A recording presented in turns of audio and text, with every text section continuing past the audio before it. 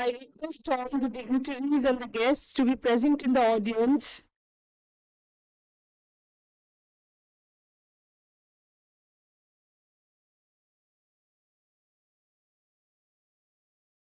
Dignitaries and guests, please be seated in the audience. We are about to begin the program.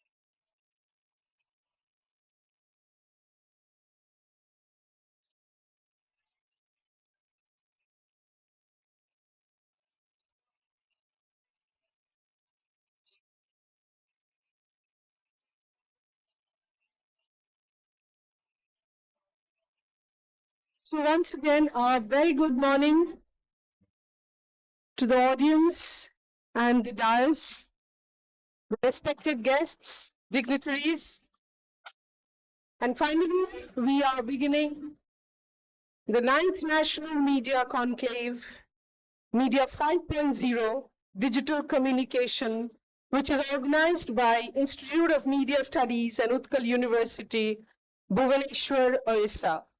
Bhubaneswar has always been the temple city and a place where everybody cherished to visit once in a lifetime. So our guests and dignitaries sitting on the dais, we begin with them the national anthem. Please keep your mobiles on a silent mode as said before.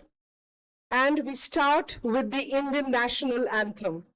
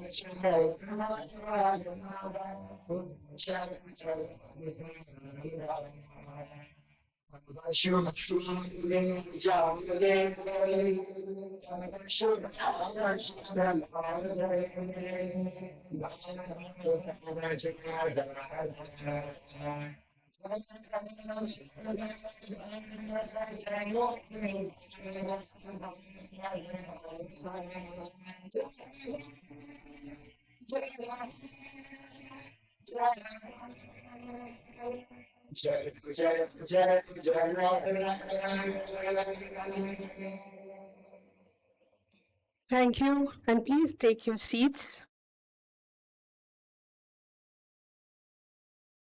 Now we begin with the lighting of the lamp and a floral tribute on the portrait of Dr. Hari Krishna Mahatab.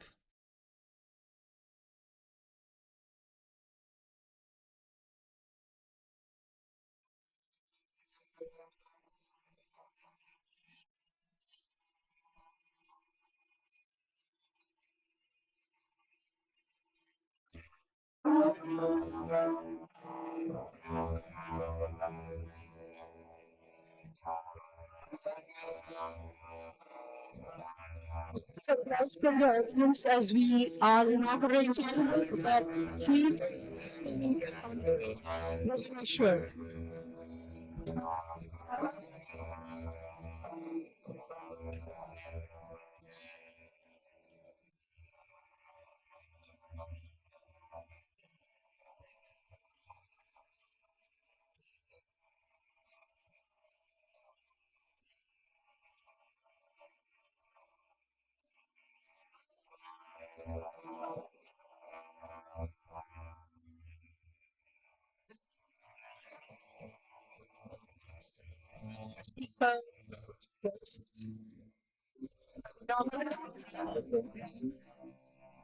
This is the ninth year of this media conclave, and we will talk about digital communication.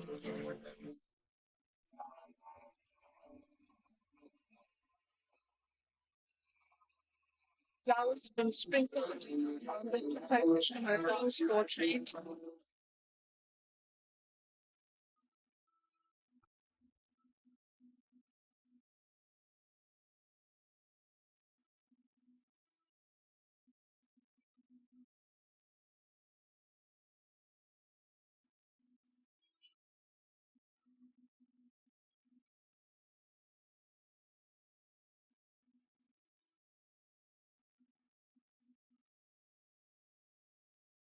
Thank you, guests.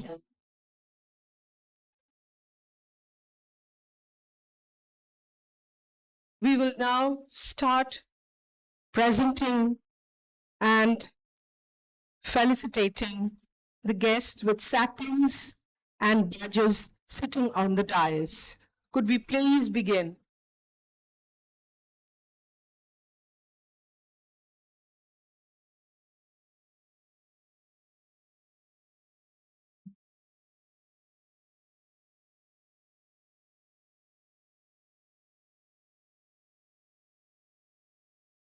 Professor B.K. Ravi, Vice Chancellor, Koppal University, Karnataka, is being presented the saplings and the badges of the conclave.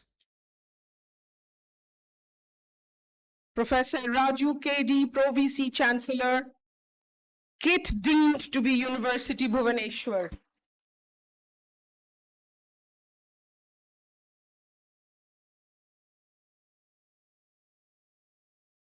Professor K.V. Nagraj, Professor of Mass Communication and former Pro Vice Chancellor, Assam Central University. Professor V.L. Dharurkar, Emeritus Professor of Mass Communication and former Vice Chancellor of Tripura Central University. Professor Upendra Padi, Chairperson and Director of IMS and the Chairperson of this conclave.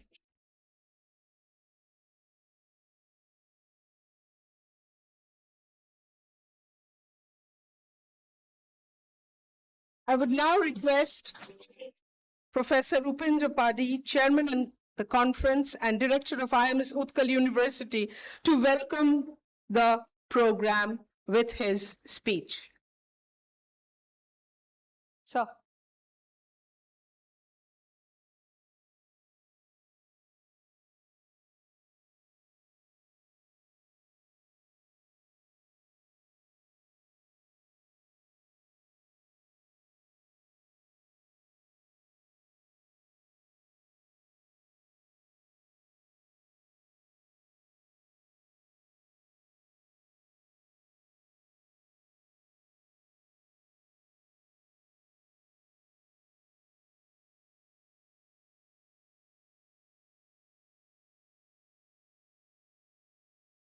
Jai Jagannath.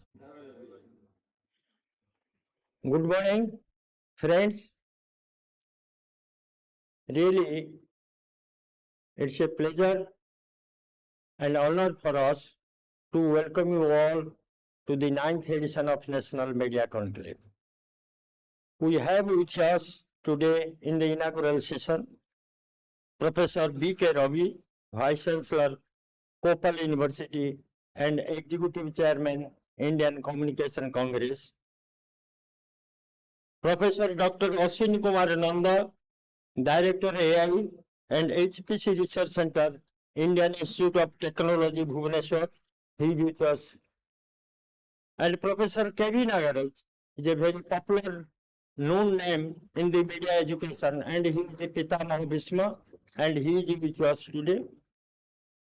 We have Professor Raju Keddy, the Pro Vice Chancellor of KIT deemed to be University, he is with us.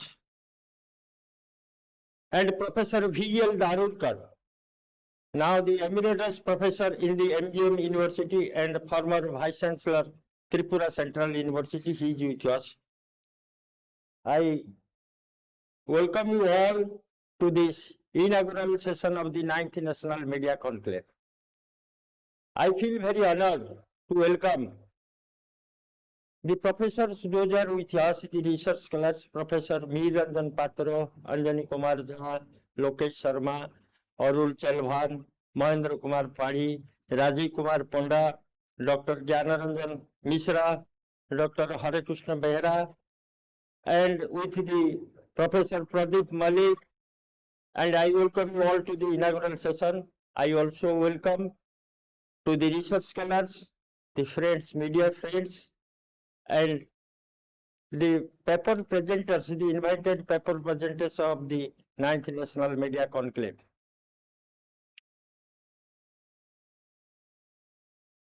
Today is the 21st November.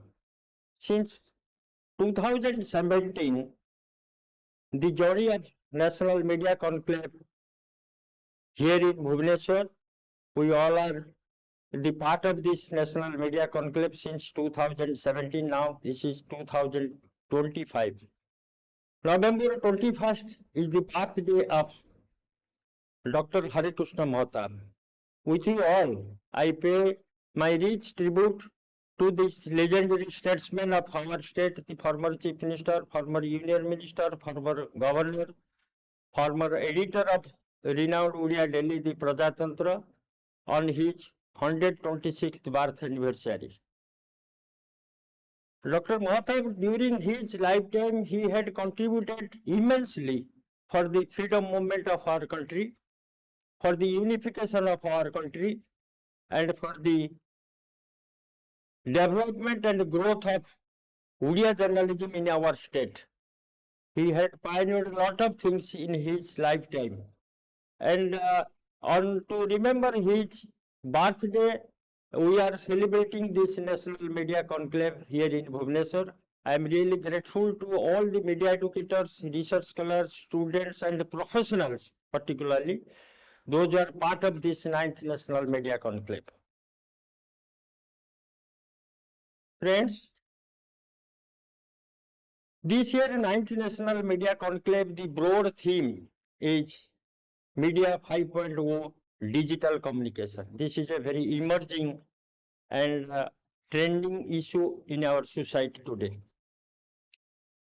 At the outset, again I congratulate you all for your gracious presence in this 9th National Media Conclave. The world is changing, so is the media world.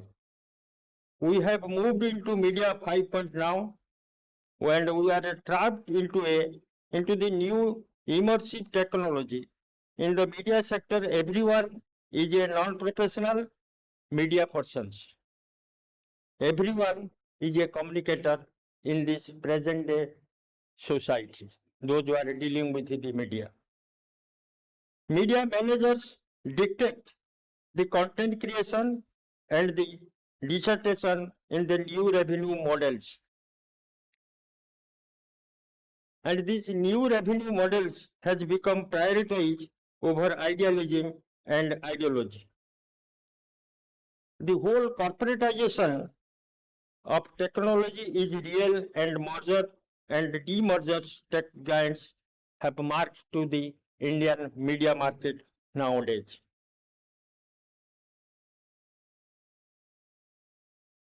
Technology cannot be the lone cause and the all-around development of human beings, and it may prompt and aid development. Too much focus on technology has already created ripples in our social life. So it is when we are all talking about the changes in the technology the media world is facing now, and it is the high time we all should remember Mahatma Gandhi. Mahatma Gandhi and his conceptualizing his teachings of common welfare. Gandhi was not against technology, but he was against the technology that would cause disruption in the lives of the masses. As of now, unfortunately, the new technology of artificial intelligence has made employment in many sectors of redundant. So in these 2 days, 3 days National Media Conclave, we have planned 5 plenary sessions. In these 5 plenary sessions, our guests and they will deliberate and discuss, and the research scholar will participate, particularly 5 areas. These are AI deepfakes and credibility crisis, data privacy in digital domain issues and concerns, digital narratives, cyber security and media ethics, media forensics and synthetic media, the ginger of effects, trust and twist in digital gatekeeping. So in these 3 days, we will focus on these areas, and I hope in these 3 days, the deliberations that will help to our scholars to leave Bhubaneswar with new ideas in the media 5.0 and digital communications. Again, I welcome you all to this land of Lord Jagannath with its ideology, Vasudhaiva Kutumbakam, and I hope you all will enjoy during these 3 days in the National Media Conclave here in Bhubaneswar. With these words, again, I welcome you all. Thank you. Jai Hind.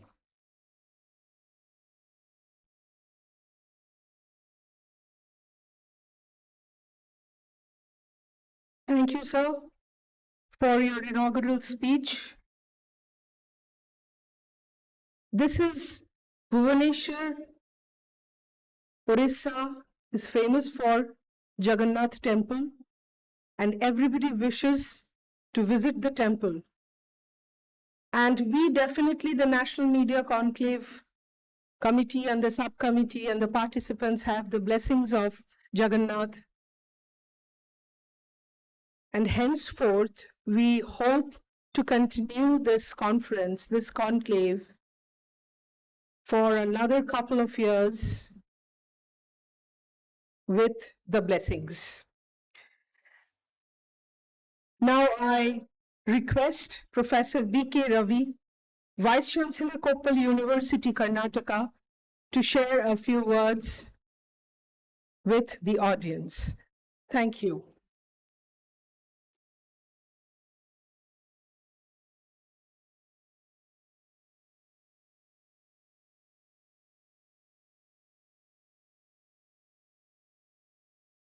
Good morning, everybody, and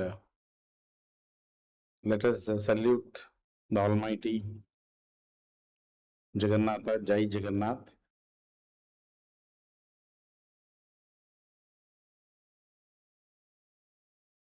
Professor K.V. Nagaraj, the former Pro Vice Chancellor of Assam Central University, Professor Narulkar, former Vice Chancellor of Tripura Central University, Dr. Ashwini K. Nanda, the Director of AI and HPC Research Center, IIT Bhubaneswar, Professor K.D. Raju, Pro Vice Chancellor of KIT Bhubaneswar, Professor Upendra Padi, the Chairman of the Conference and Director of IMS, Mr. Manoranjan Panda, the Convener and Organizing Secretary of the Conclave, dear participants, delegates, distinguished guests, respected academicians, industry leaders, media practitioners, scholars, dear students gathered here. It's a privilege and honor to be part of the 9th National Media Conclave 2025, a platform that has year after year shaped critical thinking and set new directions for media scholarship in our country. I extend my heartfelt appreciation to the Institute of Media Studies, Utkal University, for hosting this enriching event.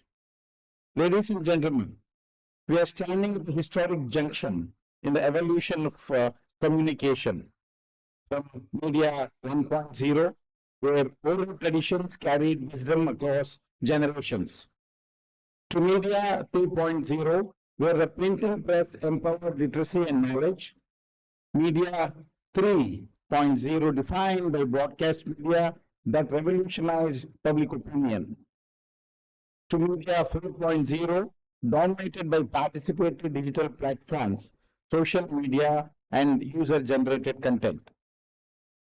Every stage of media evolution has not only changed how we communicate, it has changed how we think, how we learn, and how we live.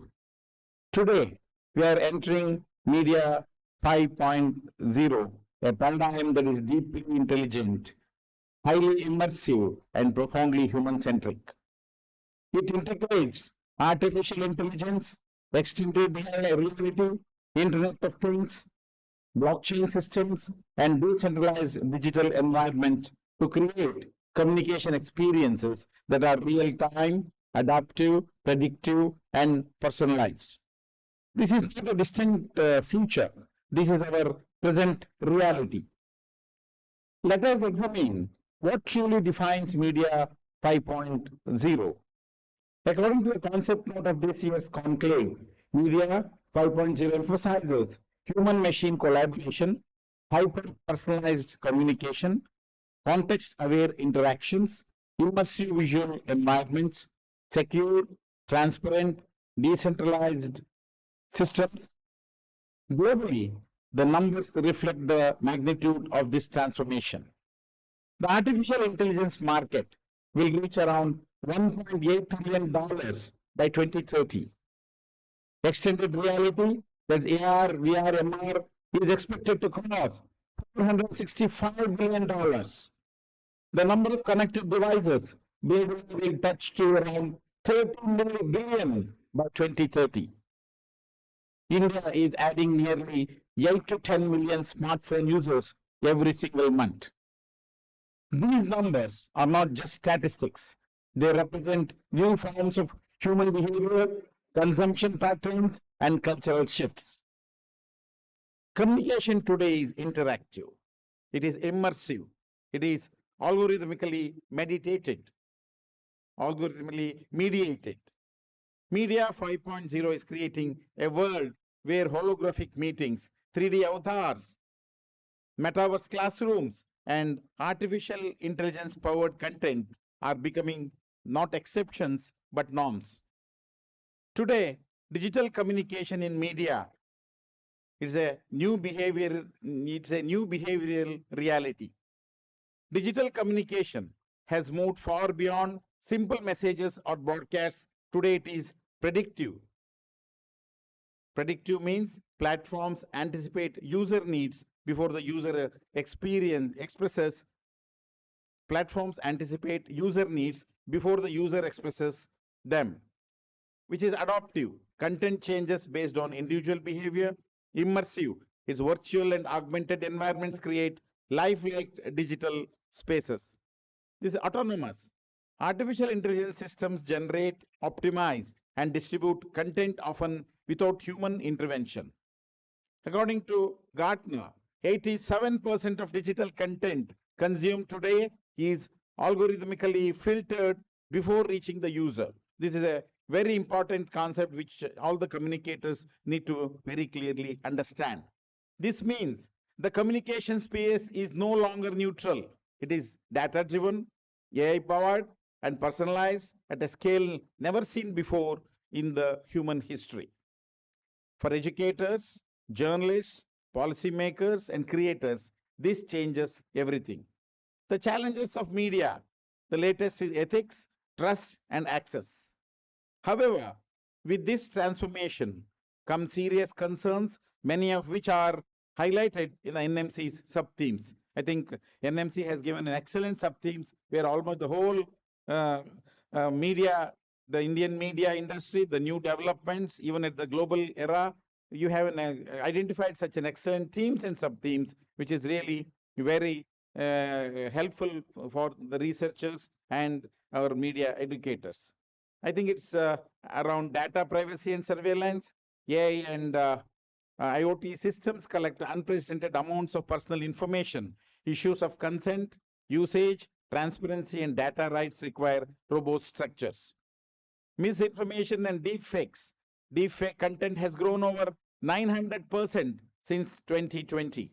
Synthetic audio, video, and hyper-realistic fake content now threaten elections, institutions, public figures, and ordinary citizens.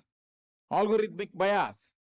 AI-based platforms often amplify stereotypes, political polarization, or discriminatory patterns. Bias is no longer just a human flaw. It has become a computational flaw. Digital divide. While urban India moves towards immersive media, 45% of rural students still lack stable, high-speed digital access. This is again a very alarming data which needs to be very seriously considered by all of us. Media 5.0 cannot become a privilege of a few, it must be inclusive. Mental health and digital well-being.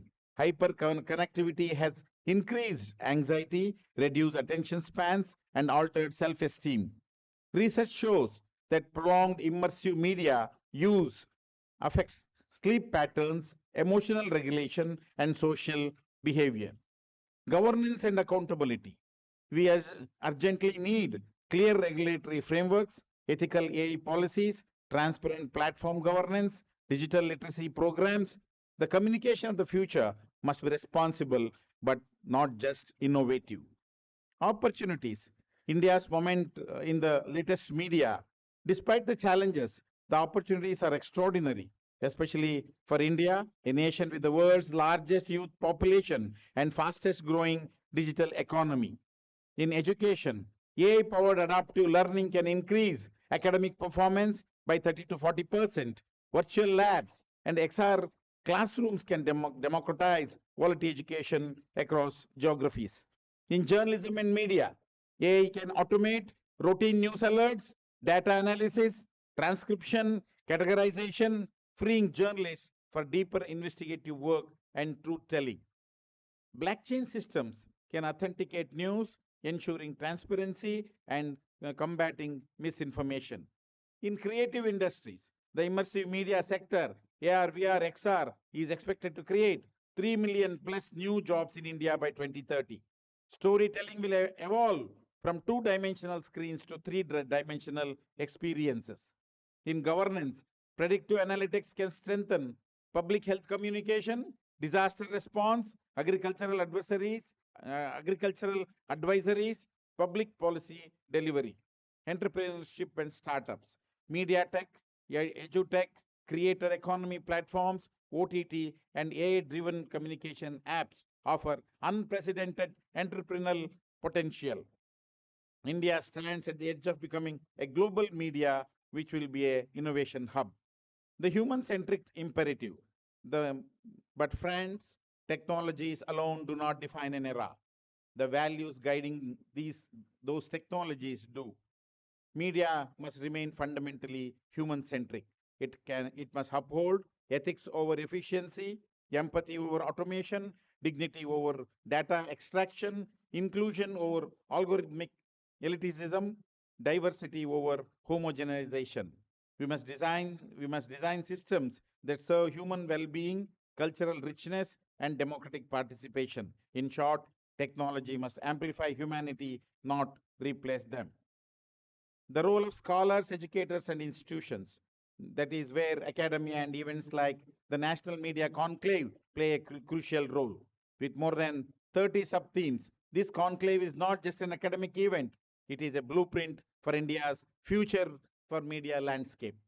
Let us commit to strengthening interdisciplinary research, building new theories for digital behavior, creating policies for ethical technology usage, designing curricula for the media workforce, developing responsible digital citizens, developing responsible digital citizens, encouraging student-led innovation in media technologies. Academia must not follow industry, it must lead it. To conclude, a vision for the future as we step into the era of the latest media developments. Remember this: algorithmic may personalize content, AI systems may generate news, virtual words may stimulate reality. But only humans can create meaning, only humans can uphold ethics, only humans can nurture democracy, only humans can transform communication into connection. Let us embrace technology, but let us also safeguard humanity. Let the ninth National Media Conclave 2025 be a space where we imagine, question, innovate, and inspire together. I wish the conclave a great success and look forward to the insightful discussions and groundbreaking ideas that will emerge over the next few days. So, I again thank Professor Paddy for inviting me to this conference. And during this conference, I think in almost all my presentations, I always say what this generation, most of the time, what we are trying to do is we are trying to exaggerate the potential of technology at every point of time. See, most of our younger generation, they think that AI will come, AI will do each and everything, which needs to be very carefully examined. Basically, technology has come as a boon. It will serve us, but technology is a slave before a human brain. Please don't forget this. No technology can equate the human brain. You may have the new technology, you may have your artificial intelligence, but it should be meaningfully utilized. Just by exaggerating technology, if you do not equip yourself with knowledge, with skills, and with your techniques, finally, you cannot continue to be in media, you cannot carve your future. So, under these circumstances, I think this is an excellent forum where all the researchers, academicians, students, and even the representative of the Indian media industry should sit together, and we have to bridge the gap between the industry and the academia, and we have to sit together, discuss quite a lot of things, and see to it in our media education. The future of media education will be very bright in India because the growth of Indian media at the global level, which is very, very encouraging. It is creating a lot of job opportunities for all our younger generation. But at every point of time, what are the concept of commercialization, privatization, whatever the case may be, see, we should very carefully think about the social responsibility theory, and based on the social responsibility theory, we all of us should join hands together to build strong India. If you build strong media, which will definitely result in the building of strong India. Strong media will create a strong India. This we should never forget. That is the power of media. Once again, I thank Professor Paddy and all the organizers for inviting me to this conference. I wish you all the best. Let these 3 days let all of us sit seriously and discuss some of the very important developments which are happening at the Indian media industry and the global media. Thank you very much. Namaste.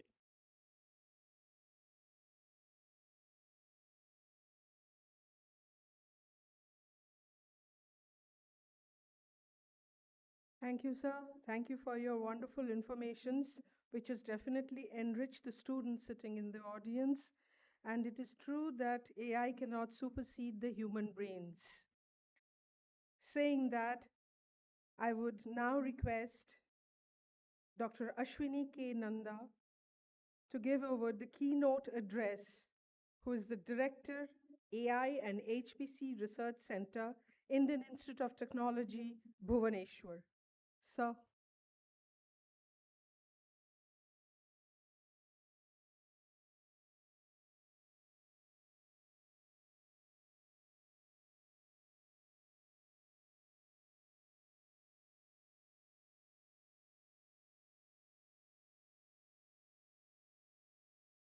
Um, Namaskar. Good morning to all the dignitaries on the dais, off the dais, and professionals, students.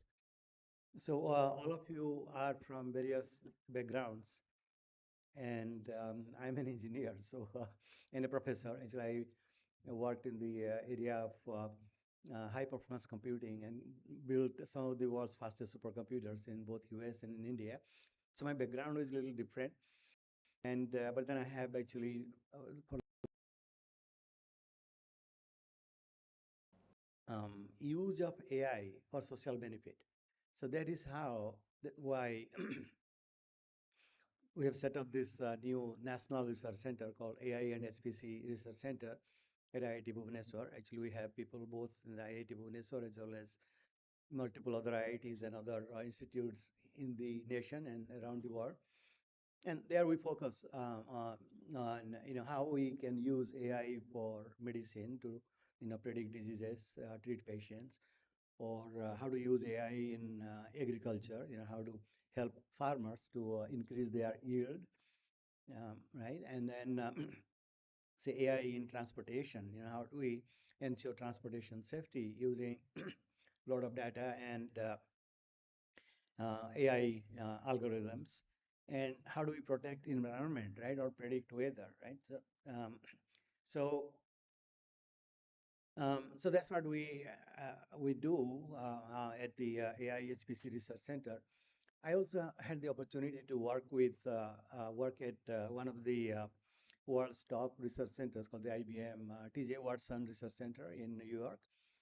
And when we talk about AI, actually, just last few years, maybe 5, 6 years after ChatGPT came out, I think people have become very aware of AI.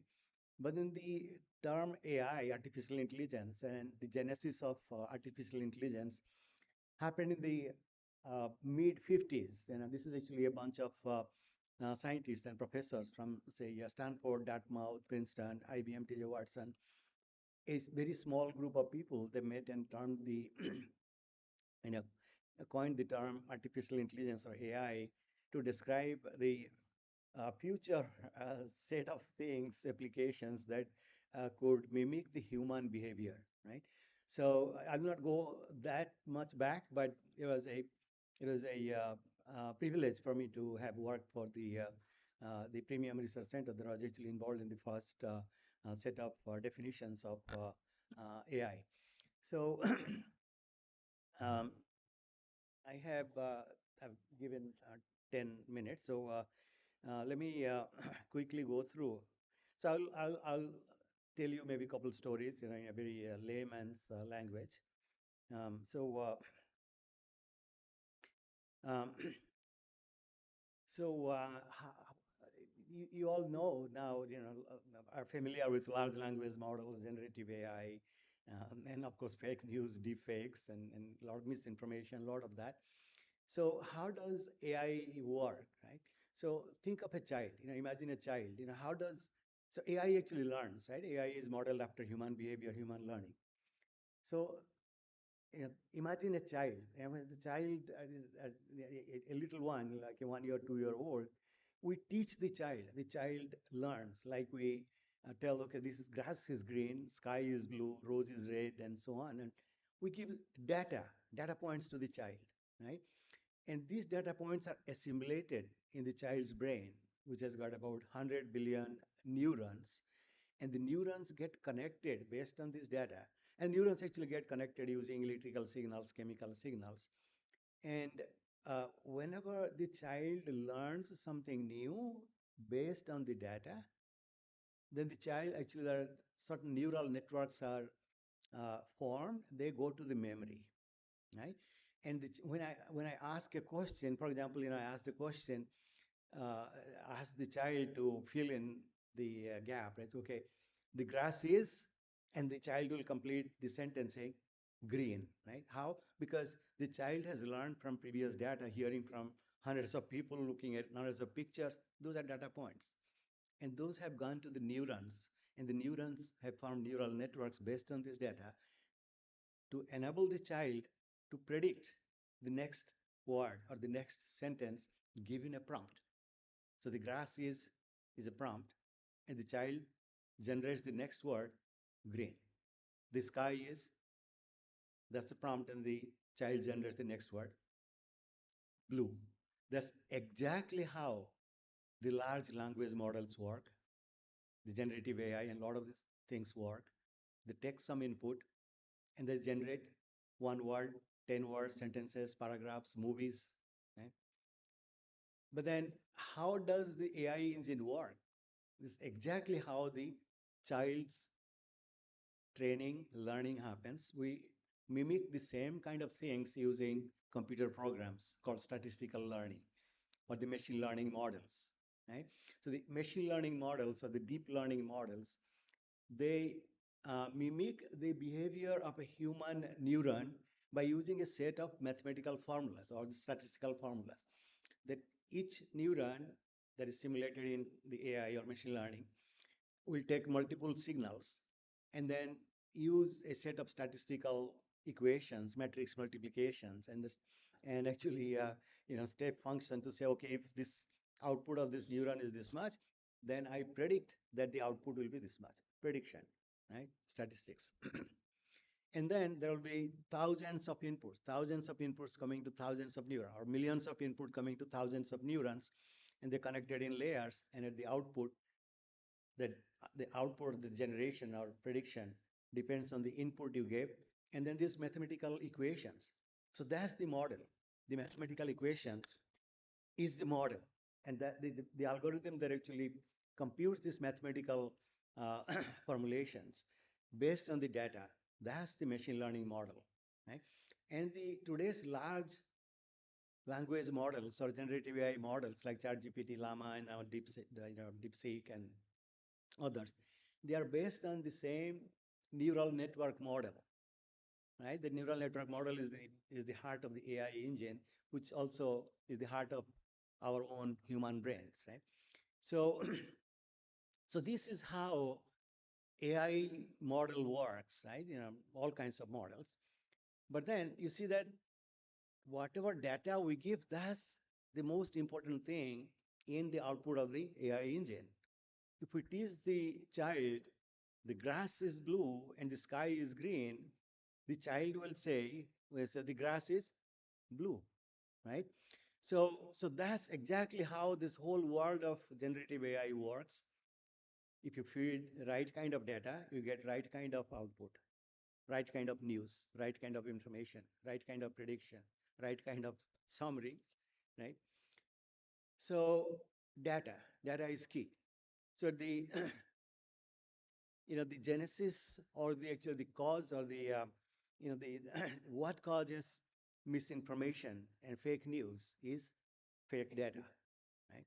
So um, if the AI engine is trained on data that has been created artificially by robots or by demagogues like many of these world leaders today, as you very well know. So they would actually generate wrong information, and they will be replicated by their followers.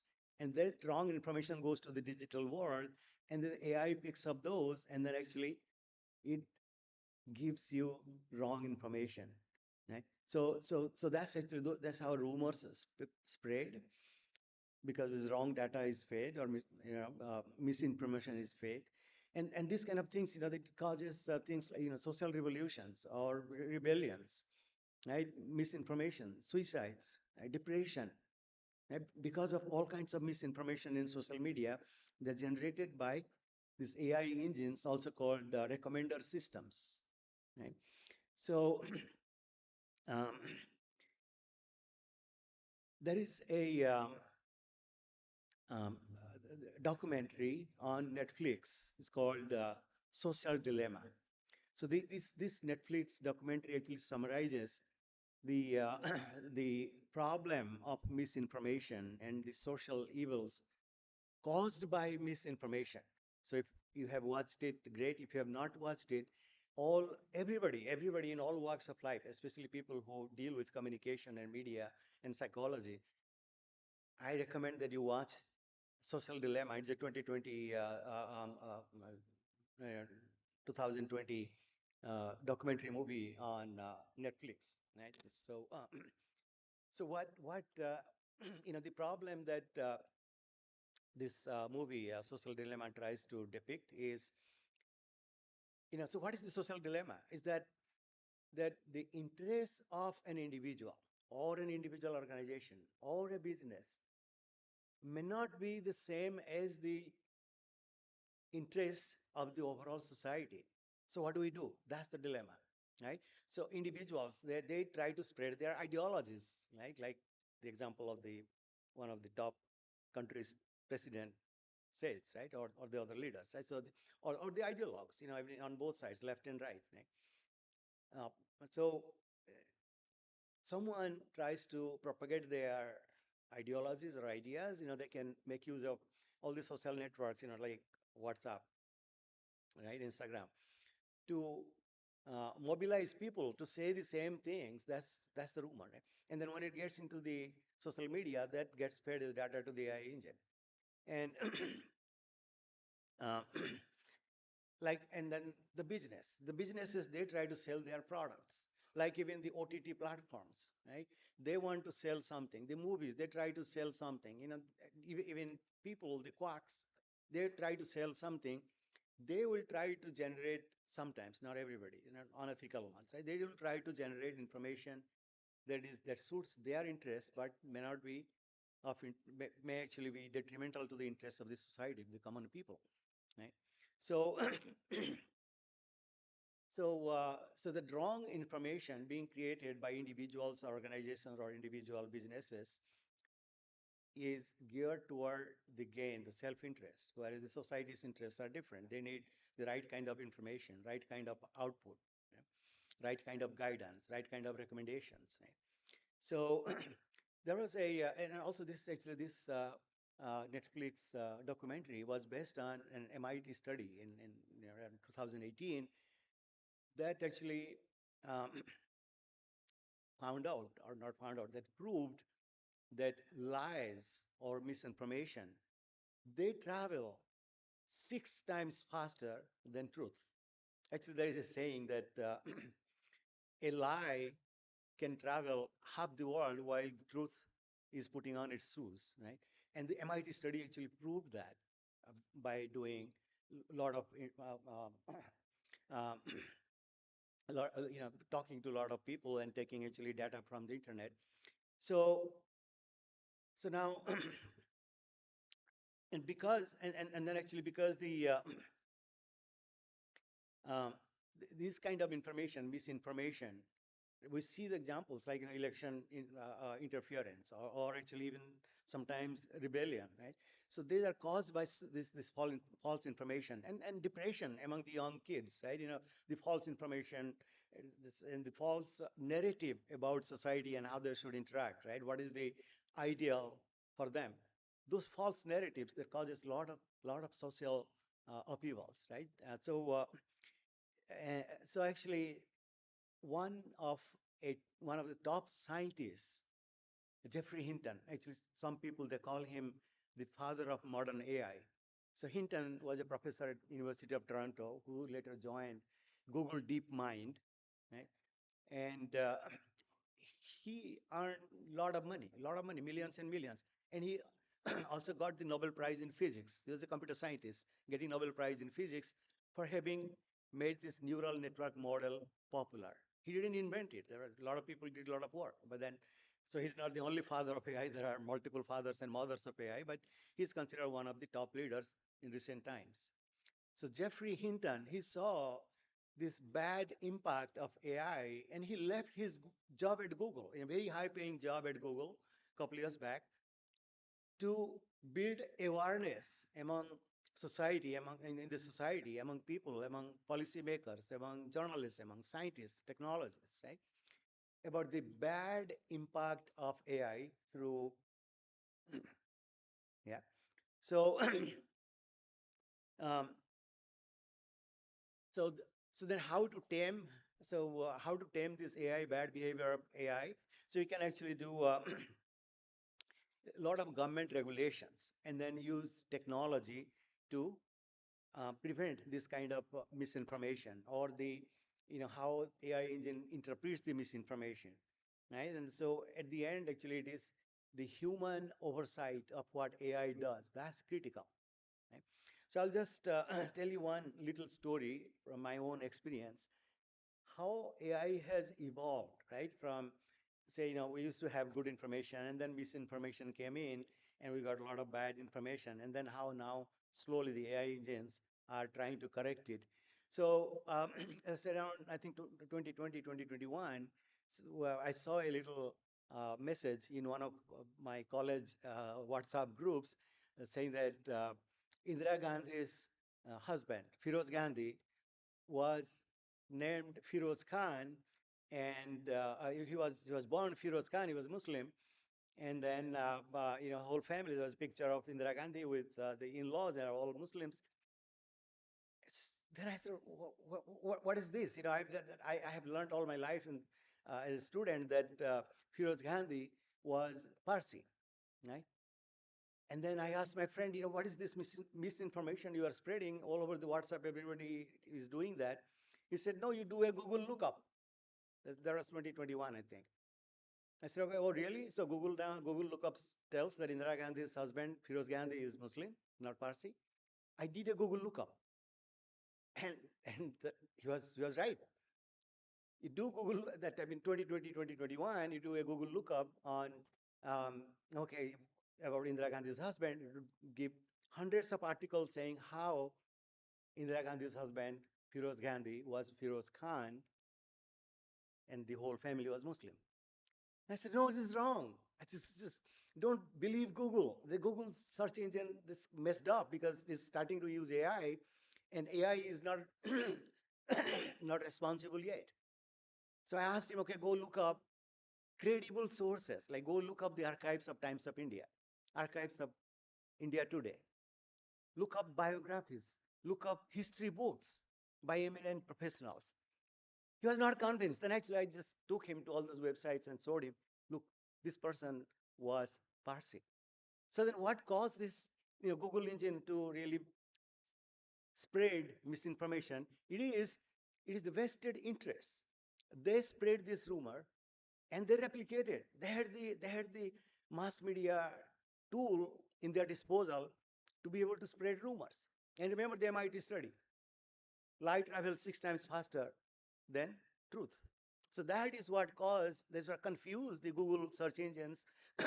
AI was just starting to be implemented in Google search engines.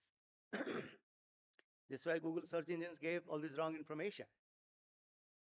Then,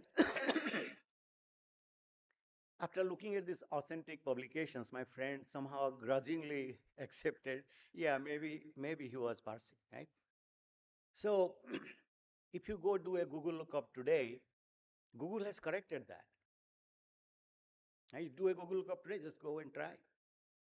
So Google will come back saying that there were rumors that Firoz Gandhi was Firoz Khan and Muslim, not Parsi, but that rumor was wrong.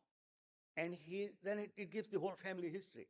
So there was so 2021. So before 2021, you got correct information. 2021, when AI started giving wrong information because of this vested interest, individual interest, groups interest. So the AI engines were kind of misguided for a few years, and then these regulations came in. That what Jeffrey Hinton is now advocating everywhere: awareness, right? Technology, how to tame AI. So Google, it modified its search engines. That okay, not only whatever data, not only the volume of data that should determine the output, but the authenticity of the data. So Google actually corrected a lot of this information by going to Wikipedia, which is a peer-reviewed site, and then the authentic site. So that is actually they gave higher score to the authenticity of a source of news or information, and that got superimposed on these volumes of data. So the AI engines could say that, okay, this is misinformation, rumor. I give priority to the authentic sources. That is how Google has corrected this. Today, please go look up. Firoz Gandhi is Parsi. So what I want to tell you is that, yes, any new technology had disadvantages. So now actually the AI technology is going through a lot of changes.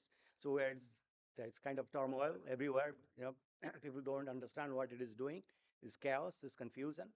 But then by applying the right kind of technology, by giving the humans the control and having regulations, and also self-regulation by all these big multinationals, how they create AI engines, things can change, like the Google search engine changed in 4 or 5 years, right? So all I want to say is that yes, there is turmoil, there is chaos, but for all my media friends, there is hope. Thank you.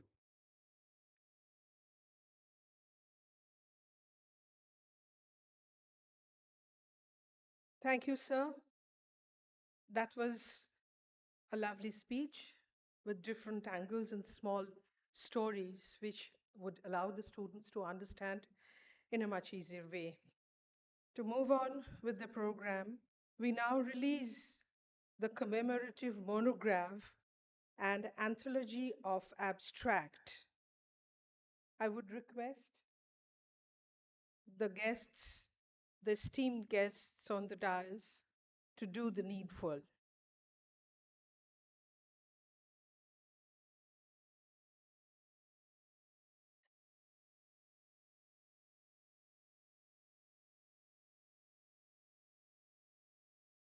A loud round of applause from the audience, please.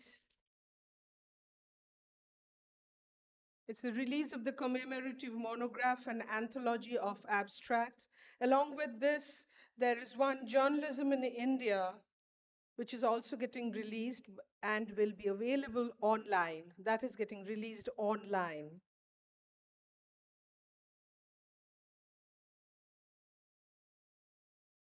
The Book of Abstracts, now getting released.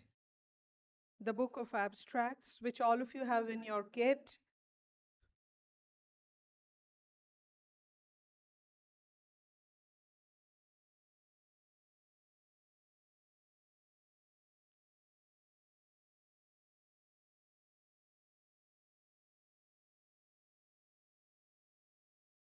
Thank you, guests.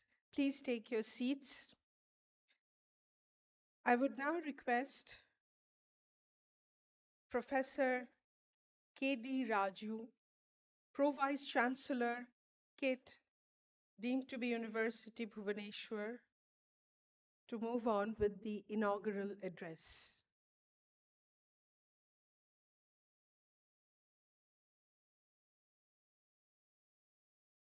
Thank you, madam.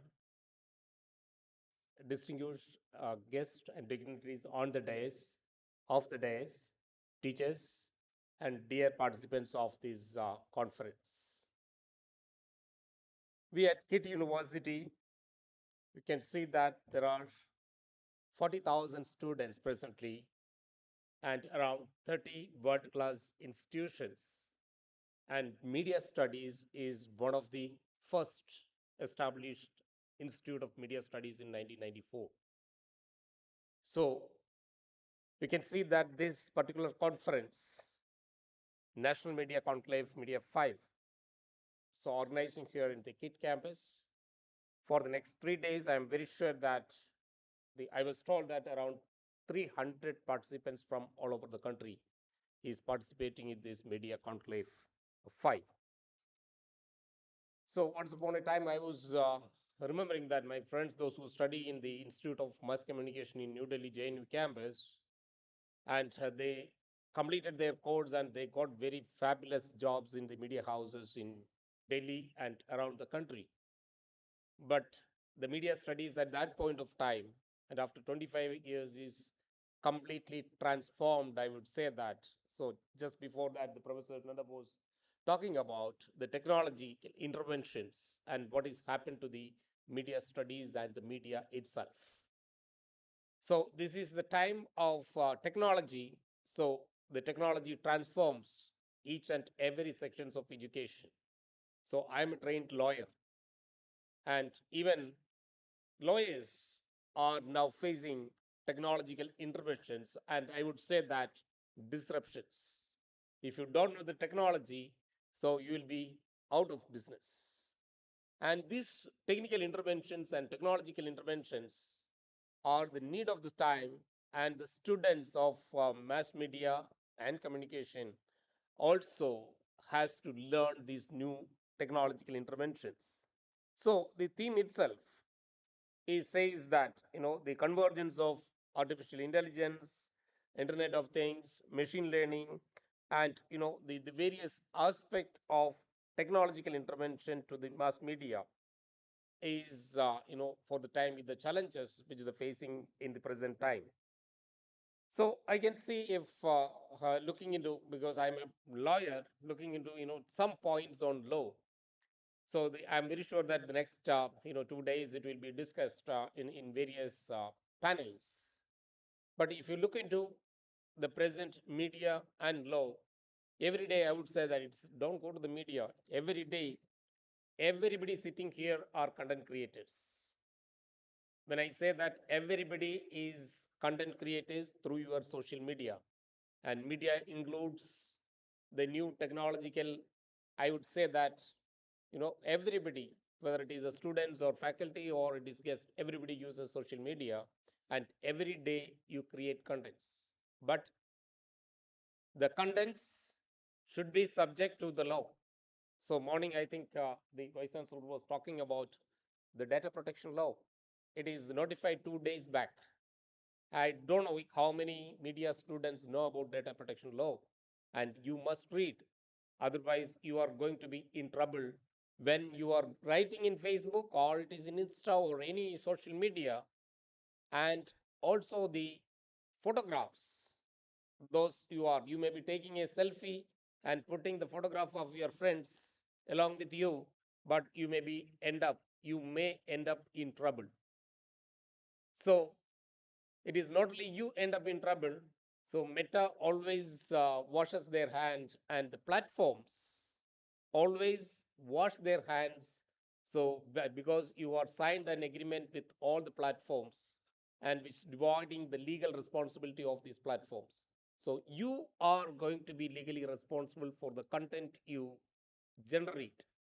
When it quickly comes to the, I was told because of the time, and so I can see that the entire media now you take. So just before coming here, I was just going through the this in my so I have formulated a media. These are the medias which I am going to see, and the media button I put in my mobile.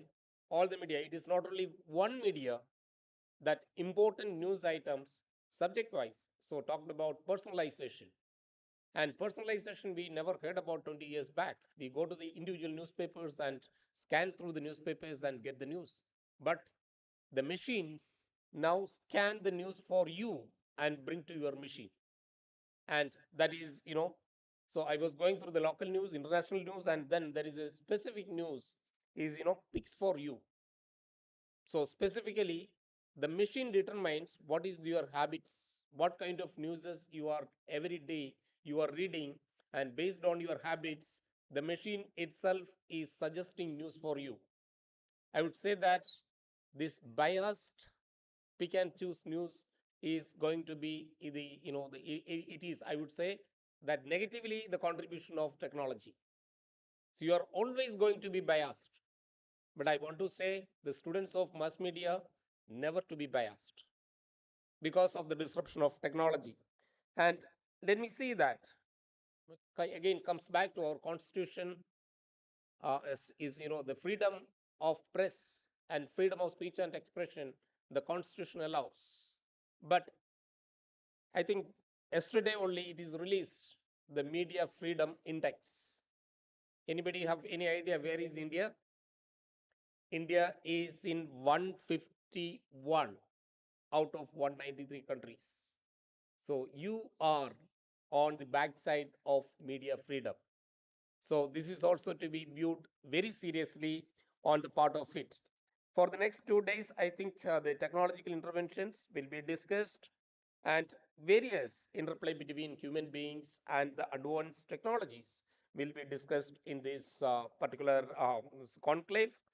And I thank the organizers for inviting me for the last moment because the Vice Chancellor was supposed to attend this conference and because of his ill health, he is not able to. So I thank on behalf of the Vice Chancellor and the founder of KIT University, Dr. Achyuta Samanta, and I welcome all the participants, distinguished guests to the KIT University, and I wish all the best for the discussions for these next 2 days. Thank you.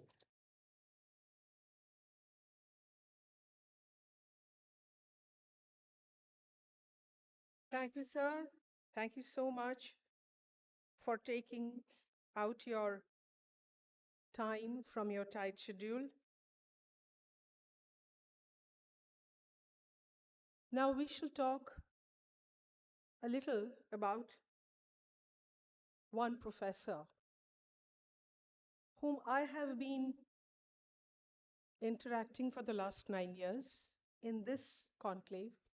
But I'm sure those who are sitting in the audience, especially the students and the aspirants, you should be also knowing who he is.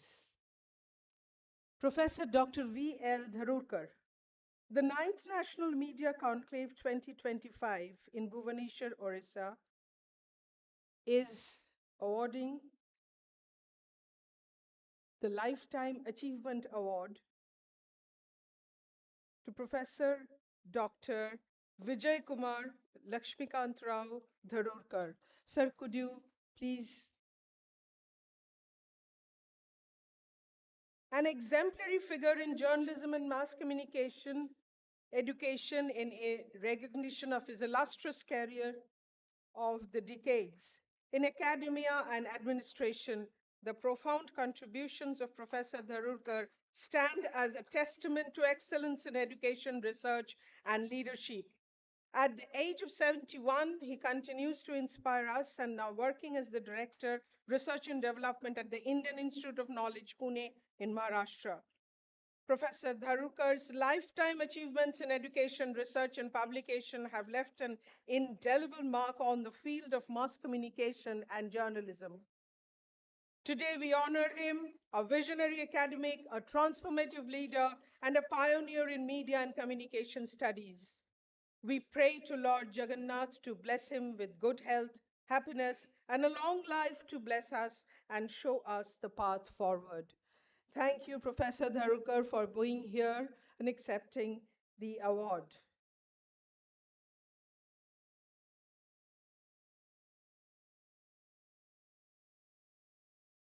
Once we have done the felicitation of Professor Dharurkar, and this brief introduction is not enough for the students sitting here to know him incomplete. So he is a sea of knowledge, and you need some time to interact with him. Now, we move on with the release of the book, Mass Communication in India, The Changing Scenario, authored by Professor Upendra Padi. I request the guests, the dignitaries, to please be with Professor Padi and move on with the release of the book. Loud round of applause, please.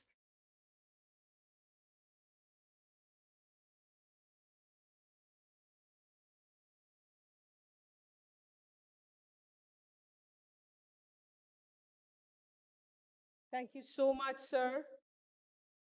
All the sirs, in fact, for helping us to release the book.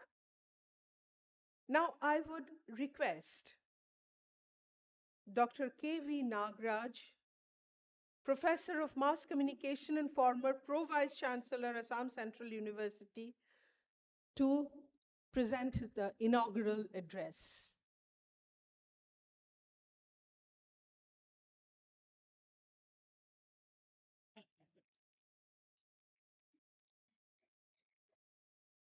Dear friends, like the future of media, my speech is also constricted. I was the first person to talk about, you know, invasion of privacy by media in India some 35, 40 years ago, because nobody was bothered about it.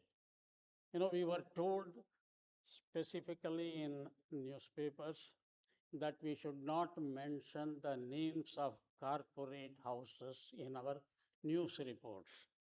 Unfortunately, today, you know, the names are in plenty. Every news item has their names. That means things have changed. Of course, human life itself is dynamic, things should change. But the whole problem is what for? When I started my career in journalism way back in 1970s, it was journalism. Somebody asked me, what is your ism? Just now somebody talked about ideology. I always believe that ideas, idealism, and ideology should dominate mass communication. But today, there are no new ideas. I am not seeing new ideas because they say everything is done by AI. I don't want to talk about because sometimes I feel there is some kind of technology terrorism. Not that I am against technology, but when you overdo it, I think there is going to be an issue. I had a friend, a veteran a journalist, Patil Puttappa from Hubli. He wrote a book. In that, he wrote, man has become a slave of whatever he has created. He has created government, he has become a slave of government. See, today you just can't imagine what is happening. The word used here is state surveillance. George Orwell is 100% correct. And the second thing is we created money and we are chasing money. See, I can go on giving examples, but unfortunately, you know, we have become, I don't know what word I should use because some 20 years ago, a lady researcher in the US called television a nonsense medium. And now I believe by exposing ourselves to nonsense media, whether we have become nonsensical people,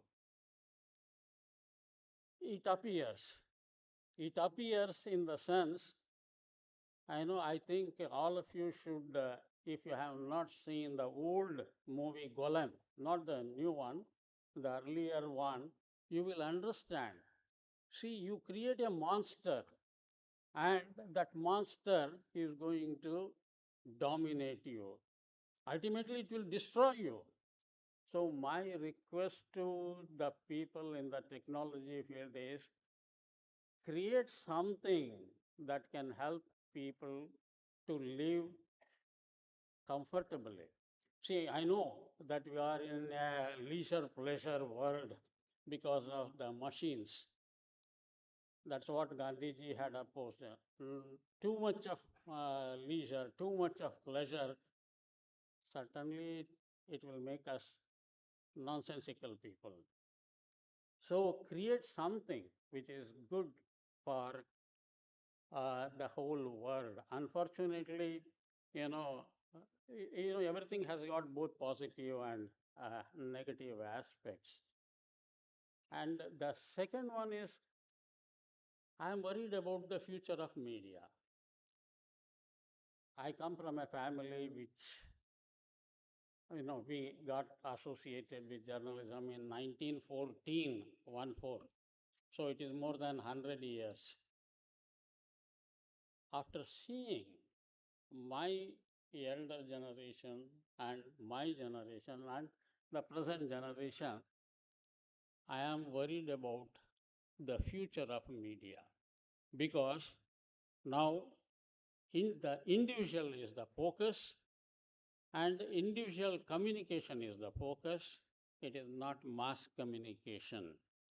If Indians are going to be fully occupied with individuation, what will happen to journalism or mass communication? Is it going to die? I am worried about the death of media.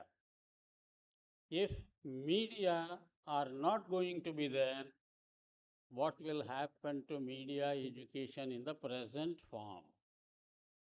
How are we going to adjust to the new developments? The reason is if the machine thinks and we depend upon the machines to think on our behalf, the factories of lies will dominate as it has already happened. So, friends, I know how Professor Padi is taking pains to conduct this national conclave every year. I am a witness to his efforts, and I have been coming here regularly and exchanging my ideas. I call my ideas wild ideas. Wild ideas for the simple reason they are different. They have to be different. So, without taking much of your time, because tomorrow morning I have a session where I believe I can run into the time of others and go on talking what is sense and what is nonsense. Thank you very much. I will be with you again. Thank you.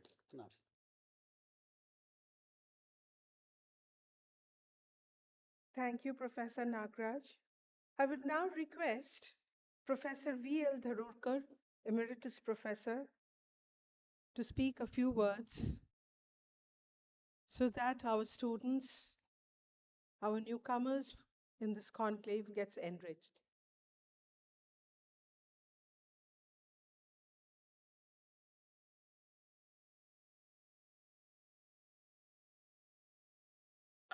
Dignitaries on the dais and off the dais. I am very much thankful to National Media Conclave for honoring me.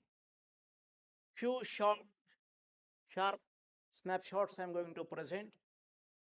There is no doubt that media is changing. The world is changing.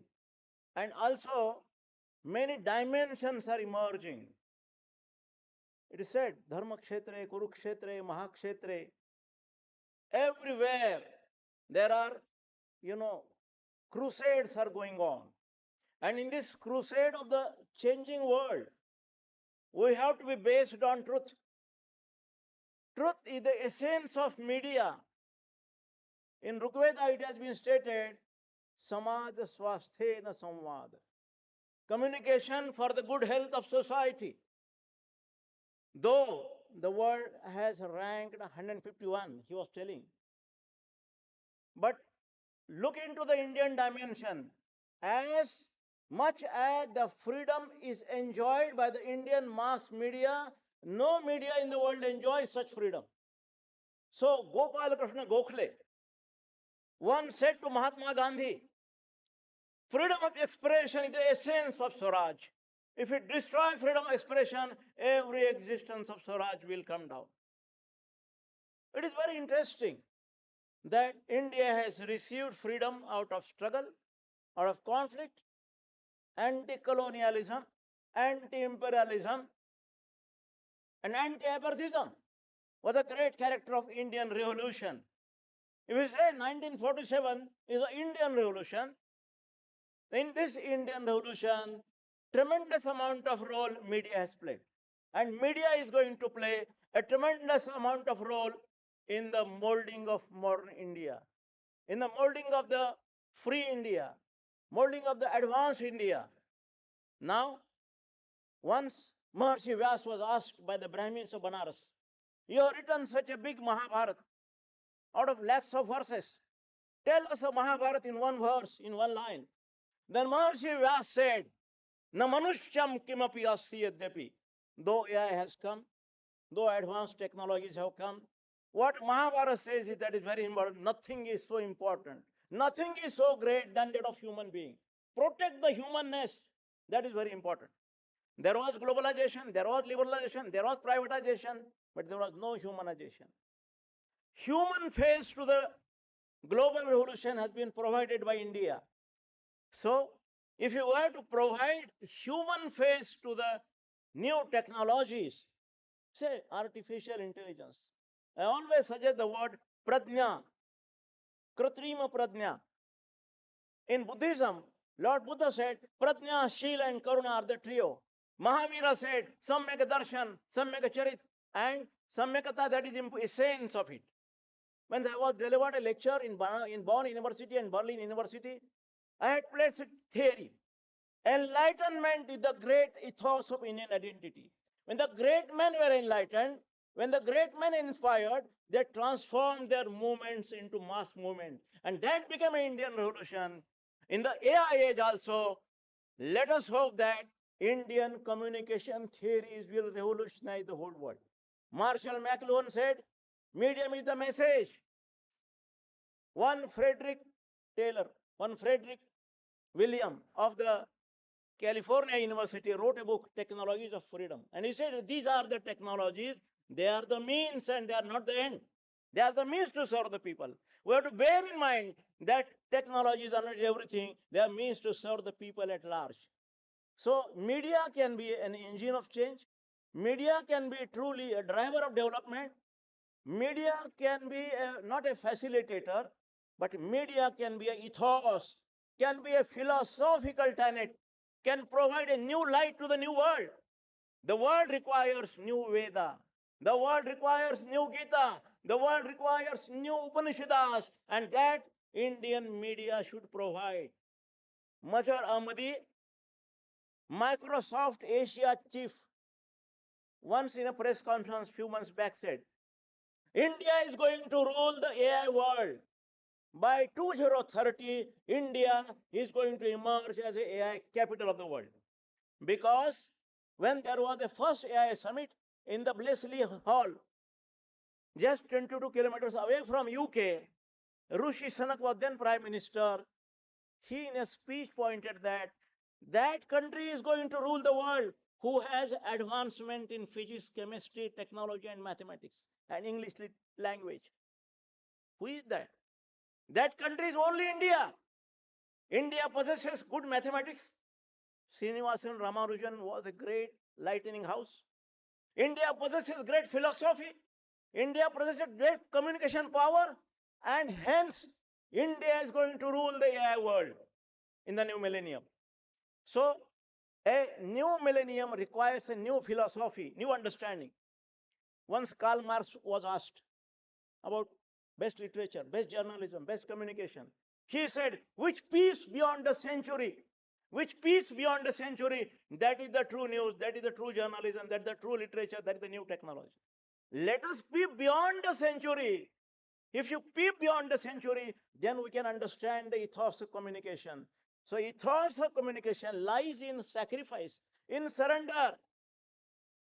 Agneya swaha, Agneya idam namama. Suryaya swaha, Suryaya idam namama. Prajapataya swaha, Prajapataya idam namama. That is not mine, that is of nature. That is of ecology, that is of ecosystem. So B.R. Ambedkar was talking on Indian Bombay University bill in Bombay legislation. I quote Dhananjay Keer, page 90. He says, education will not become a mass education. You have to take education to the poorest of the poor. The universities are in ivory towers and people are in somewhere in Kalahandi and Ganjam. So colleges in the Mofussil area, in the backward area, should join the hands with the universities. The ivory towers have to come to society, come to the people. Then only there will be a revolution. Such a tremendous amount of Indian vision was there when the philosophy, Saint Swami Vivekananda in World Parliament of Religion. India is the base of all philosophies. Gita is base of all communication. And he said, India is going to rule the new millennium, not only on the basis of religion, but on the basis of new technological advancement. So technologies are the best, they are the essence, but they are human beings. So let us bring a change by understanding the fusion of technology, vision of culture. Medium is the message, technology is not the message. So, what is the message? Culture is the message, culture is the communication, that is the future mantra of change. Then only you can utilize AI for total development, inclusive development, human development. India, not only in the fifth position, will go on second and first position in the economy and also in the world of philosophy when India will become emerge in 2047. Thank you very much. With these words, I can say, Nayanam Chidanti Shastrani, Nayanam Dehati Pavakam. Indianization of media has already started, and that Indianization is the only way to fight with colonial powers. That is the only way out. Hence, we can say that there is a change, and the change is coming up. That is knocking the doors of the new millennium, and we have to understand that we are on the pathway. Said Saint Jnaneshwar, very in the righteous language, ye radhai chete, radhai ghatale, radhai radhai ek jahale. When you implant the messages from one heart to other heart, then only there can be a change.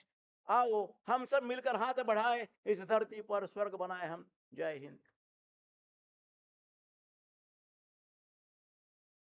Thank you so much, sir, for your vibrant speech. This is just a glimpse of Professor Dharurkar. He had much more to say, but since we are amidst a time band, so we have to keep the program within that. So we come up with 3 book release. We had 1 book release in the earlier 10-15 minutes before. Now we're going to release the book Historical Trajectories of Advertisement and Political Economy of Communication in India.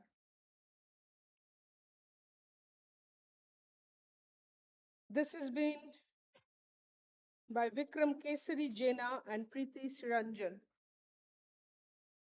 Heartiest congratulations on the release of this book.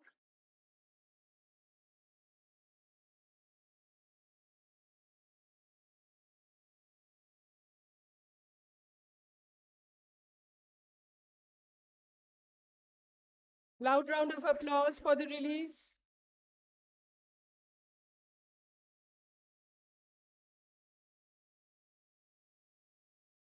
The second book, which is in the pipeline to release, is a Marathi book, which has been written and edited by Professor V.L. Dharurkar. Professor Dharurkar, whom you have all met right now and listened to his vibrant speech. This is his book.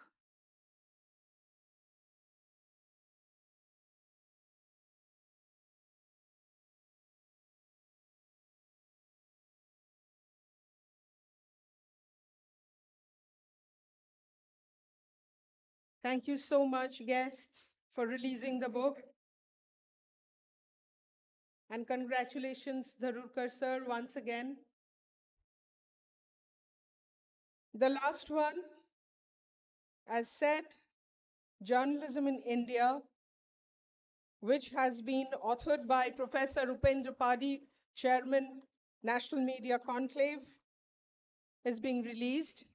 And this is an online book.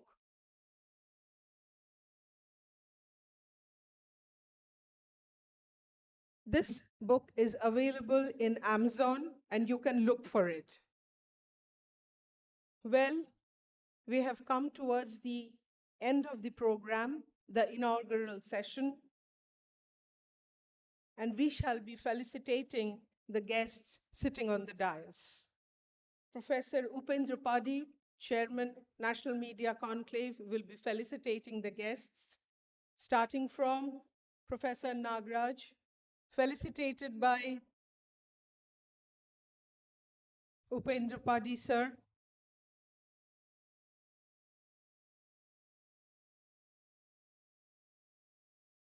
Professor Nagraj, I suppose, needs no introduction. In fact, those sitting on the dais, none of them require any introduction, as they are the big and bigs of media fraternity. Professor Padi, felicitating Professor B.K. Ravi,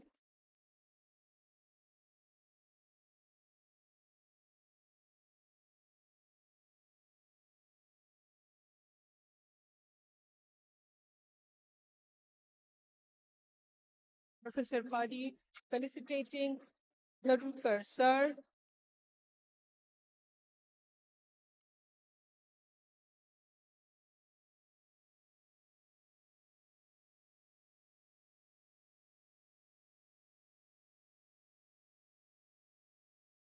Upendra Padi, sir.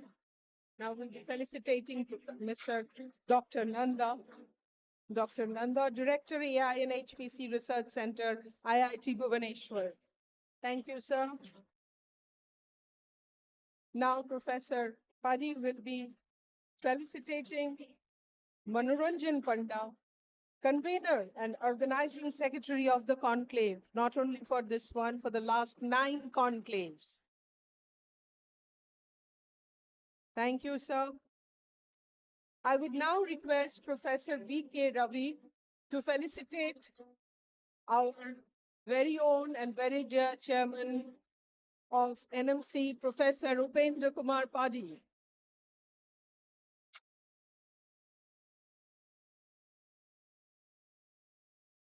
Thank you, Ravi sir. Thank you so much.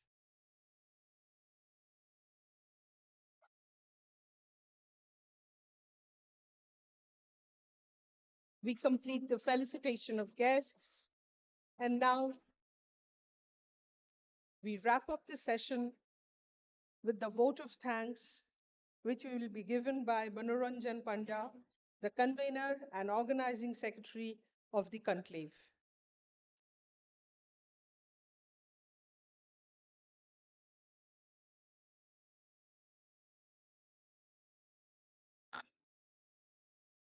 Jai Jagannath. Good morning, all of you, and now good afternoon.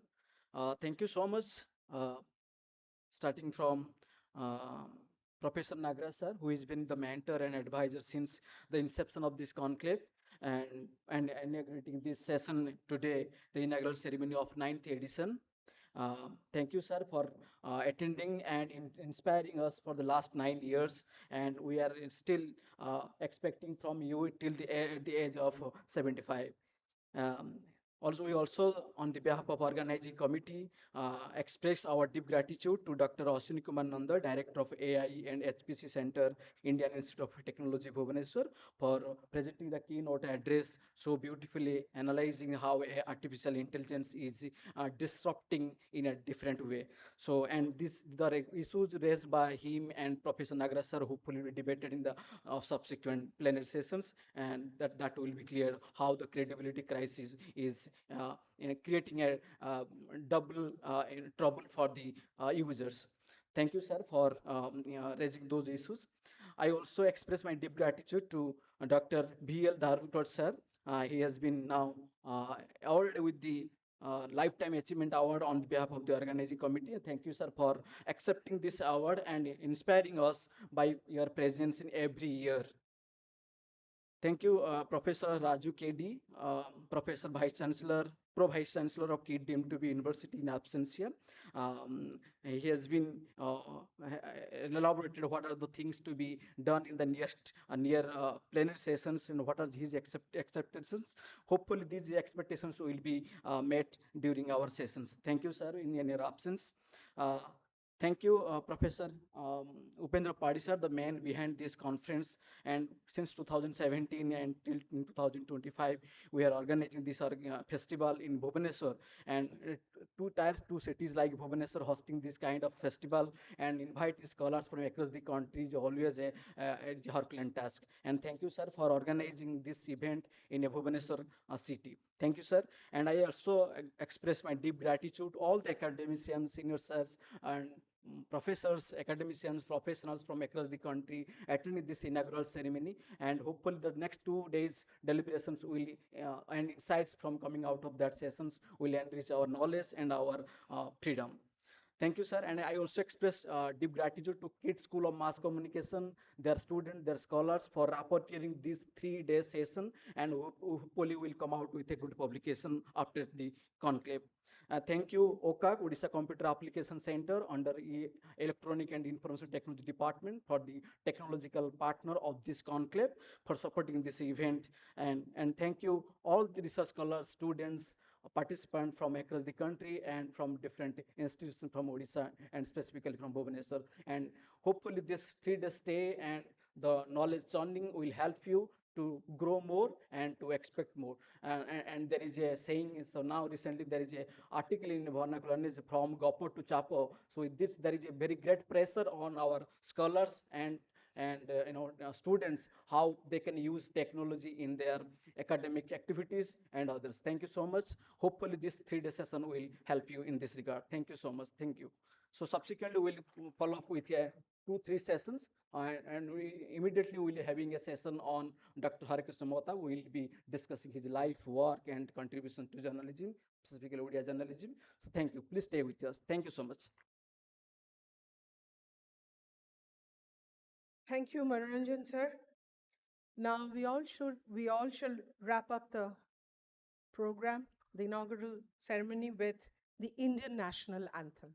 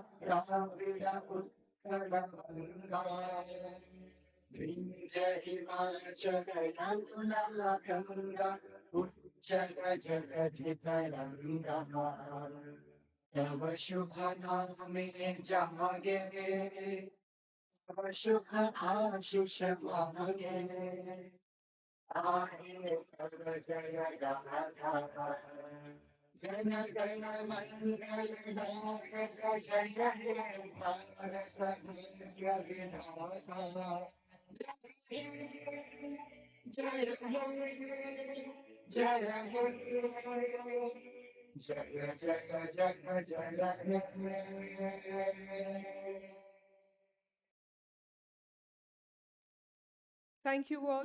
The next session will begin in a couple of minutes. So, sir, is there any tea break? Sir, is there any tea break? 5 minutes. There's a 5-minute break. Please come back to the auditorium after 5 minutes. Okay. Sorry for the communication. Please don't just be here. Within 5 minutes, we will begin our next session.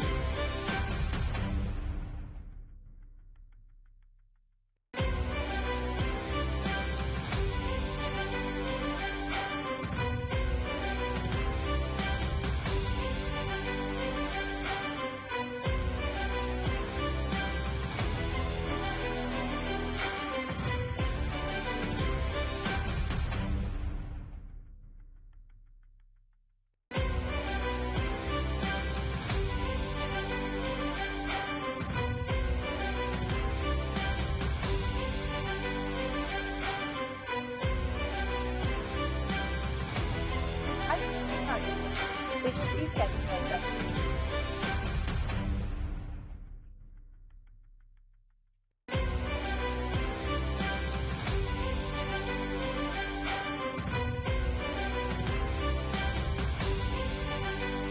Hello, hello.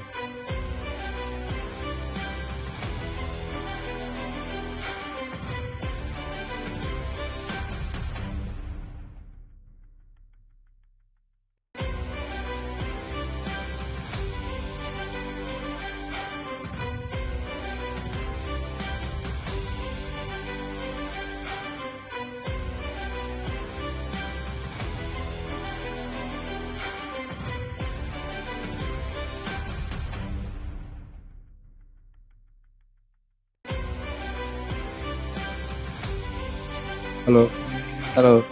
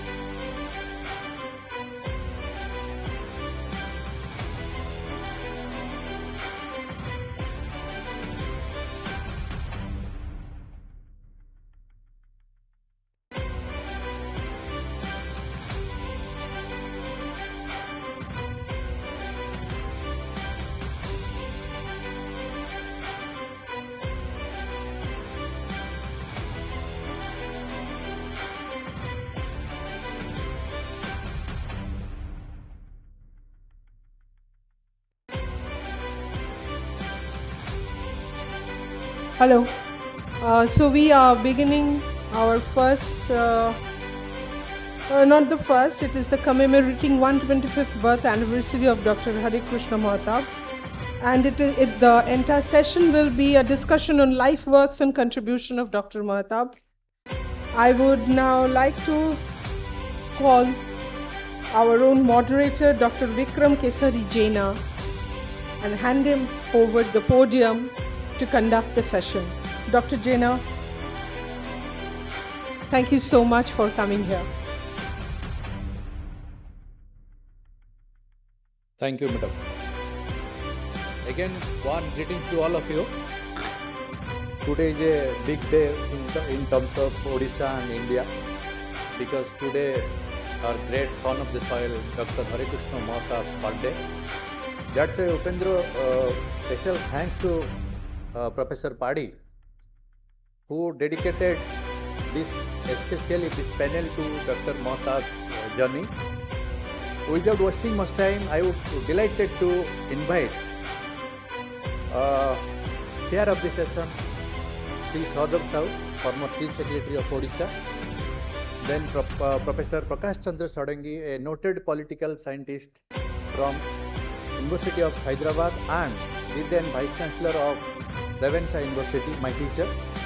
Then Professor Das Beneru, retired professor from Utkal University, and Professor Surya Kumar Mishra, former professor from Utkal University.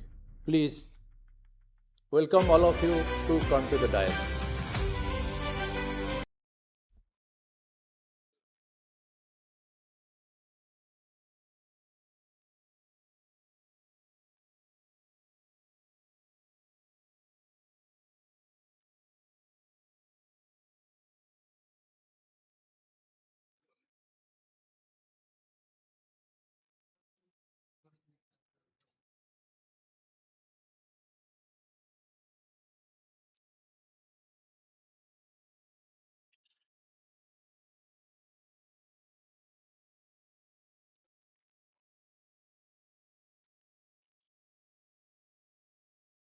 Let us set the tone for this discussion, particular this session, when we are going to encourage the youngsters of our state and India as well.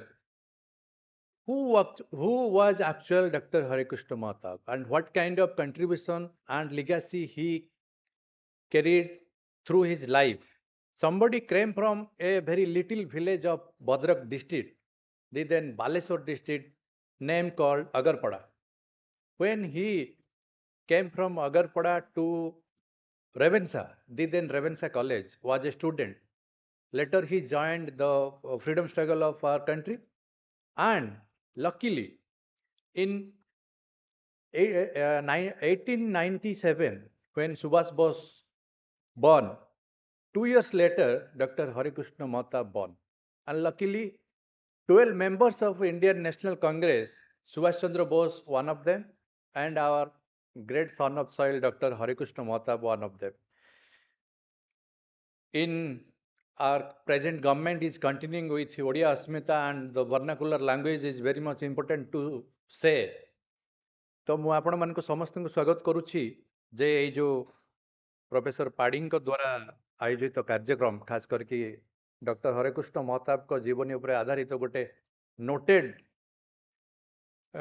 Forum ସେ ତିଆରି କରିଛନ୍ତି, ଆଉ ଏଇ ଯୋଉ panellist ମାନଙ୍କୁ ଡାକିଛନ୍ତି, such a very important panelist this is.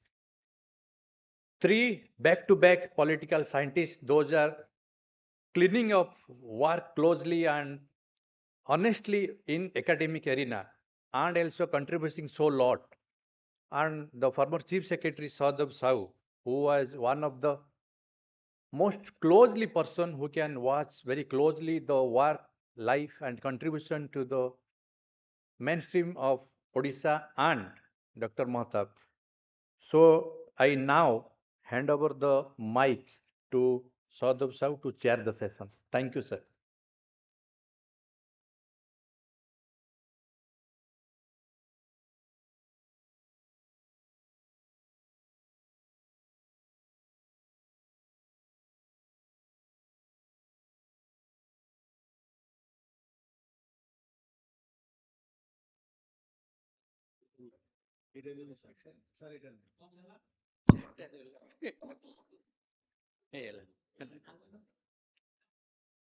ସେଇଥିପାଇଁ ଦୁଇଟା ଉପପ୍ରଧାନମନ୍ତ୍ରୀ କରୁଛନ୍ତି ନା ଉପମୁଖ୍ୟମନ୍ତ୍ରୀ ଦୁଇଟା ଲେଖୁଛନ୍ତି ଜଣେ ମୁଖ୍ୟମନ୍ତ୍ରୀ ହେଲେ ଦୁଇଟି ଉପମୁଖ୍ୟମନ୍ତ୍ରୀ ଦରକାର ହଉଛନ୍ତି। ଆପଣମାନଙ୍କୁ ସମସ୍ତଙ୍କୁ ସ୍ୱାଗତ। ଆଜି ଆମ ଗଣେ ଯେଉଁମାନେ ଅଛନ୍ତି ବହୁତ ବିଳମ୍ବ ହେଇଗଲାଣି ଏବଂ ଯେଉଁମାନେ ଚାହା ଖାଉଛନ୍ତି ବୋଧେ ଏପର୍ଯ୍ୟନ୍ତ ବି ଖାଉଛନ୍ତି ଏବଂ ଆସିନାହାନ୍ତି ଏବଂ ଅନ୍ୟ ମଧ୍ୟାହ୍ନ ଭୋଜନ ପାଇଁ ବି ଆପଣ ବ୍ୟସ୍ତ ହେଉଥିବେ। ତେଣୁ ମୁଁ ଅନୁରୋଧ କରିବି ସମସ୍ତେ କମ୍ ସମୟ ଭିତରେ 5 ମିନିଟ୍ ତ କହିଲେ ବି 10 ମିନିଟ୍ ହେବ, ତେଣୁ 5 ମିନିଟ୍ କହୁଛି 10 ମିନିଟ୍ ତାକୁ ଦିଆହେଉଛି।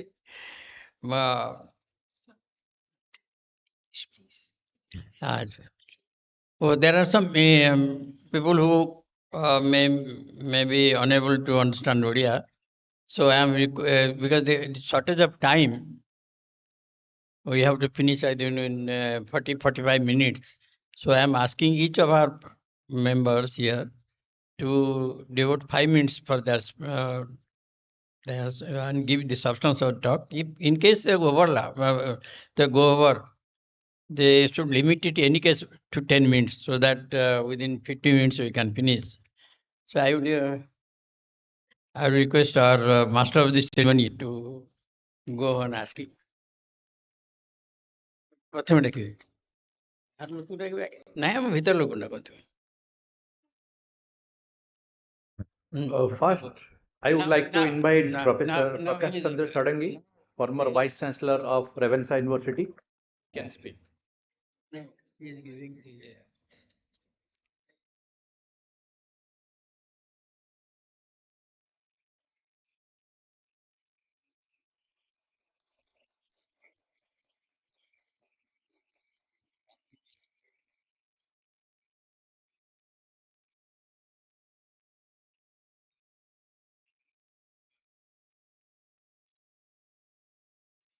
esteemed chairperson of this afternoon, Sri Sardev Sao, my other friends on the dais, and distinguished delegates to this very well acclaimed conclave. Let me first of all pay my Shraddhanjali to this great leader of Odisha, fondly remembered as Utkal Kesari, Dr. Hare Krishna Mahatab ji. He has an enduring legacy in modern Odisha, and that is well known. At the same time, he had a lasting contribution on the socio-economic landscape of the entire country, both as a freedom fighter and a social reformer. He is well known.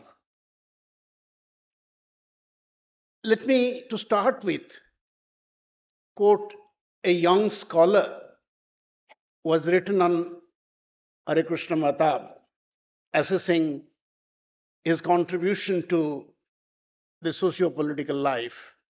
Let me quote, his life serves as a philosophical testament to the principles of social justice, collective identity, and the ethical responsibilities of leadership.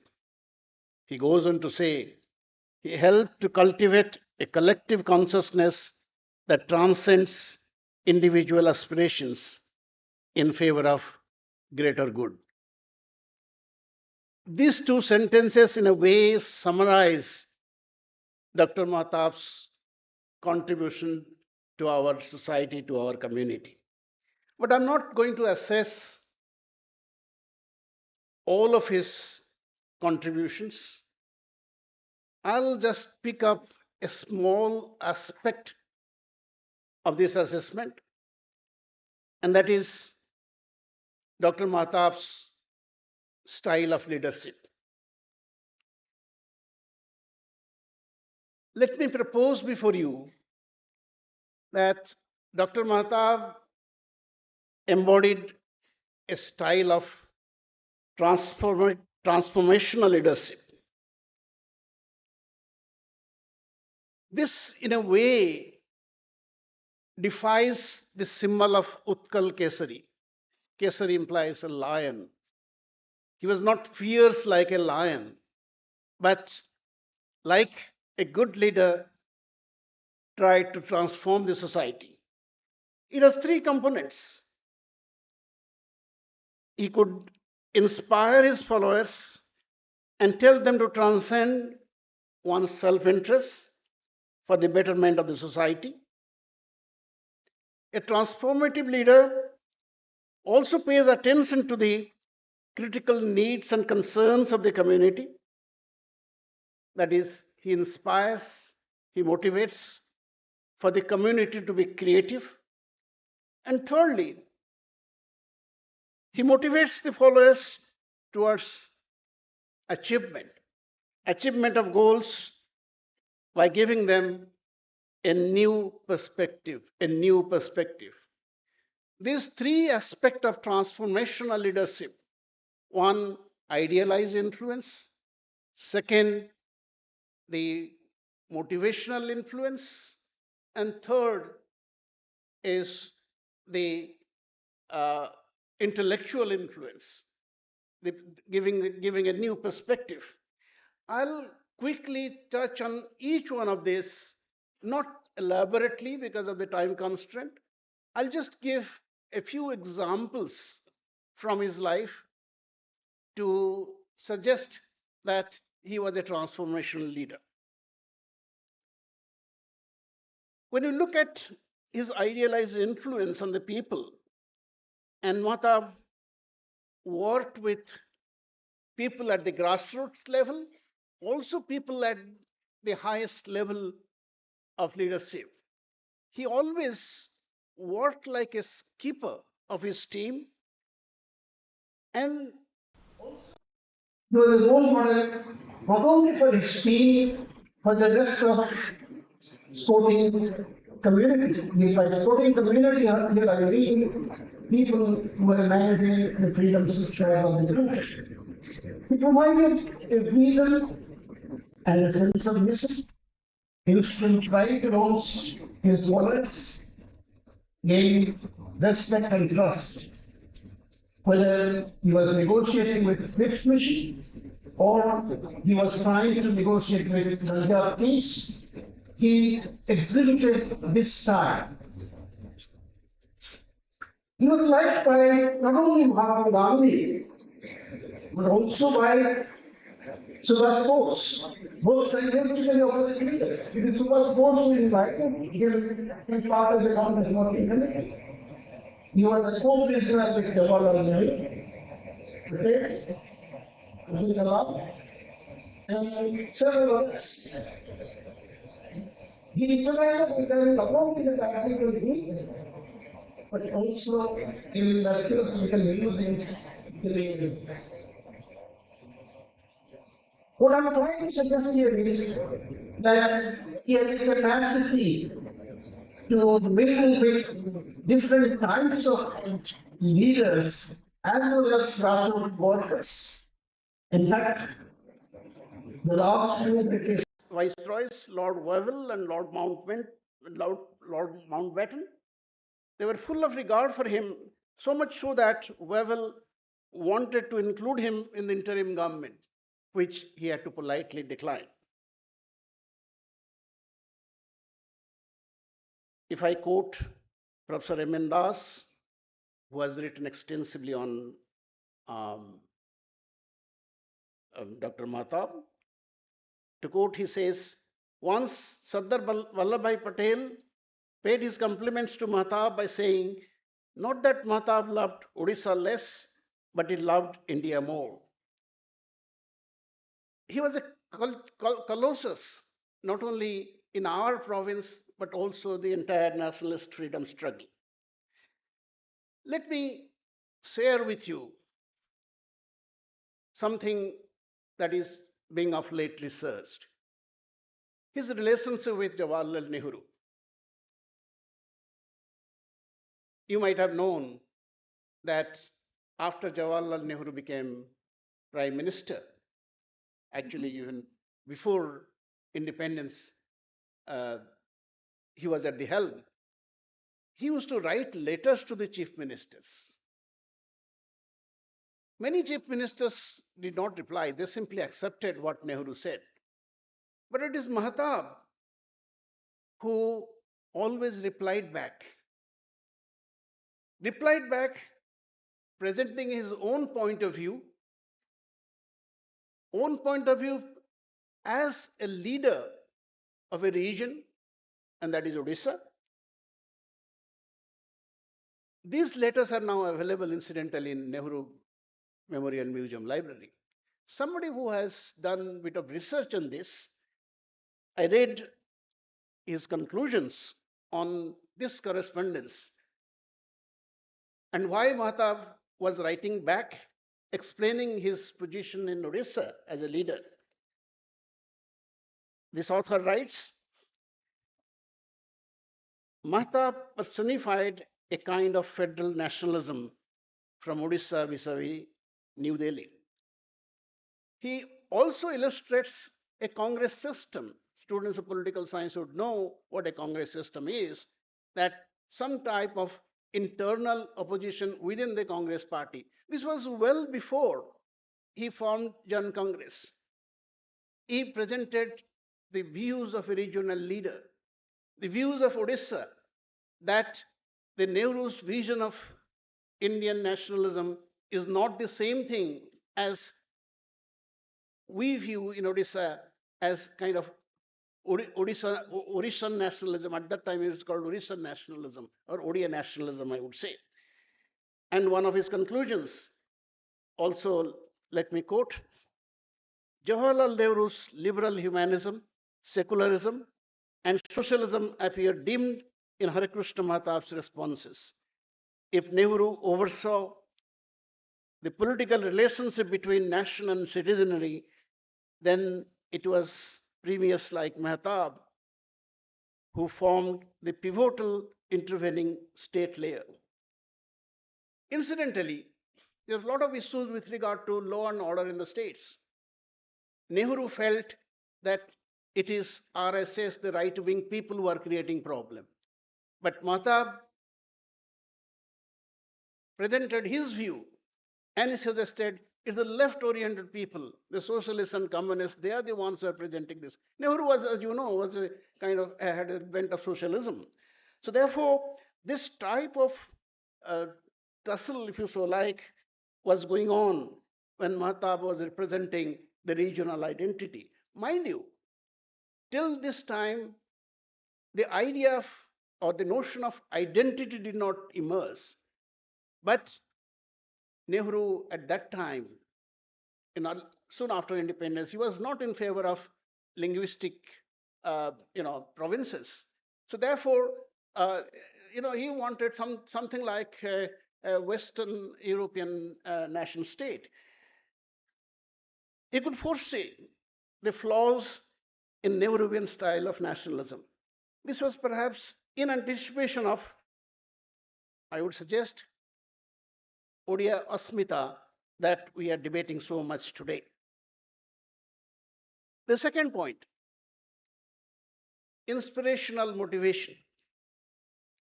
Mahatab was not simply dominating as a leader, but among the grassroots workers, he was also a worker like other workers.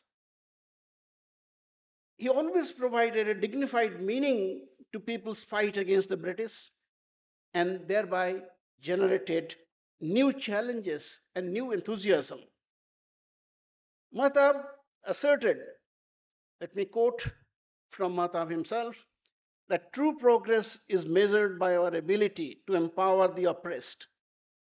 This resonates profoundly in today's discourse on social justice, highlighting the ethical responsibility of individuals and institutions to actively confront and dismantle the structures of oppression. Many of you may know that Mahatab himself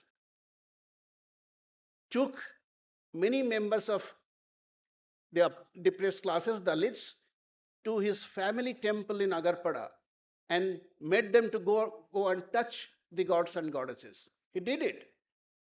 At that time, perhaps he was a radical leader, but also he was a sensitive leader. I'll give you two more examples quickly to say that how he was both radical and sensitive. One is, of course, the Salt Satyagraha. Mahatma Gandhi, as you may know, had this famous Dandi March in 1930. But well before that, before 1925, Mahatma had impressed upon Mahatma Gandhiji that he has to do something about the salt law because Odisha was affected by salt law, particularly people living in coastal areas. And he made it a point to see that a village in coastal Balesur called Inchuri made the focal point of salt satyagraha. He made it a point to see that the other leaders from Cuttack and other areas, Puri areas, are taken there, and they're the ones who made a very successful attempt to lead the satyagrahis, and even British government had to concede that Odisha's salt satyagraha was much better than what we found in other states. And Mahatab himself writes that Odisha's salt satyagraha in Inchuri stood second only to Dandi in terms of popular mobilization and around the salt issue. He writes this in his own autobiography. And though he belonged to a Jamindar family, he also organized the farmers, organized meetings with, just I'll make one last point, uh, organized meetings, organized state level conferences of farmers and made them uh, aware of their own rights. I'll make one last point. Of course, I know my colleagues are much better qualified to do that. But then I must mention the third aspect of transformational leadership, that is the intellectual stimulation. Mahtab's ability to stimulate the ability of the intellectual ability of the grassroots workers and his simple mode of communication to generate a spark in the way of thinking of followers. This is what is crucial for a student of media to understand today, that for him, political communication of various types was important, whether it is through his newspaper Prajatantra or his uh, other papers, including a weekly called Rachana, where he tried to imitate Mahatma Gandhi's Harijan. But through his books on history, through his writings, through his philosophical um, explanations, he always tried to communicate with the people and suggest that there is an intellectual dimension to the freedom movement. Dr. Mahatab's overall intellectual approach was to understand the past to shape the future. When we were children, the only well-known history book on Odisha was that of Dr. Mahatab. He stressed directly and indirectly the importance of recognizing the historical context in forming our collective identities. His philosophical reflections were used as a social tool to underscore the critical role of community empowerment. He asserted, let me quote Mahatab again, that knowledge must be a means of liberation, not just a pathway to personal success. So, therefore, when we look at his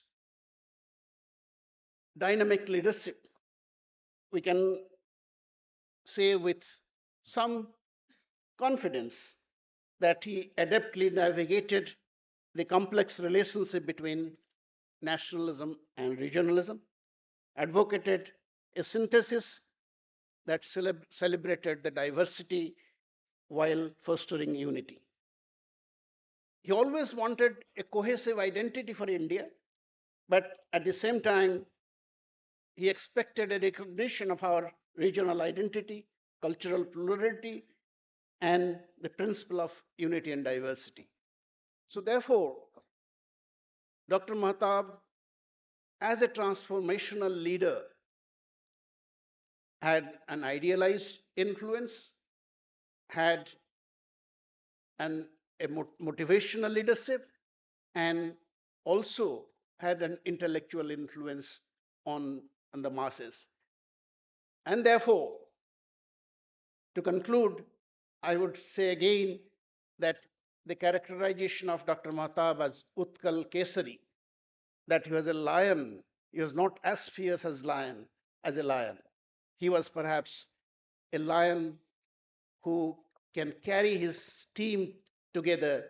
Perhaps he could prod people to follow certain line of action, certain line of freedom movement, certain line of social development. This he was able to do, and therefore he was more than a lion. Perhaps he was a leader of the masses. With these words, thank you. Thank you for inviting me to talk to you. The organs, not only people have invited you. Thank you for your nice speech. I would now call upon Professor Suryanarayan Mishra to speak a few words about political activities of Dr. Mahtab.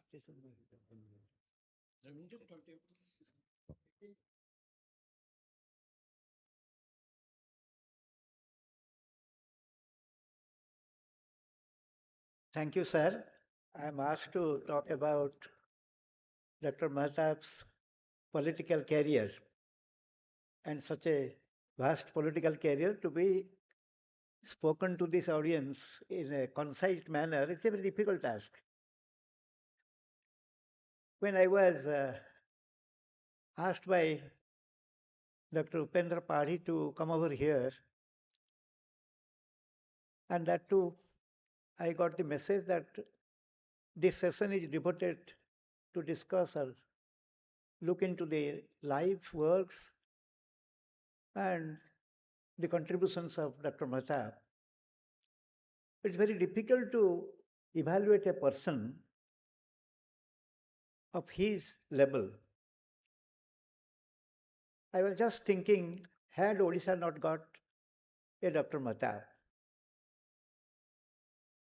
had he not been born in Agarpada, had he not chosen a political career, what would have happened to this part of the country? Born in 19th century, today in 1899, looking at partition of Bengal, Swadeshi movement, beginning of the First World War, Khilafat movement, Rowlatt Act was the turning point in his life. When as a student in 1918, he joined Utkal Samilani because he could choose that service is a better form of political activity.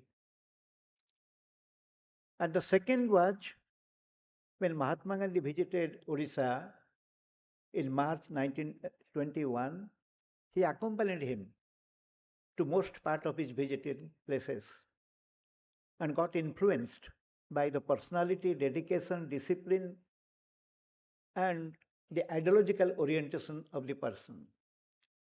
Then he was dragged towards Congress, becomes a member of the district Congress committee, looks into the local body.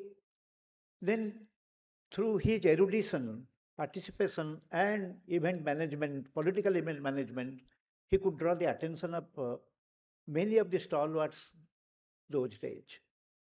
Here is a personality who was liked by Mahatma Gandhi, Patel, Nehru, Subhash Bose, and all of them belong to different categories of people.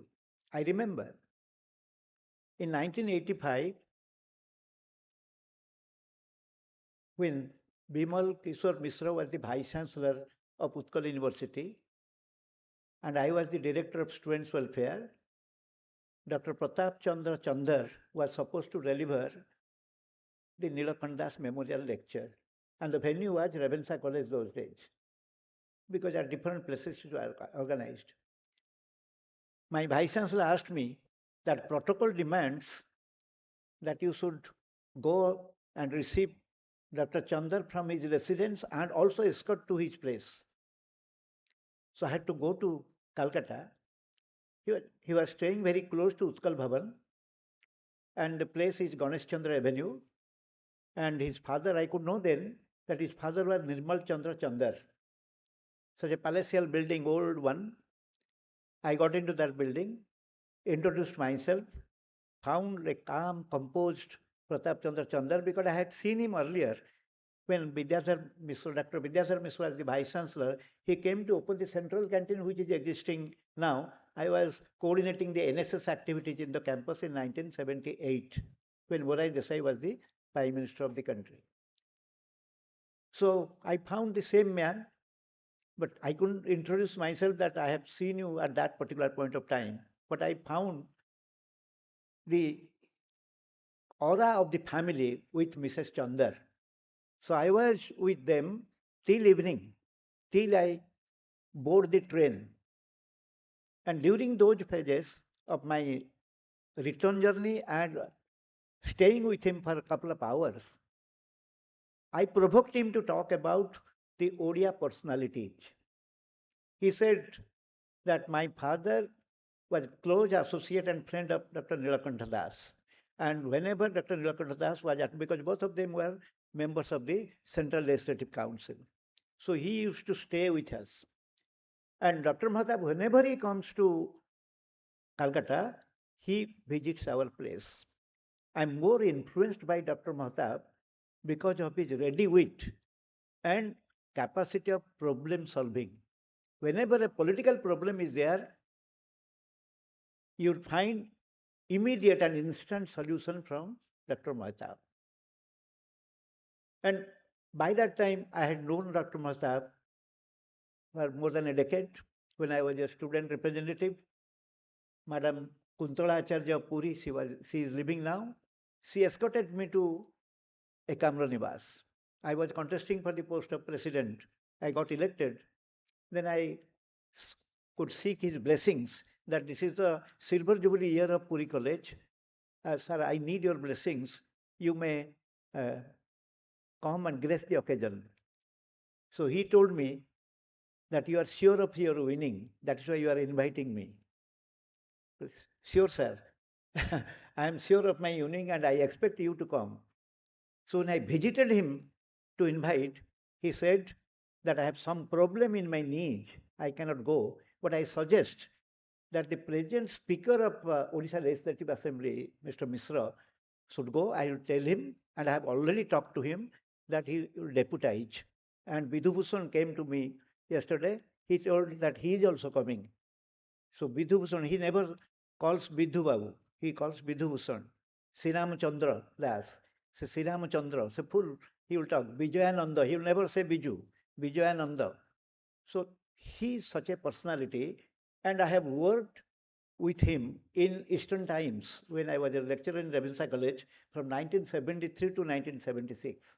I have worked in that organization as a ghost writer, and people will be happy to know that while living Bihari Bagh, he used to drop me at College Square. That red BMW stops for a minute. I get down around 9:30, so to go to my place because I was staying in a new hostel as an assistant superintendent of the hostel.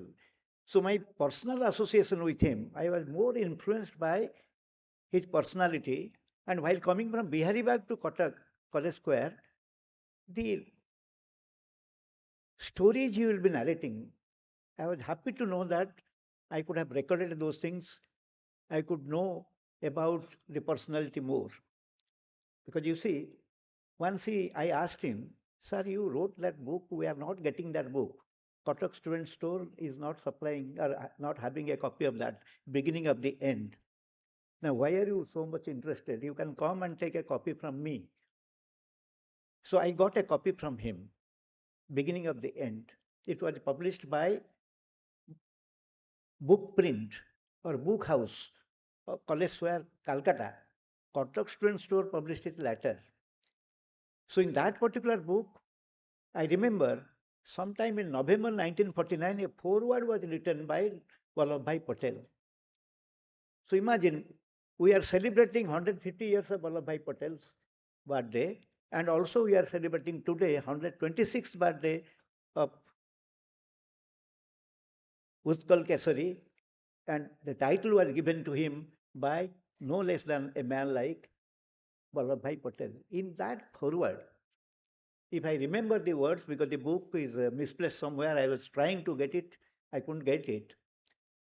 But Vallabhbhai Patel has mentioned the manner, he mentioned the personality of Dr. Hare Krishna Mahtab, that no other person can narrate in the manner he has narrated.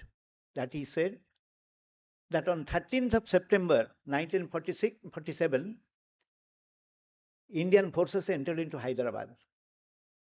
That was the culmination point of the integration and nationalization and decentralized democratization of Hyderabad. But the process started 10 years earlier by no less than a man like Hare Krishna Mahtab. So he has shown me the way how to address the issues of princely states. So I'm more influenced by the personality, activities, and also the way he conducted the integration process. So that shows that this person is not only a practical statesman, he has written practical statesman, he was a man of the masses, and at the same time also he could visualize that political issues can be handled in the manner he had handled. The second thing is that he wrote to Pandit Jawaharlal Nehru when he was Industry and Commerce Minister that the funds or the grants which are made, ଆମେ ଯାହାକୁ ହାତପାଣ୍ଠି ବୋଲି କହୁ, the princes were receiving in lieu of the surrender of their territory, that should be stopped. Nehru wrote back in December 1951, wrote back that this is a commitment, we cannot stop it. And Dr. Mahtab was narrating this issue with me after I got the book and read it.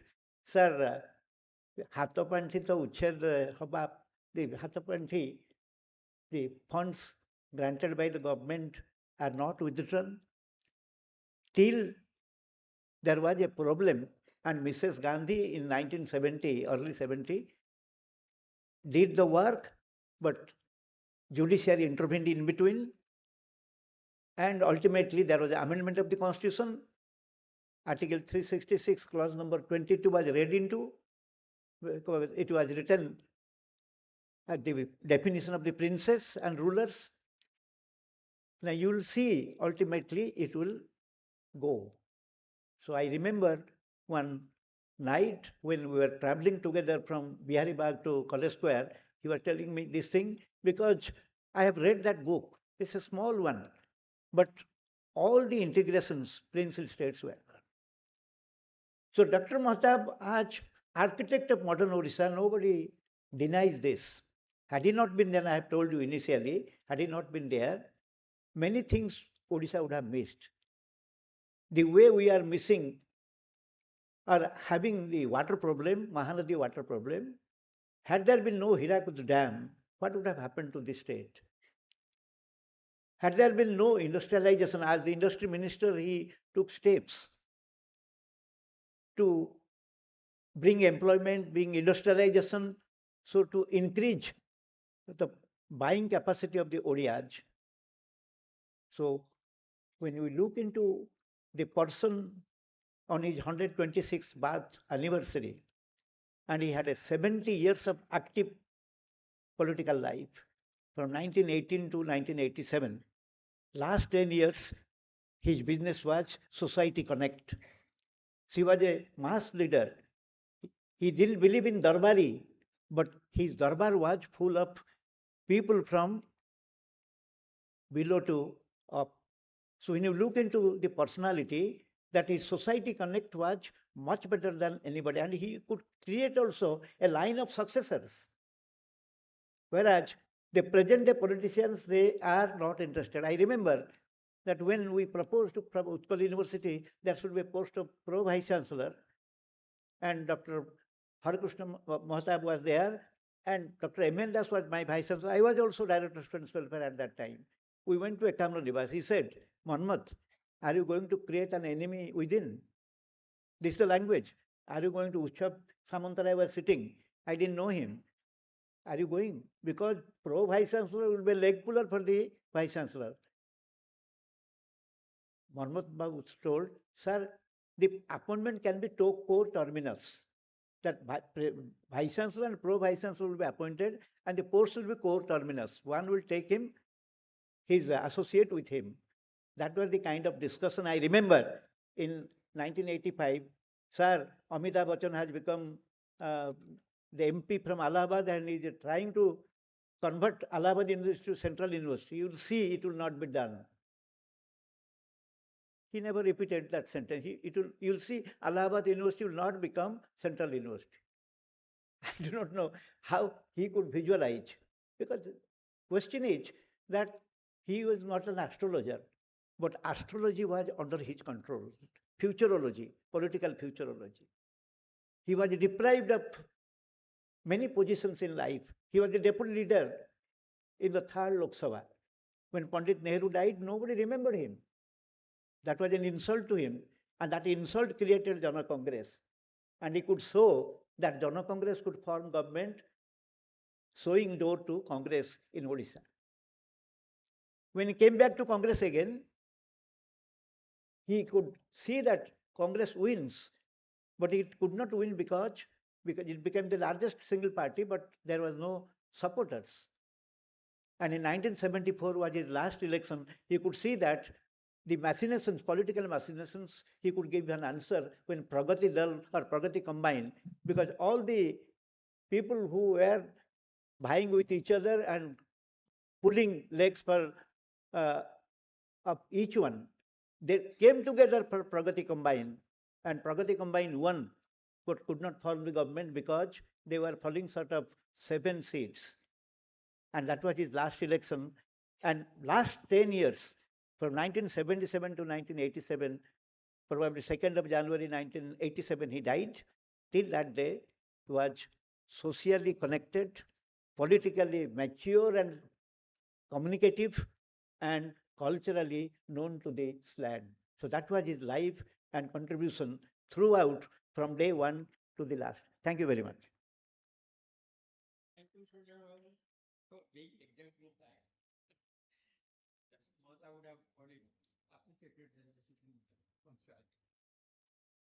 Now I would request my friend, Professor Das Benur, because I like him time of his writing.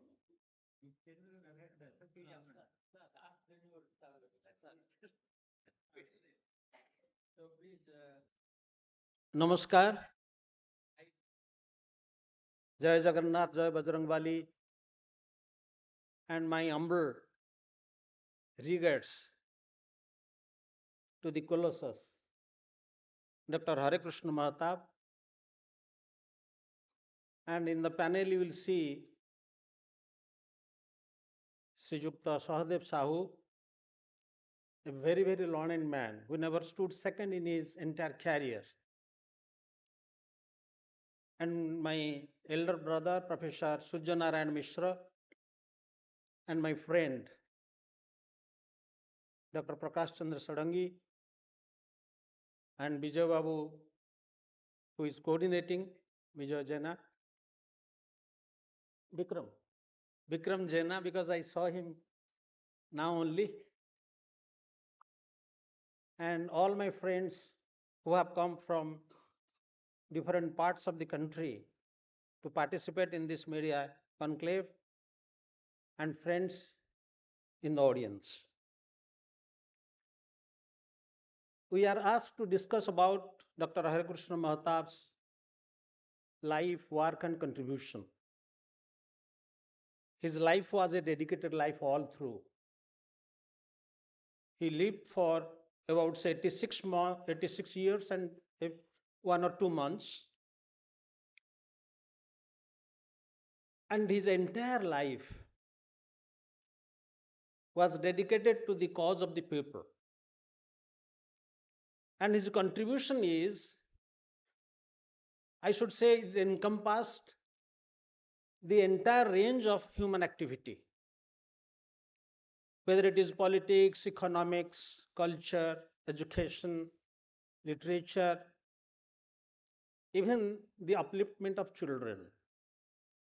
So from industry to agriculture, everywhere he had his mark. And you must know that he belonged to two different times. When India was not independent and when India became independent. Since he was born in 1899, just towards the last part, November, and India got independence in 1947, and he died in 1987. So 47 years of dependent India, subjugated India, and 40 years of independent India. You should know that when India got independence in 1947, this independence came to the provinces.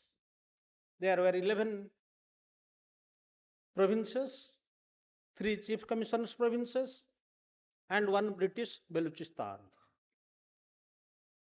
And there were about, but it is exactly 565 princely states. Independence did not come to them. Still those areas, because Dr. Harikrishna Mahatab was not only a leader of the provinces, he was also a leader of the princely states. And you will be astonished to know the greater India, which was created because of the efforts of Sardar Vallabhbhai Patel.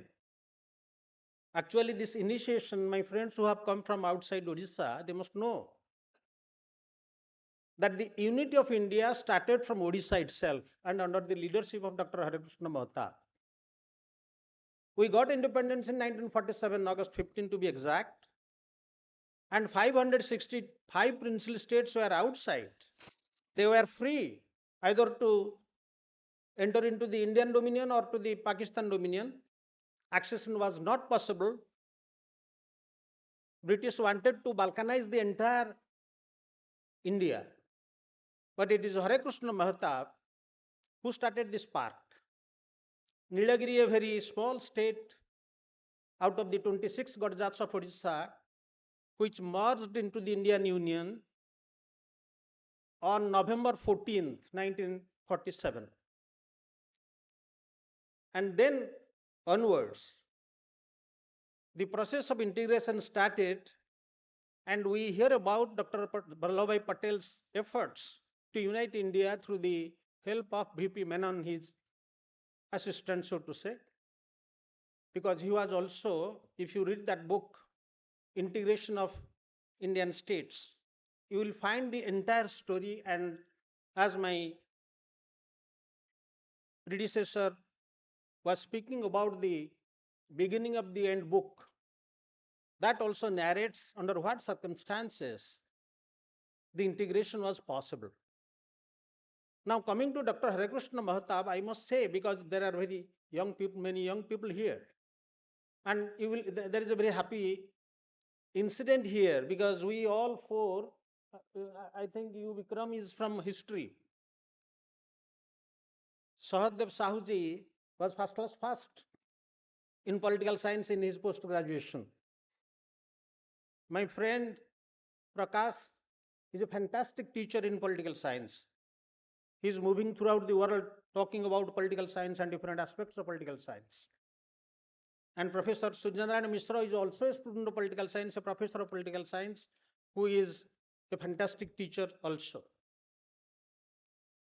I am very happy to share this dais with them. And I must say that from among all the leaders in Odisha, it is Hare Krishna Mahatab who was a self-oriented, evolved leader. Because by 1917, he passed matriculation in 1917 with first class, came to Ravenshaw College, had history and economics. Also in 1917, he married, just a 17-year boy. And while he was in Ravenshaw College, Navakrishna Chaudhary, one of our very respected chief ministers of Odisha, he was his college mate. And at that time, he started a handwritten magazine, Malayo, that is in Odia, and another magazine, Dustbin, in English. These two things came out in 1917. Why I am telling this? It is because it is a media conclave. To my mind, if you look at his contribution, he not only contributed for the development of different political aspects, not only work for the entire country through amalgamation of all states, princely states, but also he created a new Odisha. He was a media man. He wrote 38 books, came out with 10 journals and newspapers combined, and some are also still running. I must say, Dr. Mahatab had a school of Dr. Mahatab. You can have a discussion on the school of Dr. Mahatab because he started a newspaper, a weekly it began in 1923, Prajatantra, became a daily in 1930, and it was banned later on, and 1947, again before independence, he started this daily Prajatantra. And astonishingly, his assistant in this process was Biju Patnaik, who became a chief minister later on. His editor was Janaki Vallabh Patnaik, who became a chief minister later on. His newspaper hawker was Viren Mitra, who became a chief minister later on. So from this you can imagine the kind of impact this man had.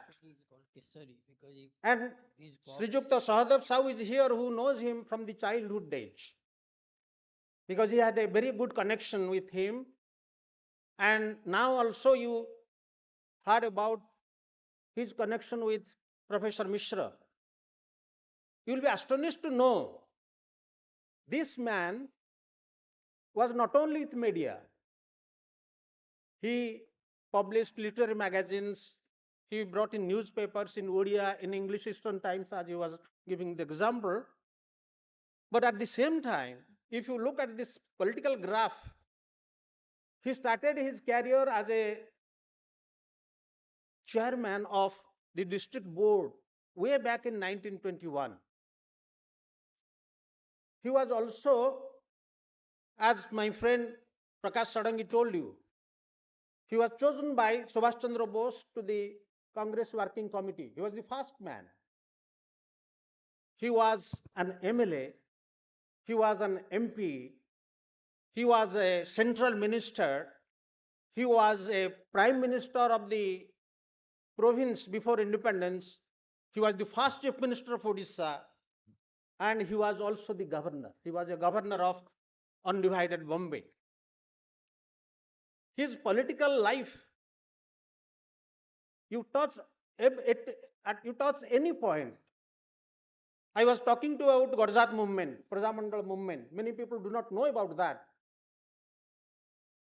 And he became also a very prominent member of the State Inquiry Committee.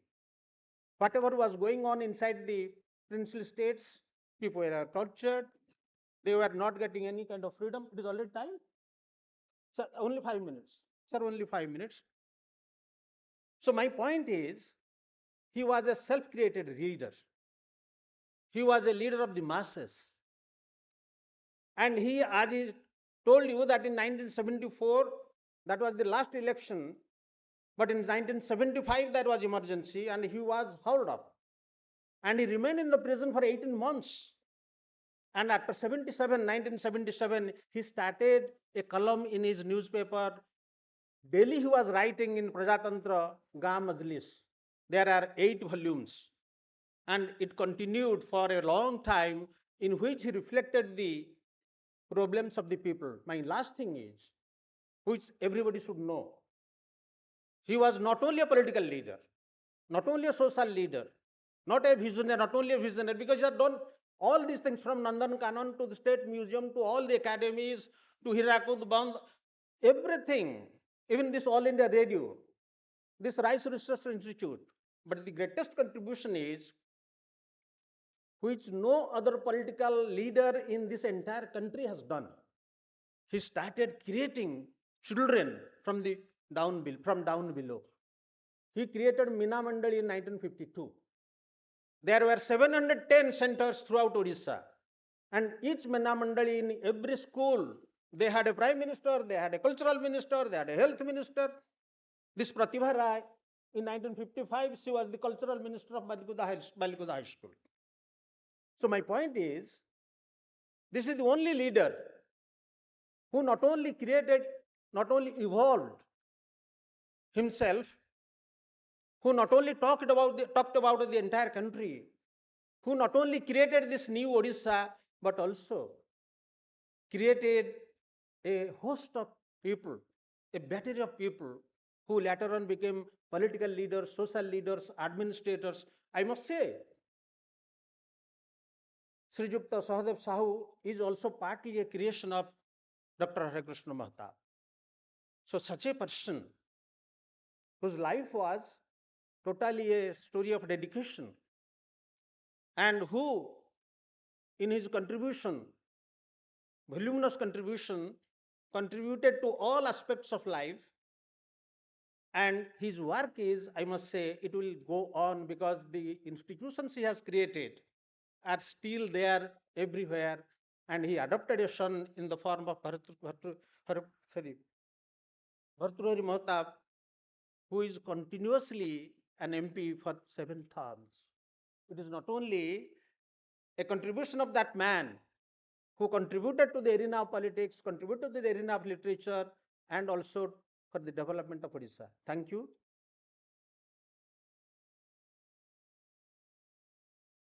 Thank you. ମୁଁ କହିବି ଦାସ ବେନହୁର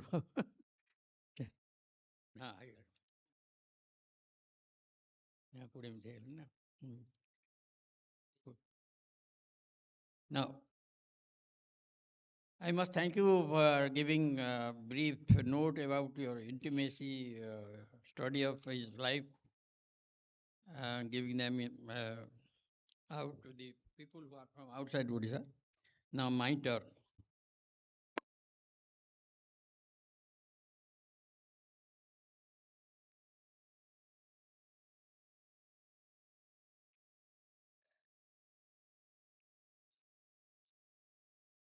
जय जगन्नाथ समस्तଙ୍କୁ नमस्कार प्रणाम एवं जुआर politician में कहते बोली कहीदेली Now, as you have heard from Das Benhur, I would not have been here had Mahtab not been there.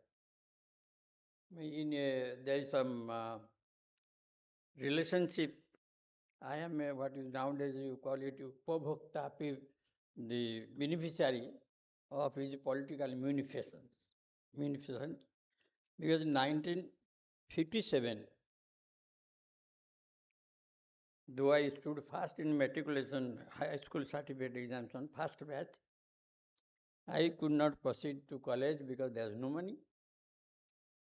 I approached so many people, everybody, including Gadadhar Datta, my own MLA, they all refused. Somebody said, you are not my caste, so I can't give you. So a deputy collector, sub-deputy collector was afraid of Mahtab, meeting Mahtab, because he was part of he took me to Dr. Mahtab and left me at the gate of Chief Minister. Chief Minister's office was in AG Square. 1957, it's hardly 9 years of establishment of new capital. So hardly there were few houses. I could see only the electric mast of Bhubaneswar railway station. Then straight walk to the Chief Minister's residence. The man who took me to Dr. Mahtab, he was afraid of Dr. Mahtab because he was Chief Minister, earlier he was Prime Minister. And he being deputy collector, he was very afraid. He said, you fend for yourself. So I went inside. Everybody wanted to drive me out because it is Chief Minister's residence. When I told them I want some money to prosecute my higher education, everyone let me in. And they,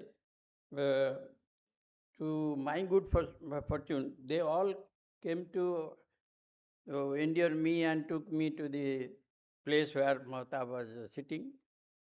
You would be surprised to know that Mahtab, any other politician at that juncture, at that time, would have felt perplexed because Mahtab had come resigning from governorship.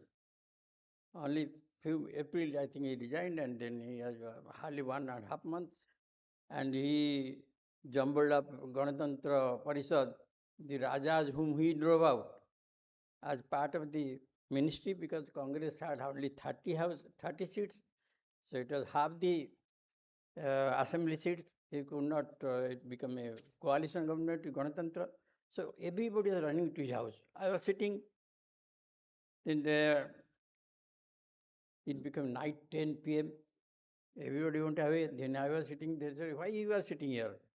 I said, I want to meet Mahtab, Harishra Mahtab. I need some money to pursue my college education. Then he called me through his PA. You would be all probably reciting Francis Bacon thing, reading maketh a fool man. I think Mahata was a fool man in that sense because he used to read all the papers he got, all the books he got. Then he said, you have stood fast. But why do you do money?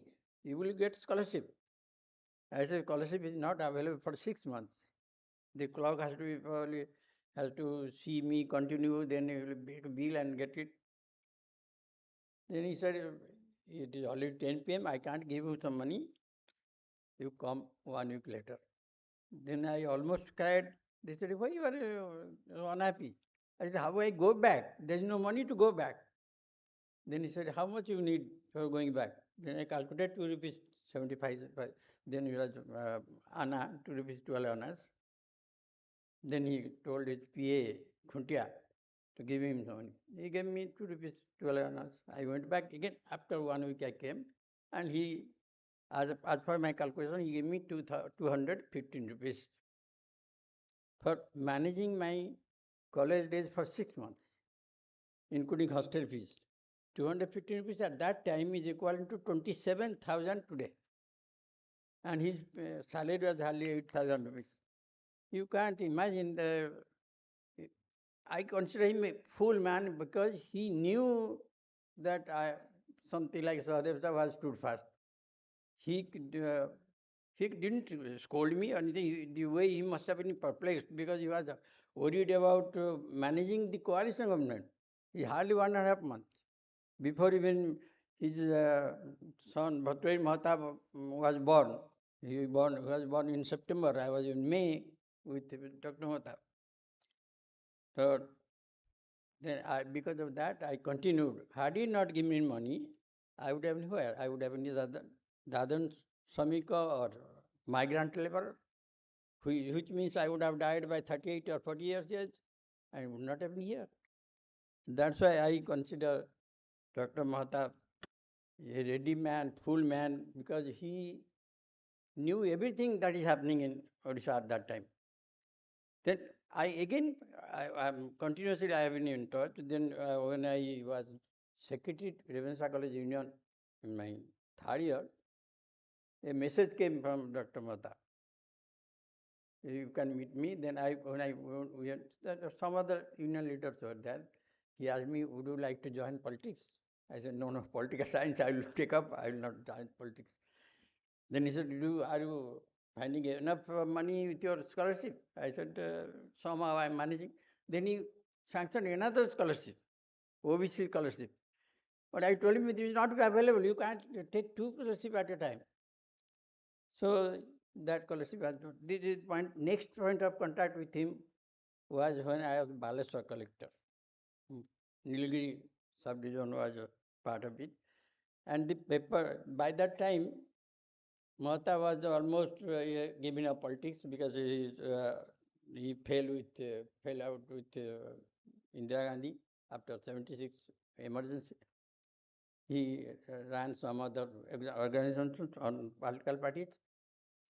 There I had to meet him and tell him that this is the place where we began the entire integration of the states.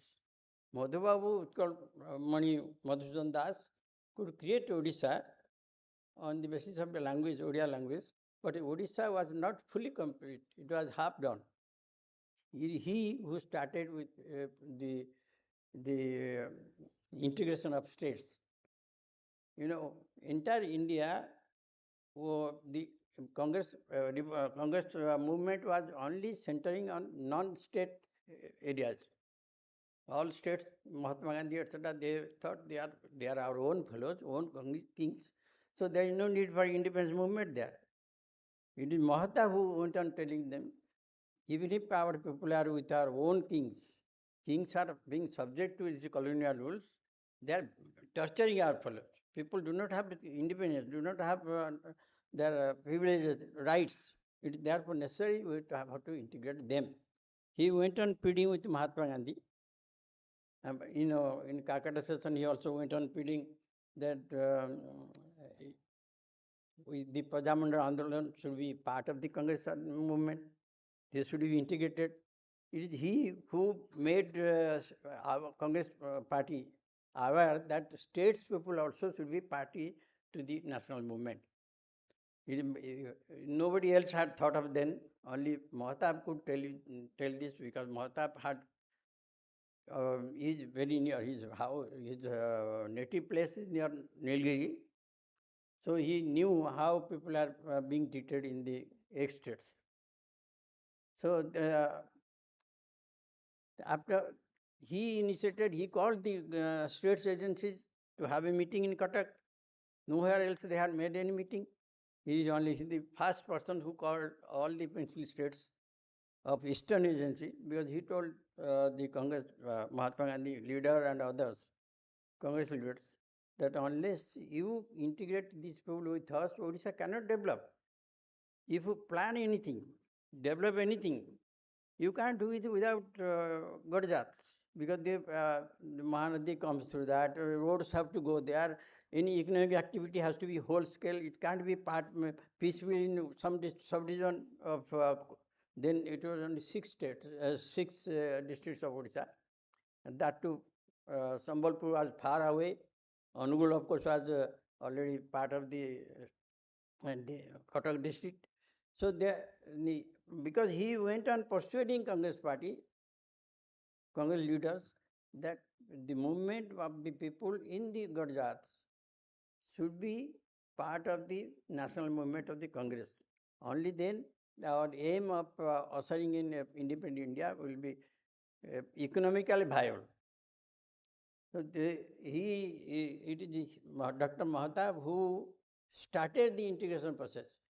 1947, he, with then the Revenue Division Commissioner was Senapati. He took him with the permission of the Constitutional government, a police force, and occupied Nilgiri. Nilgiri was occupied, not integrated. First occupied. This is first step entire India, where the Gurjat Rajas, the feudatory states, they were made aware that they have to be part of India. Gurjat, Nilgiri was occupied state, became integrated state in 1948, January 1, but occupied in 1947. Because Prajamandal were very furious against the misrule of Nilgiri Raja, and Mahatab knew it from his own experience because his house is near Nilgiri. This Baleswar district, he belongs to Baleswar district. That Nilgiri's border is with the Mahatab's birthplace. So that again I came in contact with Dr. Mahatab when I was at RDC Sambalpur. By that time, Mahatab had given up politics. He was entire life he was devoting to Swatantra and other media. He said he called me back. There was Srinivas, other leaders of Sambalpur. He called them outside and he took me to another room and told me, you see, when I was Prime Minister, I could integrate South Odisha to North Odisha because I made them Prime Ministers. Navakrishna Chaudhary, Pala Maharaja, all these they were from South. Not Navakrishna Chaudhary, Pala Maharaja and his coterie people from Ganjam district. But now time has come to integrate Western Odisha with Eastern Odisha. What to do? Then he gave me this story, which I also read. He said during Second World War, when Japan was coming to invade, were sending airplanes to Odisha, the bombed Kakata, the British government were afraid that Odisha may be target. That's why they sent a detachment of from the cantonment, Kotak cantonment, to Sambalpur to locate where the capital should be shifted. During that time, a part of people who went from Kotak, they misbehaved with people of Sambalpur. You would be probably happy to know Sambalpur ladies were better looking at that time. So they, from that time, Sambalpuri Kotaki feeling became very intense. Mahatab said, now that that period is over, I have come here to establish Hirakonda Trust, as I have done in Prajantra Trust in Cuttack, which made entire Odisha aware. I created a sense of democracy among the people and sense of equal integration of one language. I also want to integrate Western Odisha with the Eastern Odisha. So Hirakonda Trust, he established. I was, when he made me member, I said, as governor, I can't be member. So he dropped me, but I was invited to the meetings. There entire effort was to find out a leader from Western Odisha who can be equal to Chief Minister or Deputy Chief Minister. He, of course, he could not last, he could not live longer. I was in 83, 84, RDC. So within 4 years, his life ended. So obviously he could not proceed, but he made people aware that Sambalpur, which was part of Odisha, on creation of Odisha province, should not be alienated from coastal Odisha. Sambalpuri Kotaki feeling should not develop further. So he set up Hirakonda Express, Hirakonda Press, and just like Prajantra, Prajantra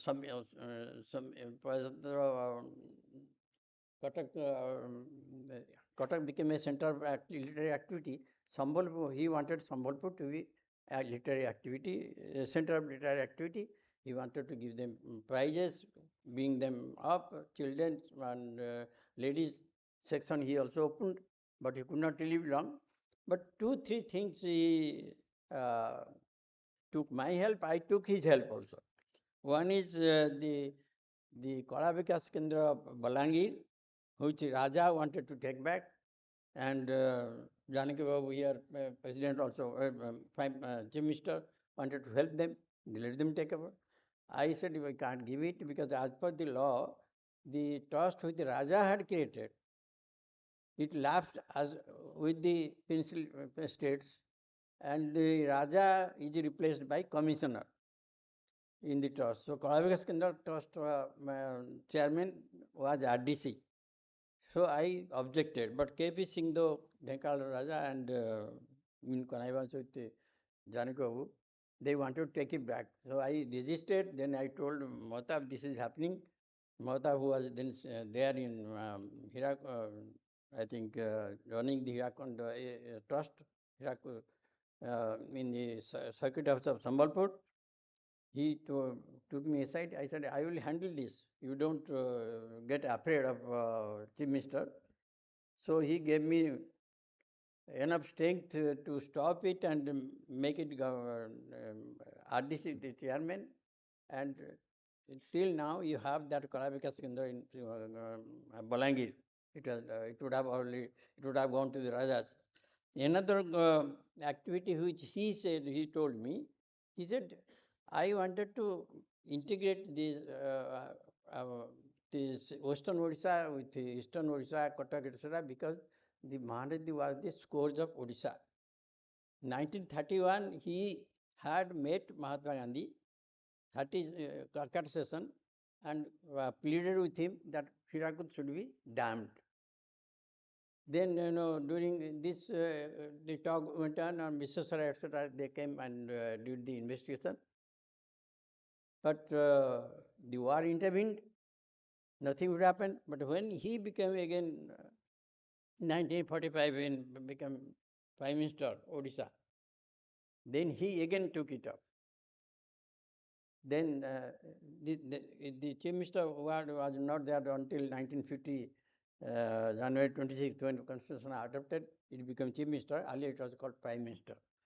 So the Rustom Mahta was the Prime Minister, pleaded with Mahatma Gandhi, who advised him to meet our Governor Hatan Lewis and take it up with the government. Government of India took it up. Then 1943, the Sambalpur, the waters, Sambalpur agitation came up. These people in the peninsular states, they were afraid that this might be Mahtab's entire strategy is to integrate the entire thing. They set up a parallel agitation against Hirakud. Because of the World War situation, this stopped, but then it again came up in 1946. So at that time, he organized another, organized people's movement to counter Raja Balangir Patna. Balangir Patna, now it was called Patna. Balangir Patna Raja Rajendran Singh, whom later on he was made a coalition government with him. The peasants' revolution against the peasants' movement against Hirakud was stopped by his own ingenuity. He gathered people from Sambalpur who stopped and then he used also the police force to stop it. And after that, you would be amazed to know that when, it was not even detailed project, but had not been made. He laid the foundation stone in 1946 through the British governor, and there was a lot of agitation, but he managed with the support of the people. The Sambalpur leaders at that time were very reluctant to come up, but he took them into his ministry and got it, even concrete work started, even if when the project was not ready, DPR was not, detailed project was not ready, he got it, got the Prime Minister, Jawaharlal Nehru, to lay the concrete work. It is he who brought the Hirakud dam. Otherwise, the Hirakud dam would not have come up, because no other people are willing to get. Western Odisha is against it. Similarly, he started Raukala steel plant. He started all those. If you recall, he created all the industries which Biju Patnaik takes claim. He was the Minister of Industry and Supplies in Government of India after independence. And through his help, Odisha got all these industries. And Mahatab's idea was to decentralize industries, do not make them centered in presidency towns like Calcutta, Bombay, Delhi. That's why you get pencil in Pimpi, Bangalore, you get HL work, all Sindri fertilizer. During his time, this has come up. Nowadays, you are always searching for metro towns. Then another thing came when I was RTC, that J.B. Patnaik wanted Balco to set up aluminum industry in the where you have got that Vidal Nursing Mandir in the Paikamal. Then the entire area, if you, those of you who do not know, if you ever visit that, the Vidal Nursing temple, that full of Gandhamardan Parvat of Gandhamardan mountain, full of medicine. There is an Ayurvedic college. So entire people are against it. I was there, the government asked me to help it. Then Mahata was in one of his visit in Sambalpur in 1982, 83. We had a meeting, he had a meeting, and people all said that if this is taken away, the environment will be damaged, our Ayurvedic institution will be damaged, the entire thing will become desert. So the environment association Mahtab created, and people made a lot of noise. As RTC, we said, I told the government that we can't help because this is people, this is against people's wishes. Particularly, Balco made advertisements saying that some Paikmal, Padampur, the province is Bihar, because that time, Jharkhand and Chhattisgarh had not been created. So all this weighed heavily with the people, and then people stopped it. And now you see, though Balco, other companies, they have purchased land, they had purchased land near Gandhamardan, they could not set up the factory there. Even now it is not done. So in that sense, with Mahatab's life, I am in a sort of, though not politically associated, administratively I have been associated. And had he lived probably 3-4 months or years more, the Western Odisha feeling would have been fully probably annihilated, fully wiped out. The man who, as he has done between South Odisha and North Odisha, because he gave chief ministership to South Odisha fellows, so, or deputy chief ministership. Similarly, he wanted people from Sambalpur to dominate also Odisha politics, but he could not generate the climate because he hardly stayed 3-4 years more. 87 he went away. But I am grateful that I am a living facsimile of Mahatab's munificence. Had Mahatab not been there, probably I would not have been here. I would not have been able to, what to talk of presiding a meeting, I would not have been seen even in Ravenshaw College or come to this magnificent building. So I would, again in memoriam, I will tell that because I am here, I am a living specimen, facsimile, living, living fossil of Mahatab's life. So this is my tribute to him. And people tell, people always confuse who gave the name, gave the appellation, the epithet, Utkal Kesari. In fact, while talking to him in Sambalpur when I was RDC, he himself gave it. People have been calling me Utkal Kesari because they think I have made few persons like lion raises its cubs. I have created Biju Patnaik, I have created Miran Mitra. So That's why he is called Kesari. This is from his own mouth. But he said, I don't like to be called Kesari. I would like to be remembered as a father of Odisha in the sense that what people nowadays call, if they stand something, I'm going to fulfill my father's Adhura Sapna. Is it this Madhubabu's Adhura Sapna was fulfilled by Dr. Mahta. The Odisha was only six districts, all states merged because of Mahtab, and we owe our entire Utkal existence to Dr. Mahtab's greatness. Thank you. Jai Jagannath. Thank you.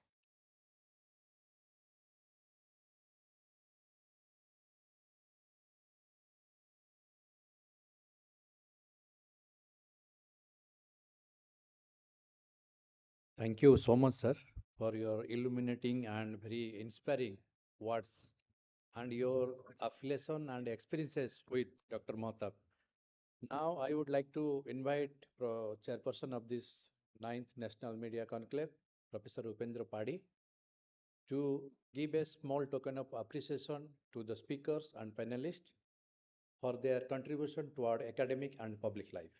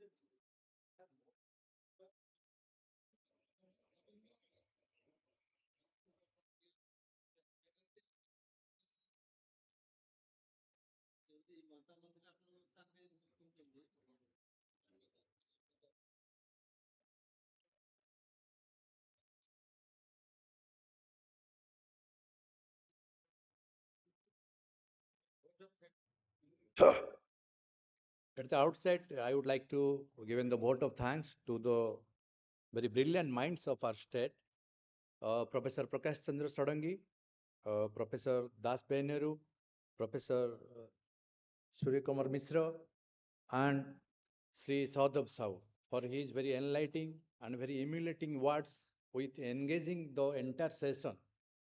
This is not the end, but I hope if we are discussion on Dr. Mahtab, we need consecutively 5 days to his contributions towards state, towards country, and towards world.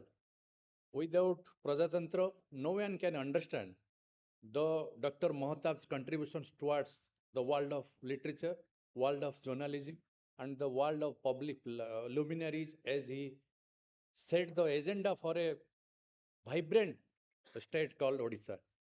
Where we stand, the capital itself, the brainchild of Dr. Mahatab. His journey started from Bhadrak to Bhubaneswar, then Bhubaneswar to Delhi, and then now the Gujarat and Maharashtra, the governor of Bombay. His orchestric journey was not very simple. It's core and it's understanding many ways to understand what he not. It is a very successful and very illuminating panelist. Those are exchange they are valuable words to you. And once again, thank you all of you to patience hearing us. Thank you.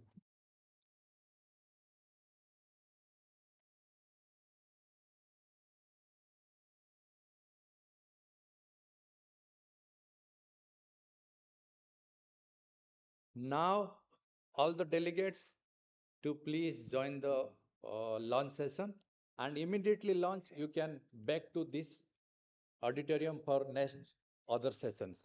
And those are going to present the paper. They can see the chat and join there. Thank you.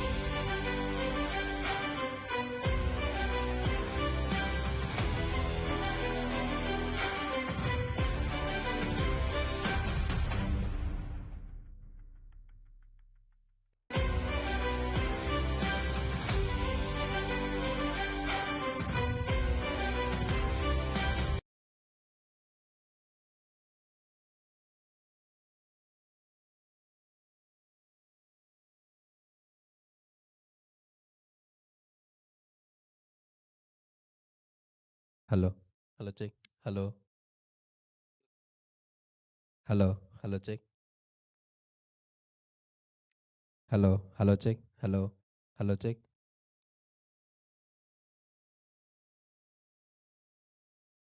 Hello. Hello, check. Hello. Hello. Hello, check.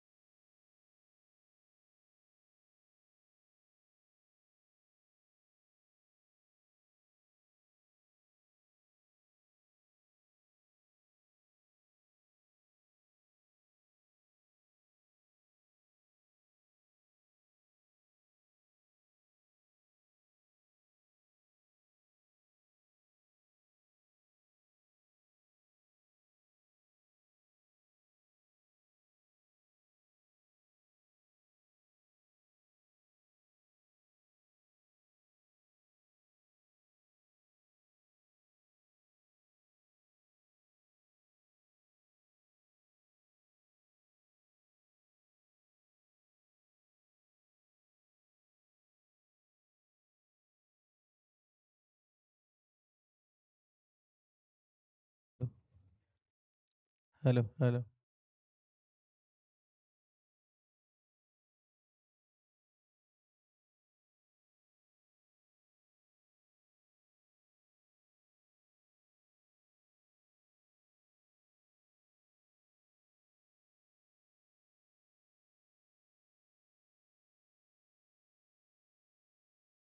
କହିବି?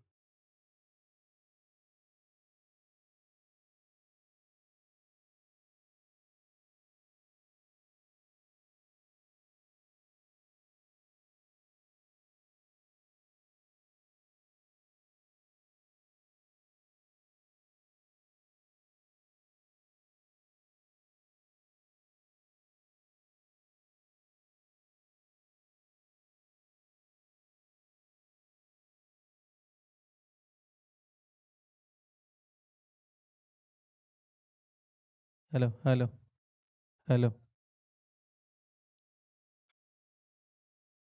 Hello ହଉନି?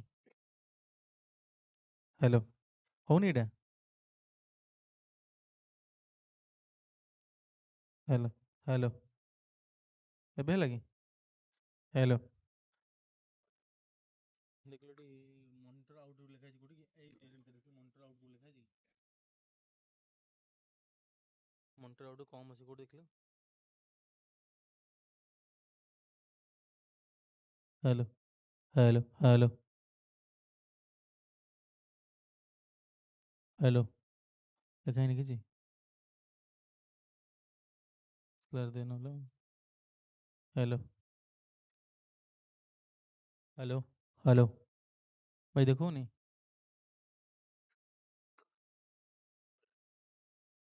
LR କହିଲି ବା ବଢଉନୁ। Hello hello hello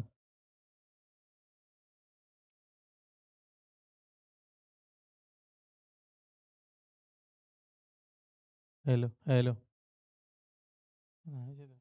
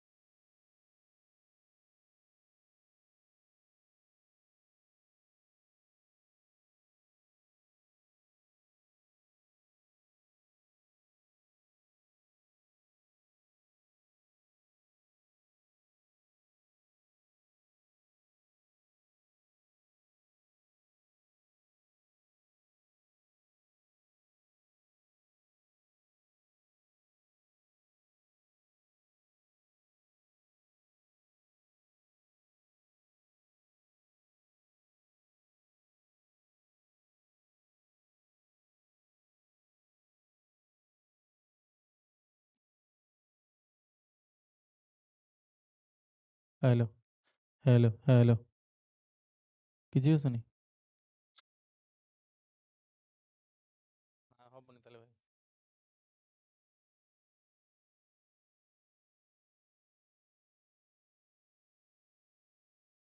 hello hello ଏବେ ଦେଖିଲେ? Hello hello hello hello hello hello ଚିକ୍ hello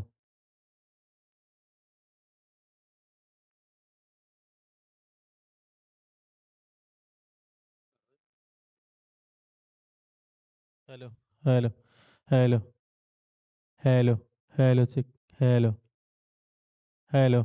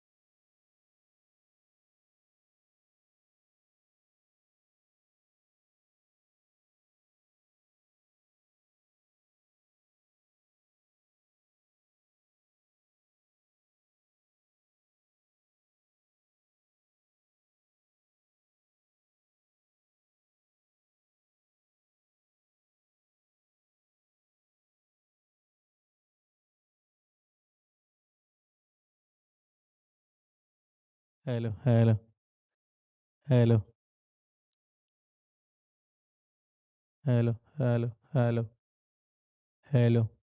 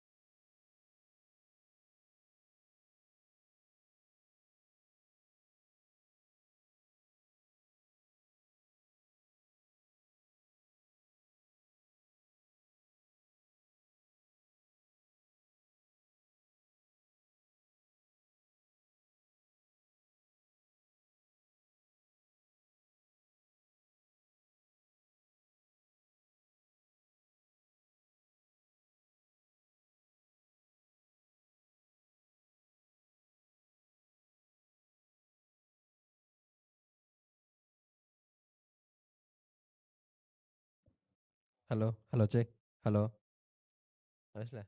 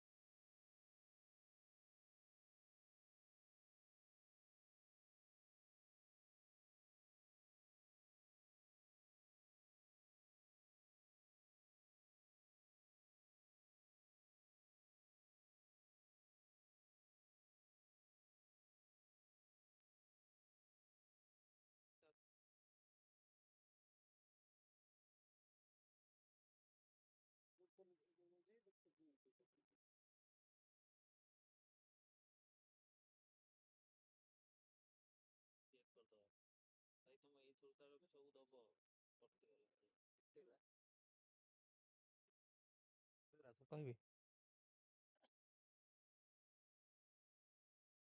ନା ତମେ ଏଇଠି ଚେଞ୍ଜ କଲ ସେଇଟା ମାଇକଟା ଯୋଉଟା ସେଇ ୟା ପୂର୍ବରୁ ଚେଞ୍ଜ କରିଥିଲ ଏଇଟା ଏଇଟା କୋଉଟା ଦେଇଛ ଏଇଟା ଇନପୁଟ ବା ହଁ ଇନପୁଟ ଲାଇନ ଠିକ ଅଛି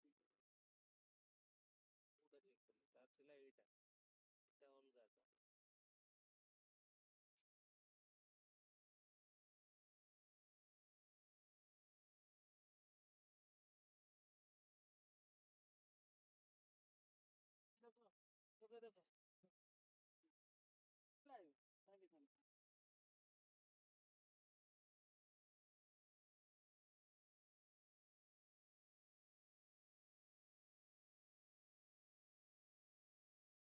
সেটা খুলো এটা খুলো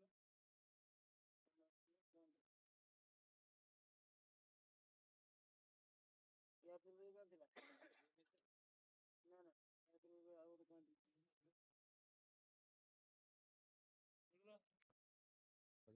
ବନ୍ଦ ଅଛି ହେଡଫୋନ ଦେଇଛୁ ଟି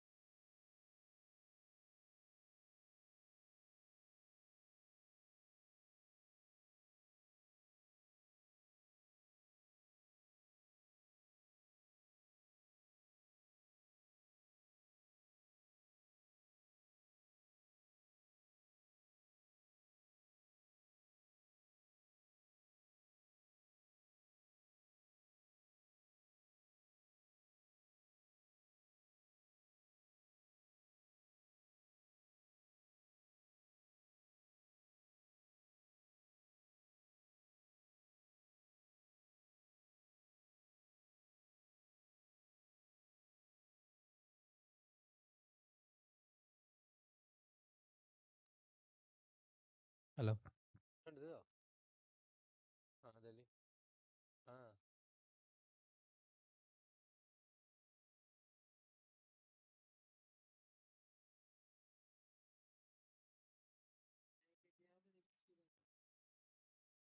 କରିଯିବା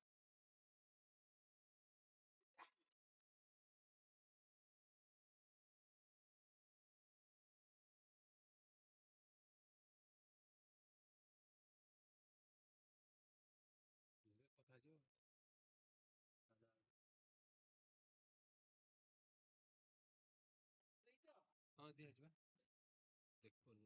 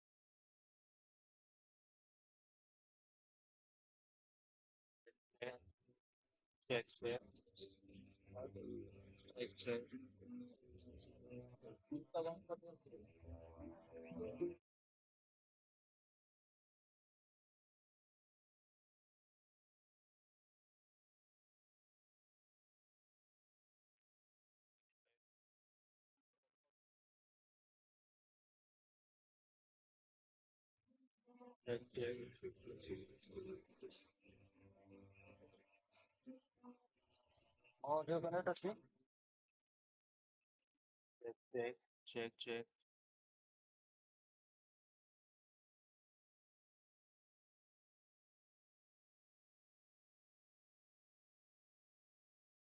hello check hello hello hello Good afternoon, everyone. Hope you all Hello. had a Hello. good lunch. Yeah. We begin our plenary session 1, AI, Deepfakes and Credibility Crisis. The moderator of the session is Dr. Rajiv Kumar Panda. I now request Dr. Panda to take over the session and continue.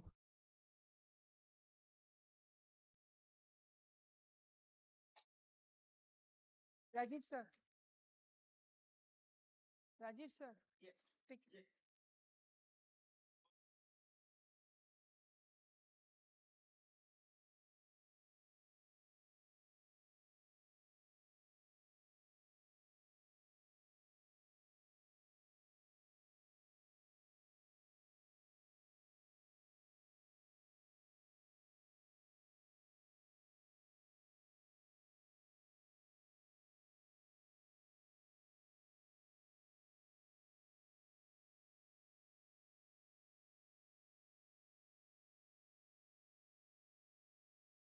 Yes, so Jai Jagannath, good afternoon, distinguished delegates, faculty members, students, and all the panelists who are on the dais, and respected vice chancellors, respected professors of the dais. So this year's National Media Conclave is built around the theme Media 5.0, digital communication, a future-facing vision where human creativity meets intelligent technology.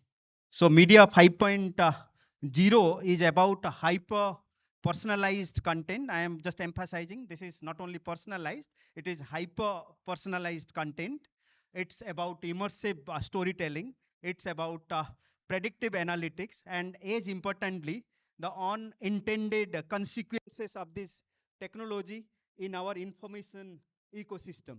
So I am thankful to Professor Upendra Padhi, Conclave Chairman, Director of IMS, giving me this opportunity to moderate this session. Myself, Dr. Rajiv Kumar Panda, I am the Dean of School of Mass Communication, School of Fashion Technology, and School of Film and Media Sciences. Also, like I am looking after our own Kalinga Bharati 90.0 community FM radio stations.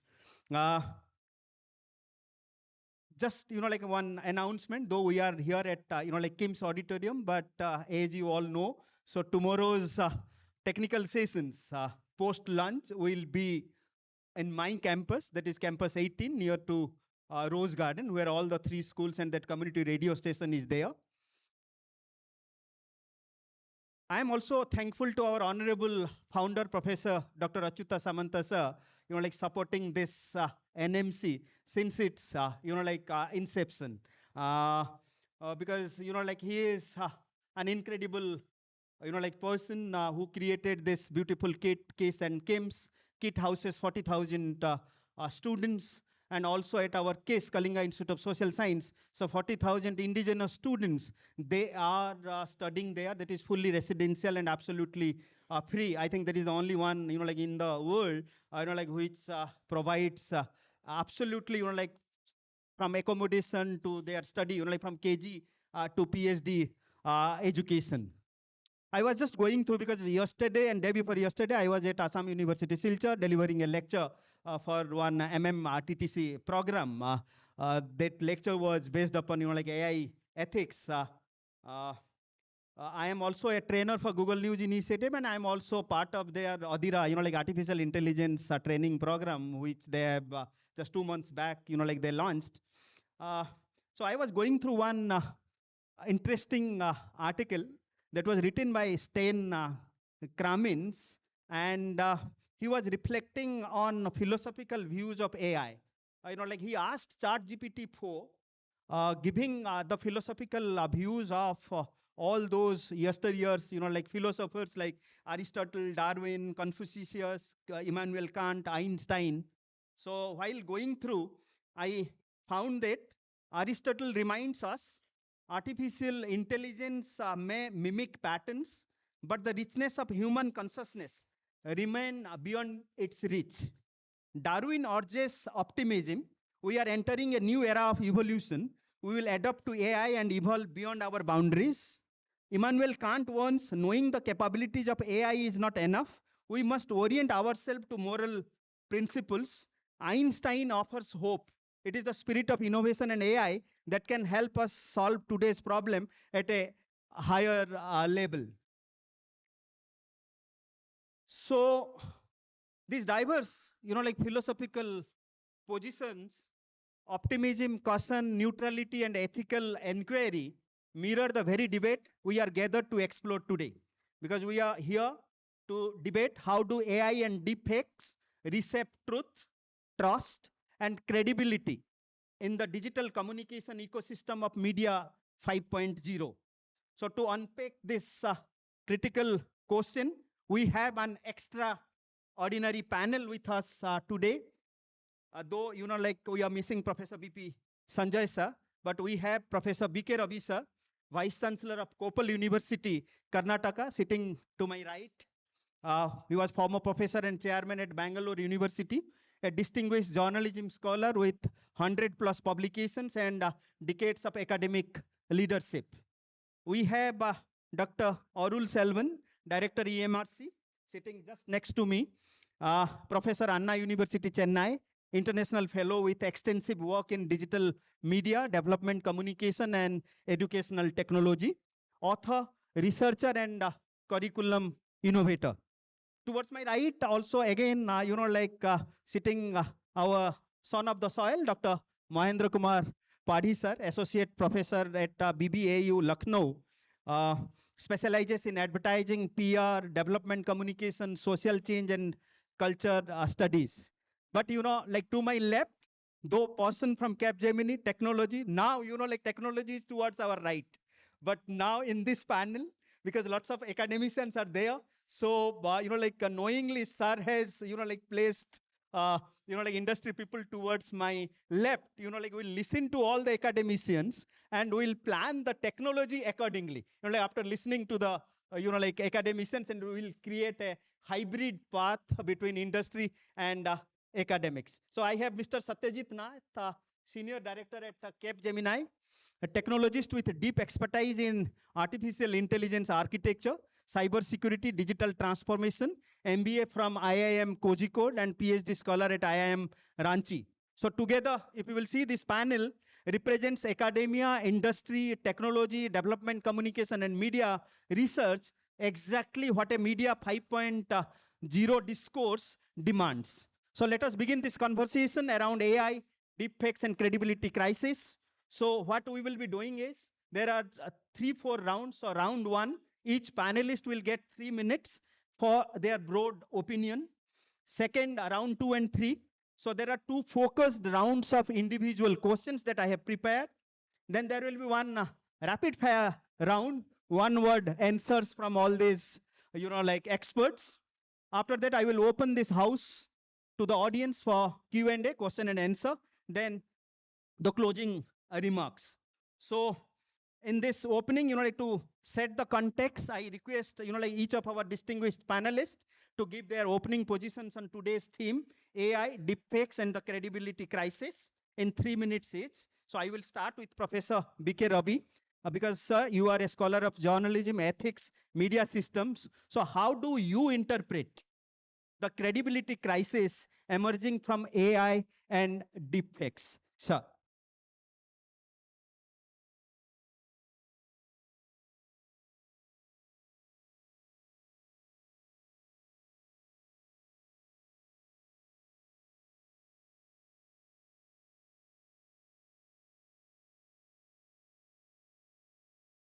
So good afternoon, everybody. And after a heavy lunch, I think it's very difficult to conduct a session. But still, this is a very interesting plenary session on AI, deepfakes, and credibility crisis. I think whether Professor Sanjay will be joining online, sir, at what time? Yeah, you can call, and I think he can also join. So this is basically on the credibility crisis. As all of us know, media should enjoy the credibility of the population. Once if media doesn't enjoy the credibility of the population, the very existence of media will be under threat. So basically, after the innovation and after the technology and after the basic functioning of technology and how technology has started working, all of you know. Still in the morning, I made a very important statement on how we are trying to exaggerate technology. And most of the time, most of us, most of the younger generation, they are under the impression that AI will do everything. Even in the classroom, whenever a teacher starts teaching, most of them will say, sir, everything is available on AI. Please don't forget the fact that this is artificial intelligence which is under your direction, under your guidance. Whatever we do, it will just quicken the process of communication. Technology will not create anything. Creativity will not come through your AI or deepfakes or anything of that kind. Deepfakes creativity can come only to fool people, only for wrong information. So basically, the credibility crisis and technology is always there. As long as a communicator understands the limitations of artificial intelligence, unless you understand, you will not be in a position to work very successfully. So this is a very important topic where the credibility, if we start losing credibility of the population, people will reject your media. Your whole existence will not be there. So I think since this is the amalgamation of academicians and the people from the technology field, because even your artificial intelligence, you ask them for a photograph, it will give you 10,000 photographs. Who will identify which is the right photograph? Again, you need the human brain to identify. So here and there, I think there are a lot of credibility crisis, which is a great question before almost all the communicators. So I think it's the right time to discuss, because even whenever there is a dispatch, only recently, whenever there is a government order from Government of India, immediately we may have to check for the credibility. We may have to check the source and recheck it. There was a last week, there was one GO. For some incident, it said holiday declared. Nobody knew why holiday was declared. So we were forced to cross-check. So this technology is helping us to create whatever document we want. But what is the originality of that document and the credibility of media by using more and more technology needs to be very discussed in detail. Thank you, sir. You rightly said, like I always advise everyone, use AI as your slave, not as your masters. So now we have Professor BP Sanjay sir, Senior Professor at Manipal Institute of Communication, former Director of IIMC and founding Vice Chancellor of CUTN, joining us online. So sir is there. He is a globally respected authority on media systems, journalism, education, and communication policy. So over to you, sir, because we want to know. Yes, yes. So, sir, yeah. So for you, sir, like you have joined, like online. So just wanted to know, like how do you relate AI disruptions to the larger political economy and institutional functioning of media?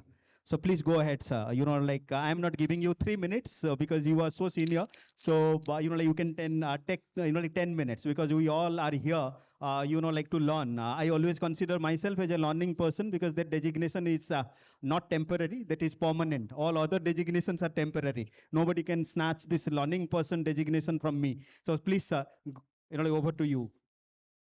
Thank you, Chairman. Am I audible, please? Yes, sir, you are audible. Thank you, Chairman, and thanks, Upendra Pade, for having me at the National Media Conclave. On a very personal level, I miss being there because I've never missed a single NMC, National Media Conclave, since its inception. So this time I had to, excuse myself due to unavoidable circumstances.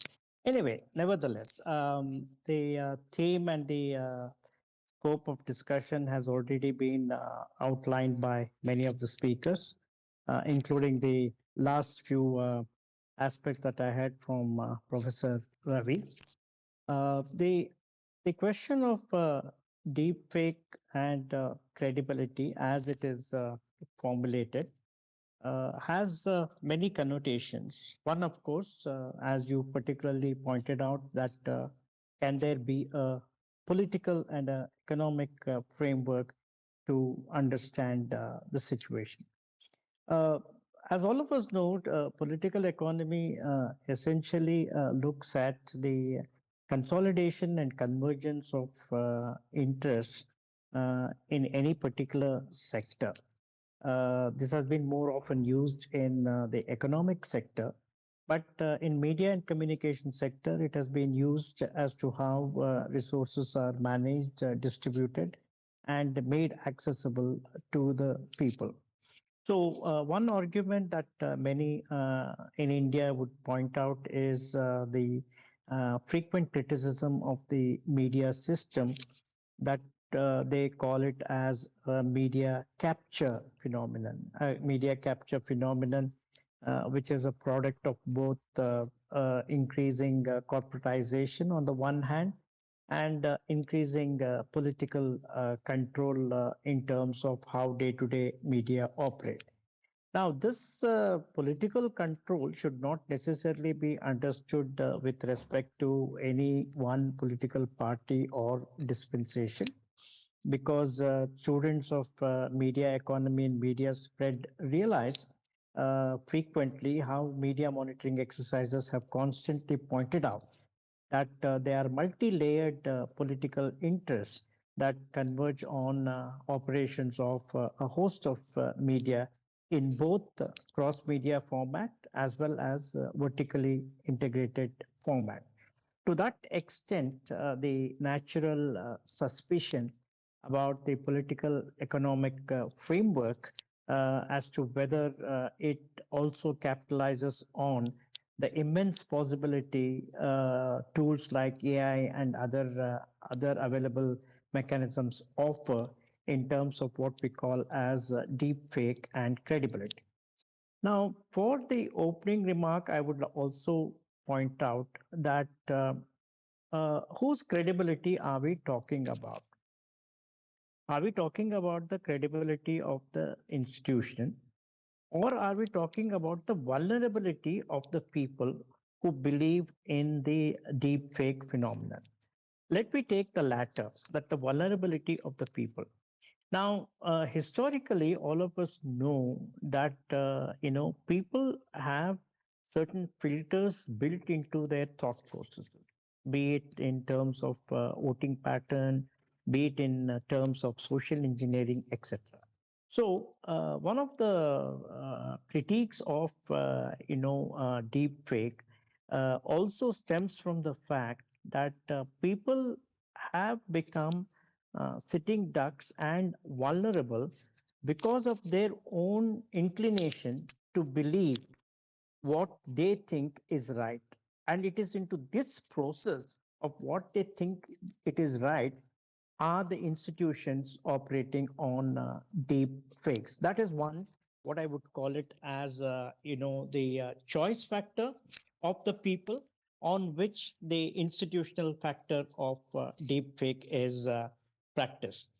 Now, the other premise in communication is the whole question of do we believe what we see, that is, seeing is believing phenomenon, or the other way, that we believe because we want to believe. So these are the factors. For example, Ravi would endorse in the whole concept of some recent incident in Karnataka. There was this dialectics of mainstream versus media versus a host of what we call as the YouTuber inspired journalism, where one of the charges that went up to the SIT team is this whole construction of the event. Good or bad, credible or not, is not for me to judge because it's a very sensitive matter. And, we all know that, it's very difficult to comment on the veracity.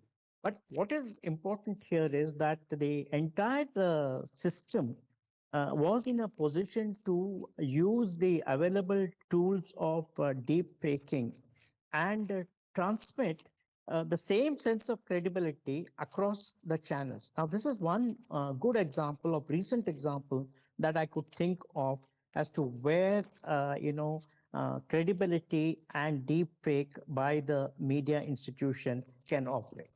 Now, second observation I would like to make is the structure of the media system itself in the Indian context.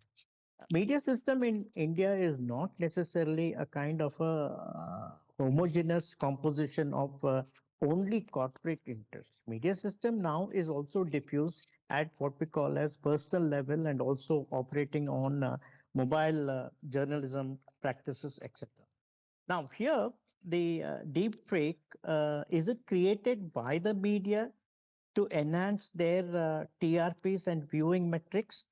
We cannot make the charge yet, but seeing the trend that the media practitioners might resort in terms of replacing the humans with artificially generated images and content, there is a vulnerability on that particular aspect. Now, that is the second point that I would like to make.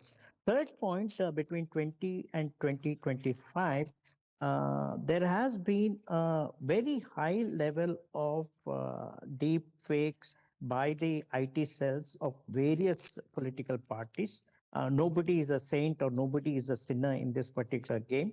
All parties have played, the dynamics of electoral management with a misinformation and misinformation exacerbated through what they would call as credible information sources. So one of the things that deep fake and credibility ethics critics argue is that it is high time, particularly in the election practices, and we also have had comparable examples in Europe and North America, where this whole concept of credibility is equated with what they call as the post-truth phenomenon. Now, what can be the mechanisms by which, particularly as all of us are interested in training students, what can be the mechanisms by which we can bring in that layer of understanding? One, of course, is the whole notion of visual imagery transcending our life.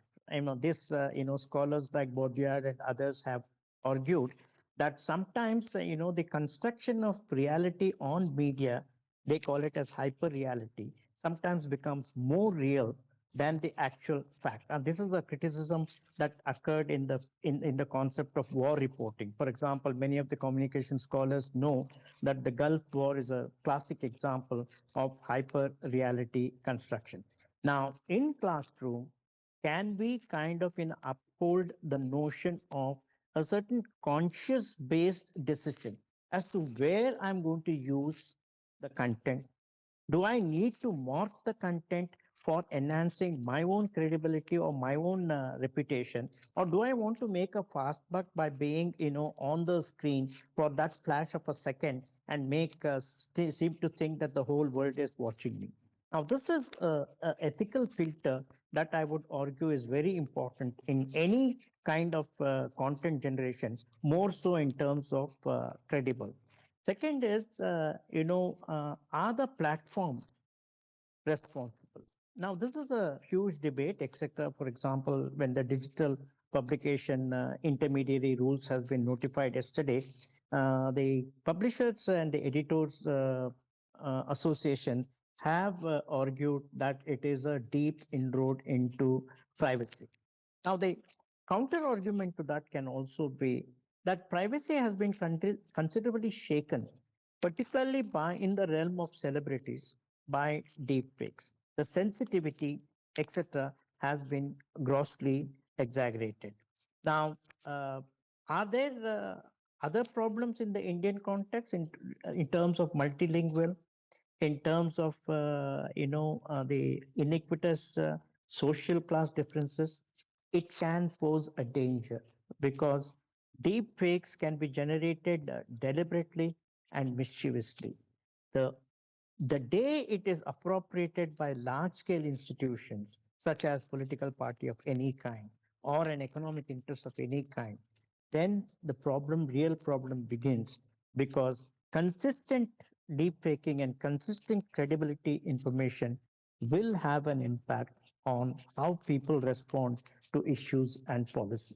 Of course, related to this are issues of particularly gender, and we have the conception of caste, which is a very important variable, and the overall world studies which have indicated that India perhaps is one of the biggest democracies, no doubt, but it also has got a very iniquitous structure of sharing of political and economic power. So my argument is it is a crisis, but it is a crisis which can be managed by intellectuals who are present there and also by critical scholars. Thank you very much again for this opportunity. And if there are any questions, I can always answer them.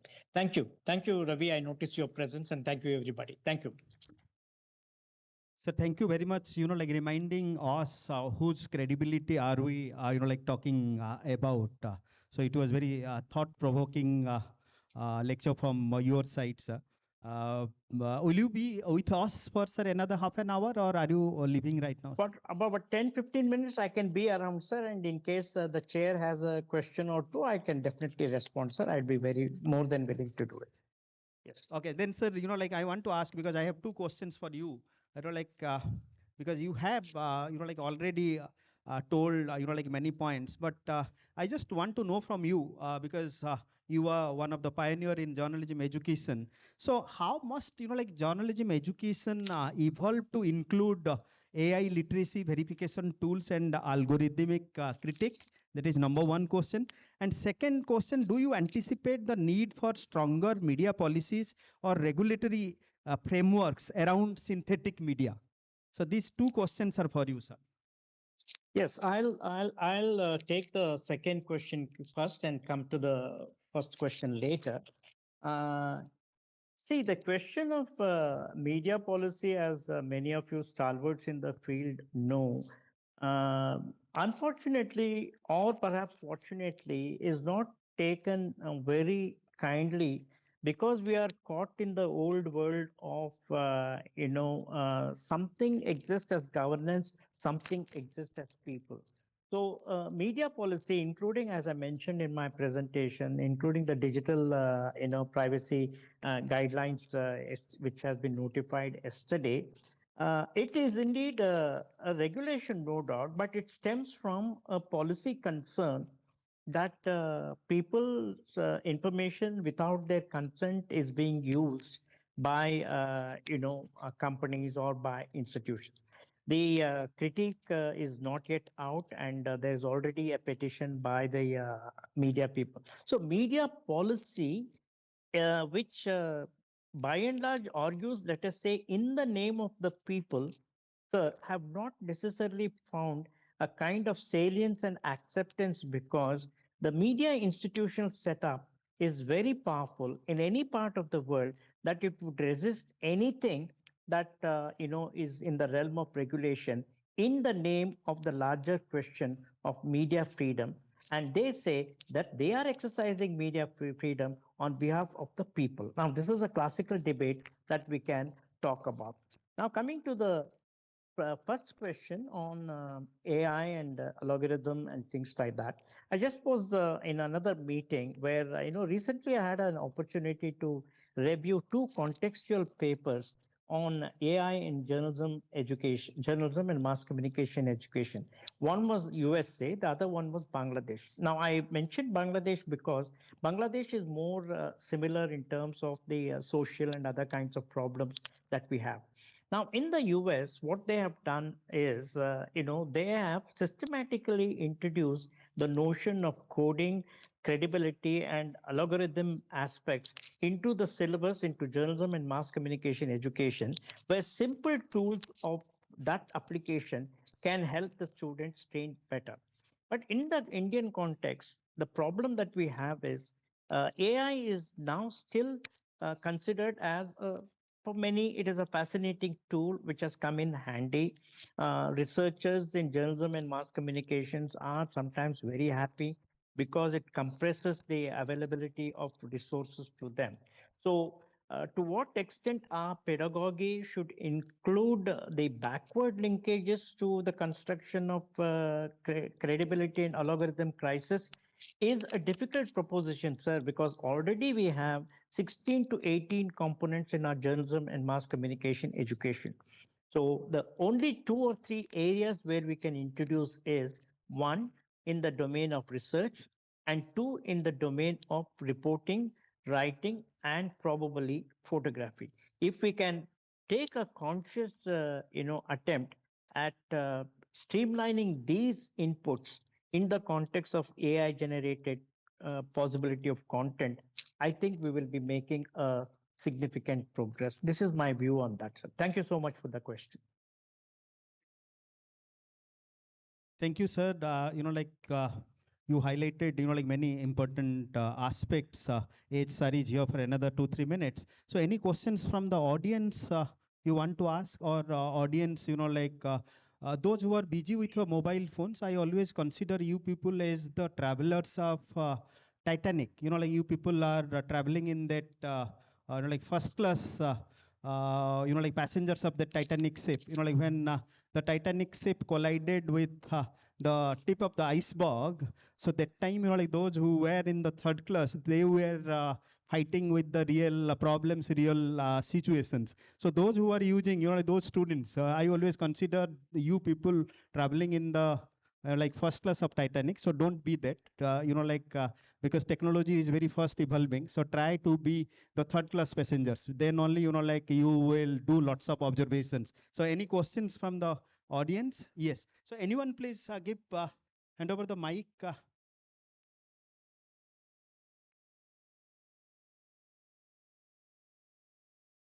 Any volunteer? Yes.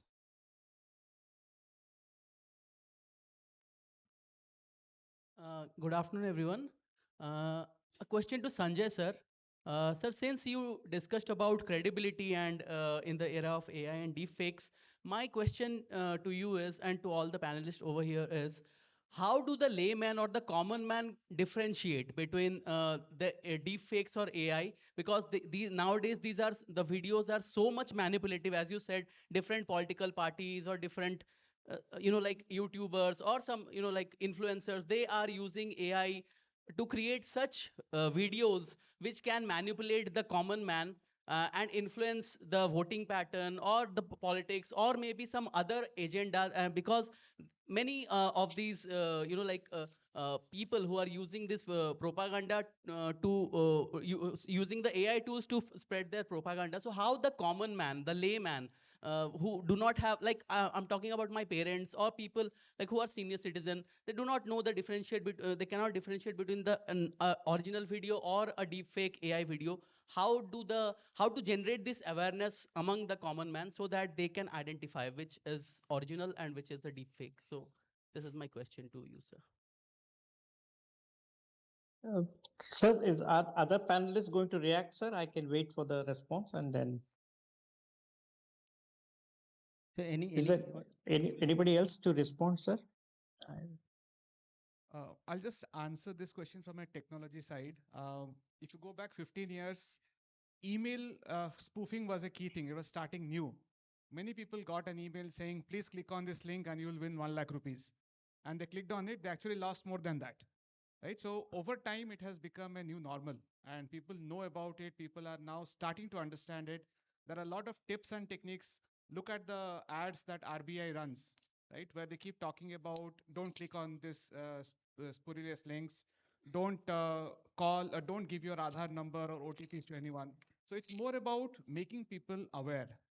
I think AI is running at such a pace that the regulations, the awareness are way behind. Because but sir, eventually will nowadays, catch up. sorry for interrupting, sir. Nowadays, people are also scammers are also using deepfake and AI to do this digital arrest kind of thing. And many senior citizen like retired bank officers and retired IAS officers, they have been duped They have by been these duped. scammers using Absolutely. deepfakes, where they are dressing up like some police officer or some person from ED or Correct. some kind of such designation, and they are scamming these people, and people Absolutely. who have been in such responsible designations, they are unable to distinguish between a original person and a deepfake thing. So Exactly. how these people I can? mean, you talked about retired people. I read an article, a CEO of a tech company paid some money. Yes. So if a CEO can get duped, then obviously a retired person is nowhere safe. That's what I'm saying. The regulations are little behind at this point of time, but over time they're picking up. Look at the ad SBI is running. Smriti Mandhana, who is one of our great female cricketers, is doing the ad where some females, some spammer calling from a phone and all of that. So these are things which are slowly catching up. The problem here is AI is way ahead. So by the time we catch up with a trend, we tell people about it, there are new trends that are coming, new ways of spoofing people. So that's where literacy of ourselves also comes in. Am I careful about it? I got a mail from one of my friend who I know is genuine, but before I paid that money, I had to ask him, call him. I did it 3 times. So it's on us. There is always going to be a lag in terms of the spammers being couple of steps ahead of the government, of the people who are trying to help. But it's ownership on us to understand, do that credibility check. That is it right? Is it genuine? Why would somebody call me from a police station? There is a police station right next to my house. I would rather go and check. So that's the extra step we have to take. Till all these regulations, all these checks come in. But yes, it's a problem we face, and we have to live with it. So Yesterday it this was awareness emails. need to be generated among the masses. Absolutely, absolutely. And that's where the ads come in, right? Cricketers have been roped in, a lot of media persons have been roped in. They are the ones trying to simulate what a scammer would do so that people know about it and don't fall for it. But yes, there are problems, they continue to be there. Okay, sir. Thank you. Thank you so much, sir. Sir, would you like to add on something, BP Sanjay sir? No, I mean, I kind of, I'm in agreement with what our friend that there have been traditions of circulating content which are not necessarily true or factual, which also builds on the gullible people. So AI is probably not the first instrument or tool to be able to do that. Now, I also would like to kind of invoke the comparable viewing practices of the ordinary people. And since the term lay people has been, see, we often have a sense of what we call as a visual suspension of belief. For example, in the whole world of make-believe entertainment, etc., I'm not saying that entertainment is deep fake, but entertainment also carries a large amount of disproportionate imagery of certain things and certain lifestyles. So, to my mind, there is what we call as a very commonsensical notion of can it be true? Will it be true? Can I not check with my friend?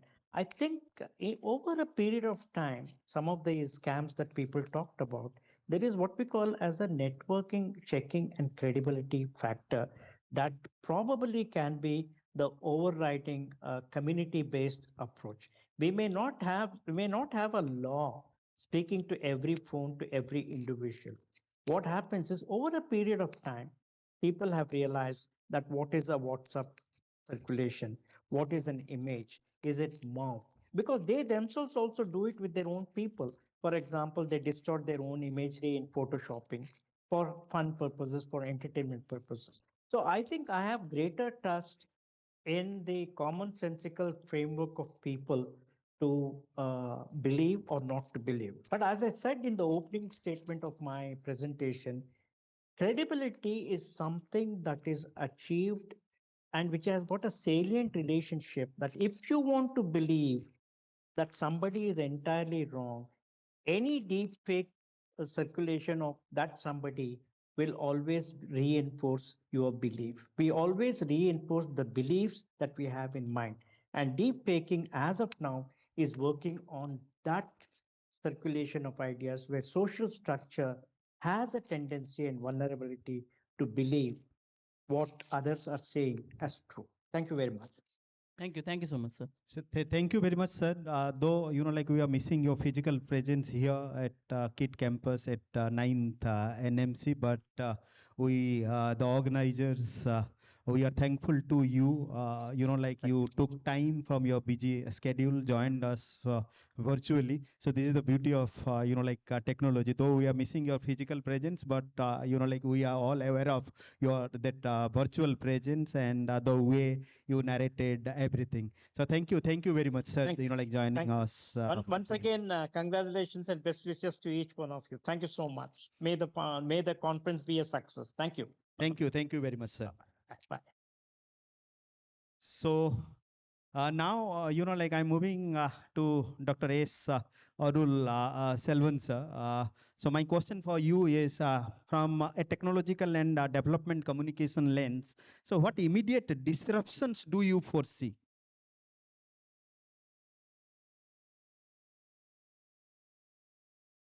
Yes, before going to my direct questions, I want to give some few important things about AI, deepfakes, and credibility crisis.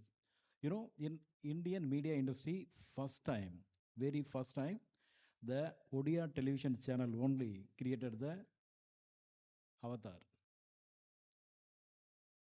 They did. They created AI anchor very first time, right? Do you know that?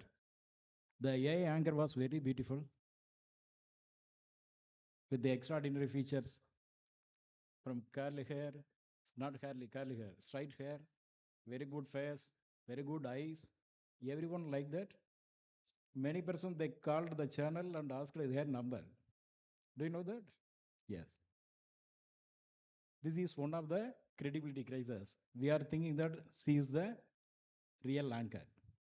But the Odisha channel only, they started the first avatar AI anchor.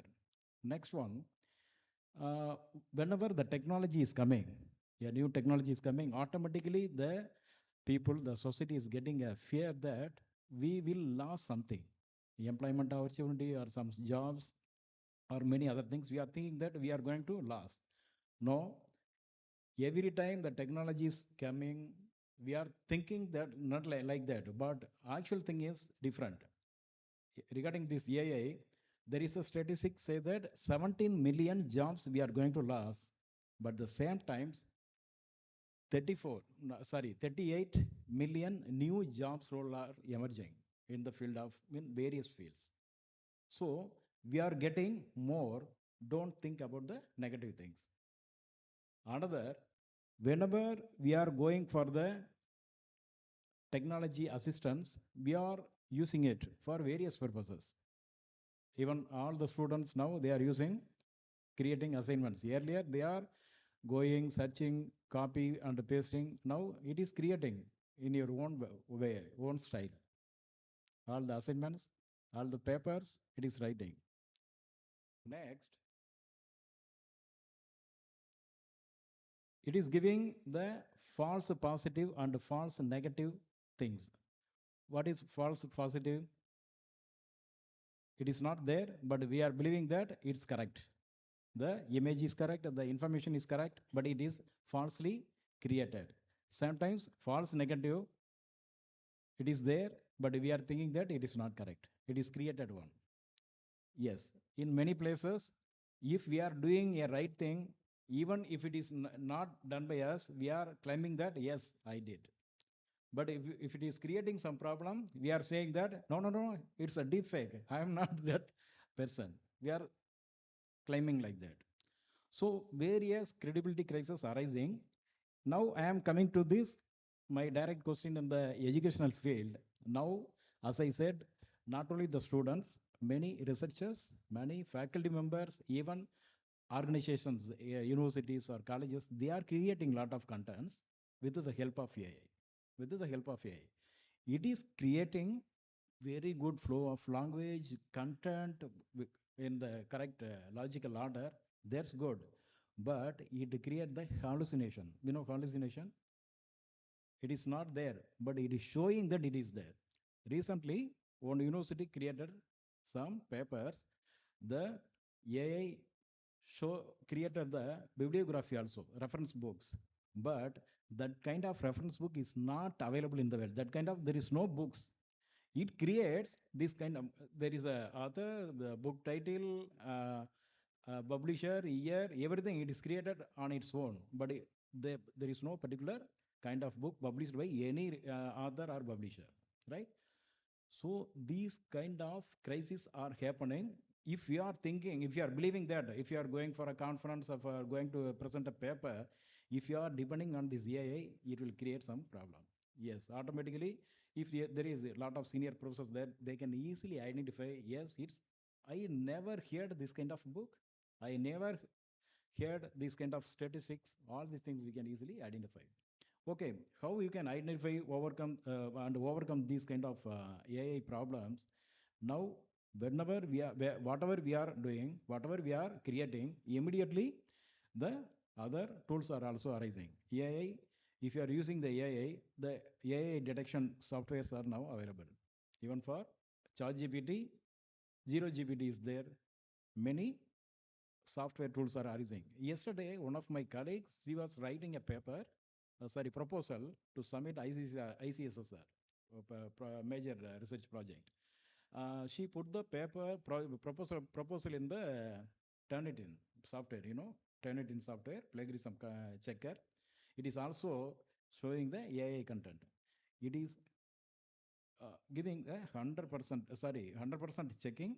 It is showing that these are the areas are created by AI. Actually, she is not using the AI, but it is showing that it's a AI create content. So these kind of problems are coming. We need to check as a traditional way as well as the using the technological assistance. So many now many students are and scholars are using. They are creating the proposal or paper. Immediately they are putting in the another software like humanized AI, many other things. It is rewriting again. They are submitting.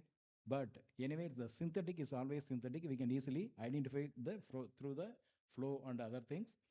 For that, it needs sometimes we need to train the AI tools to detect more. Okay, to detect more.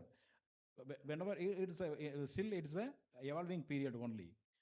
The AI is not a simple thing. We are users. It is giving very good answer within 10 seconds, 20 seconds, 30 seconds. So we are believing that it's very easy, but actually it consisting so many technological things, deep learning, machine learning, larger language models, LLM, many things. For that, the users, we are thinking it's very easy, but the software engineers, the technology developers, they have to train the AI tools for a very long time. For example, if you want to make my own style of writing, I have to practice. I have to give the practice to the AI tool. Immediately it will catch up. It will take some time. For example, if the Sanjay sir is not able to attend, our chairman Padi want to present him, he can create a Sanjay avatar and he can prepare a lecture and give in the online content. Easily we can make it. It is happening, but after some times all these things go away because we are going to make a most perfect, most credible way of AI tools. So it will take some time. Until that, we need to verify based on our natural intelligence. That is also very much important and useful. Thank you. Thank you, sir. And even if like when I give assignment to my students, so I ask all the students to use AI. So they all like surprised. Like, sir, how can you tell us to use AI? Like if I will ask you not to use AI, then definitely you people will be using AI. But my evaluation will be based upon whatever assignment you will submit. I will ask 20 questions out of those assignments that you have submitted. So if you will answer the 20 out of 20, then I will give you like 10 marks. So for that way, I persuade them to read like whatever assignments they are submitting. So my next question is to Mahendra Kumar, like Parisa, like from a communication and social change perspective. So how do deep fakes affect audience behavior, trust, and perception? audience behavior, trust, and perception, deepfakes. Uh, Thank you, Professor Panda. Namaskar, Jai Jagannath. My revered panel members on the dais, my teachers, mentors of the dais, my faculty friends, and dear students. It's indeed a great pleasure being a part of this conference, Conclave. So my special thanks to Professor Panda Padhi, Professor Upendra Padhi. And at the same time, I congratulate Professor Panda for pointing out a very serious, that a very pertinent question. But before to that, I must beg apology, Professor Panda. Allow me a little space of trespassing your question, and I'll come up to that point again.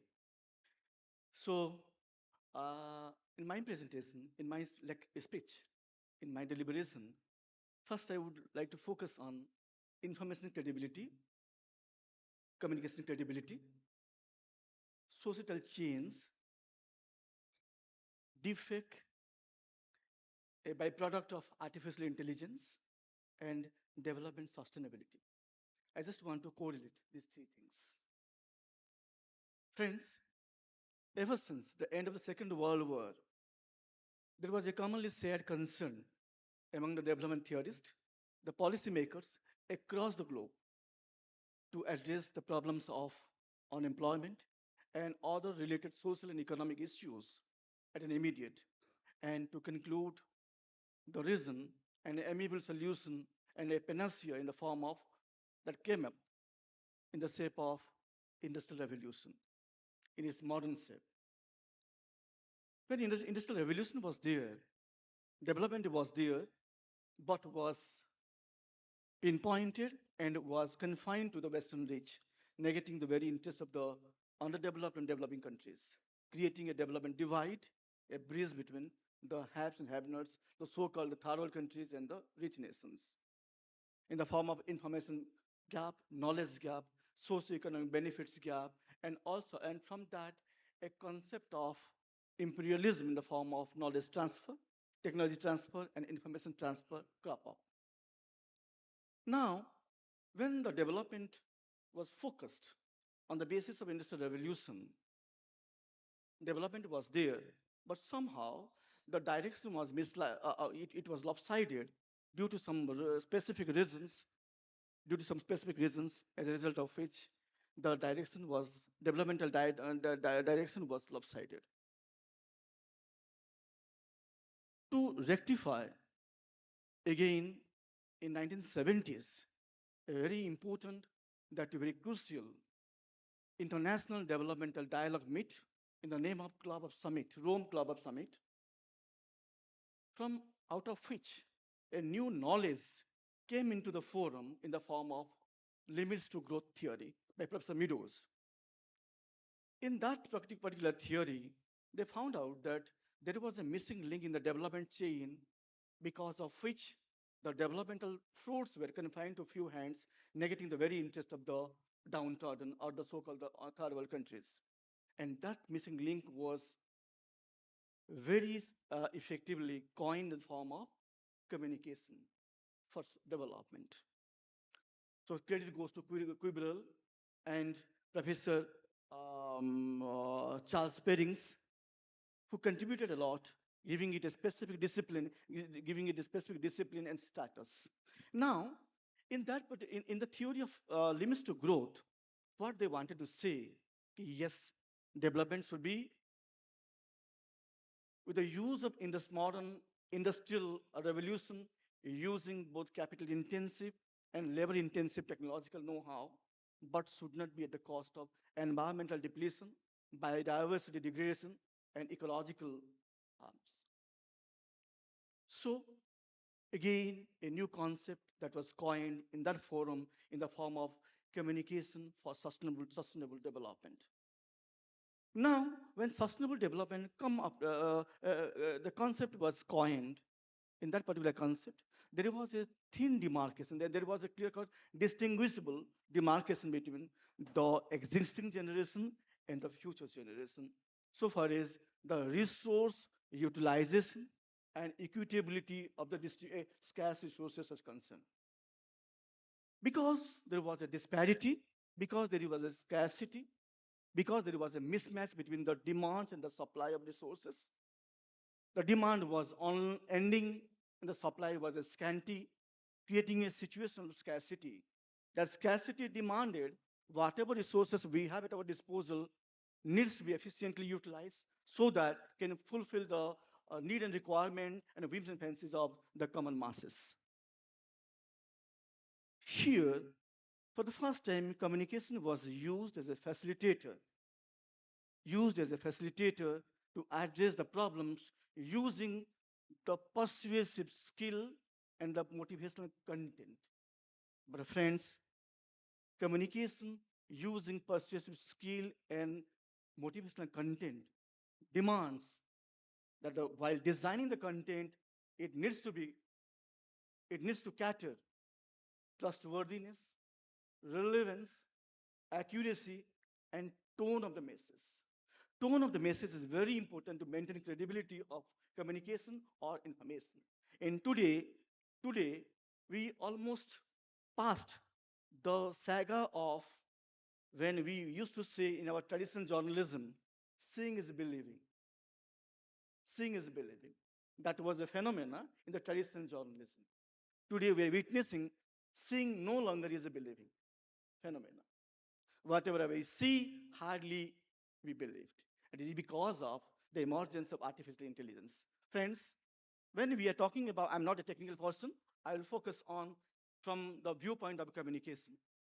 Uh, since we are using artificial intelligence, being a communicator, using the content, designing the content, using artificial intelligence for the target audience, those who are those who are not information sufficient, there are gaps, there are information gaps, there are knowledge gaps and benefits gaps.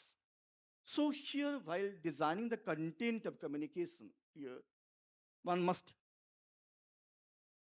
keep in mind designing the tone of the message. If I'll be allowed, I must say how the tone of the message, how the tone of the message successfully can create a social change so far as development is concerned. Friends, this is a case study emerged from my daily research work. So I just want to put because it sounds a little bit penetrating. Friend, it is a case study from Uttar Pradesh where in a certain district of Uttar Pradesh, there was a small village. The village was completely cut off from the developmental mainstream. The society, the village, which was located in that particular region, district, was completely cut off from the developmental mainstream. The village, from social, from economic viewpoint, as I said, was completely cut off. And in that particular village, there was a small health clinic and was assigned a MBBS trained doctor of the Uttar Pradesh government was assigned the task of being the caretaker of that health clinic. One day what happened, a lady from a very humble background who hailed from that particular village been to the clinic for some medical prescription for her ailing baby. The doctor, after a thorough diagnosis, has prescribed some medicine, advising to administer.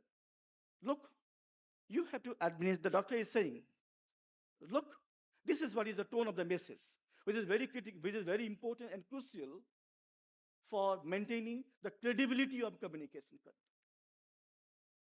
Look, you have to administer half a teaspoonful of medicine in every 6 hours of duration. The doctor of that clinic is addressing to the lady who hailed from the humble background, asking with a tone of message, you have to administer half a teaspoonful of medicine in every 6 hours of duration. This was the prescription given to the lady. The lady shook her head, returned back to her residence, applied the medicine to the ailing baby, but unfortunately what happened, the very next day, the ailing baby was brought to the clinic brought to the clinic very immediately at a situation almost collapse. Somehow, the doctor After seeing after again a detailed diagnosis was given high dose of medicine and the situation was controlled.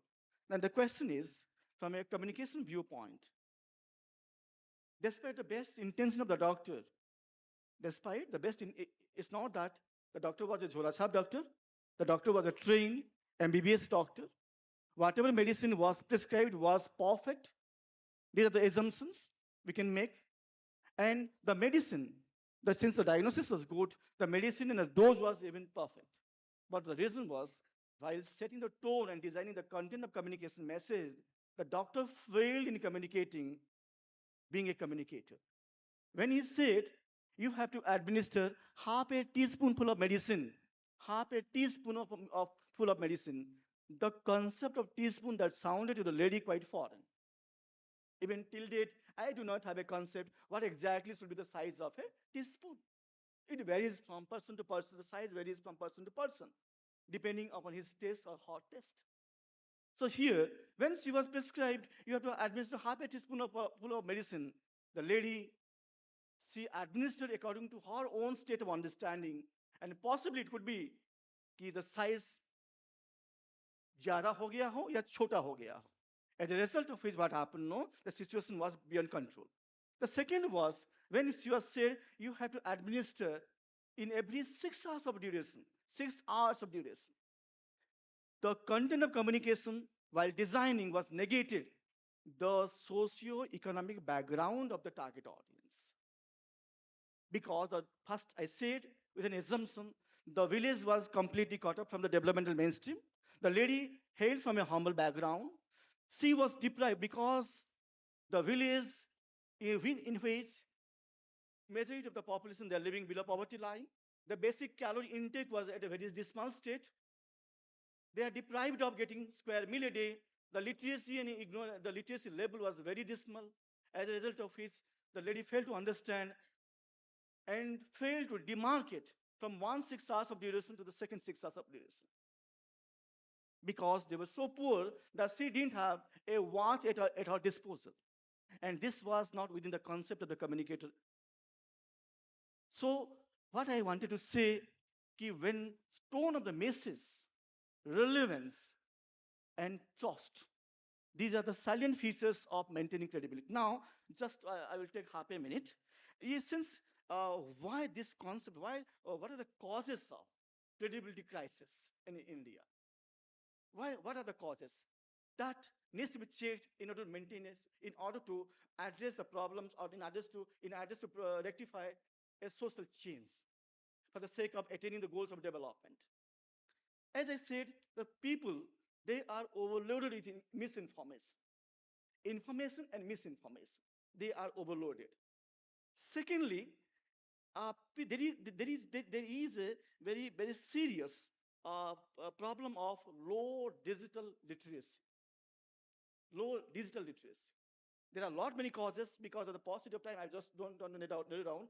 But for India, so far as the credibility crisis and the deepfake crisis are concerned, I just want to say deepfake emerged from artificial intelligence is again a coin having two sides with two outcomes.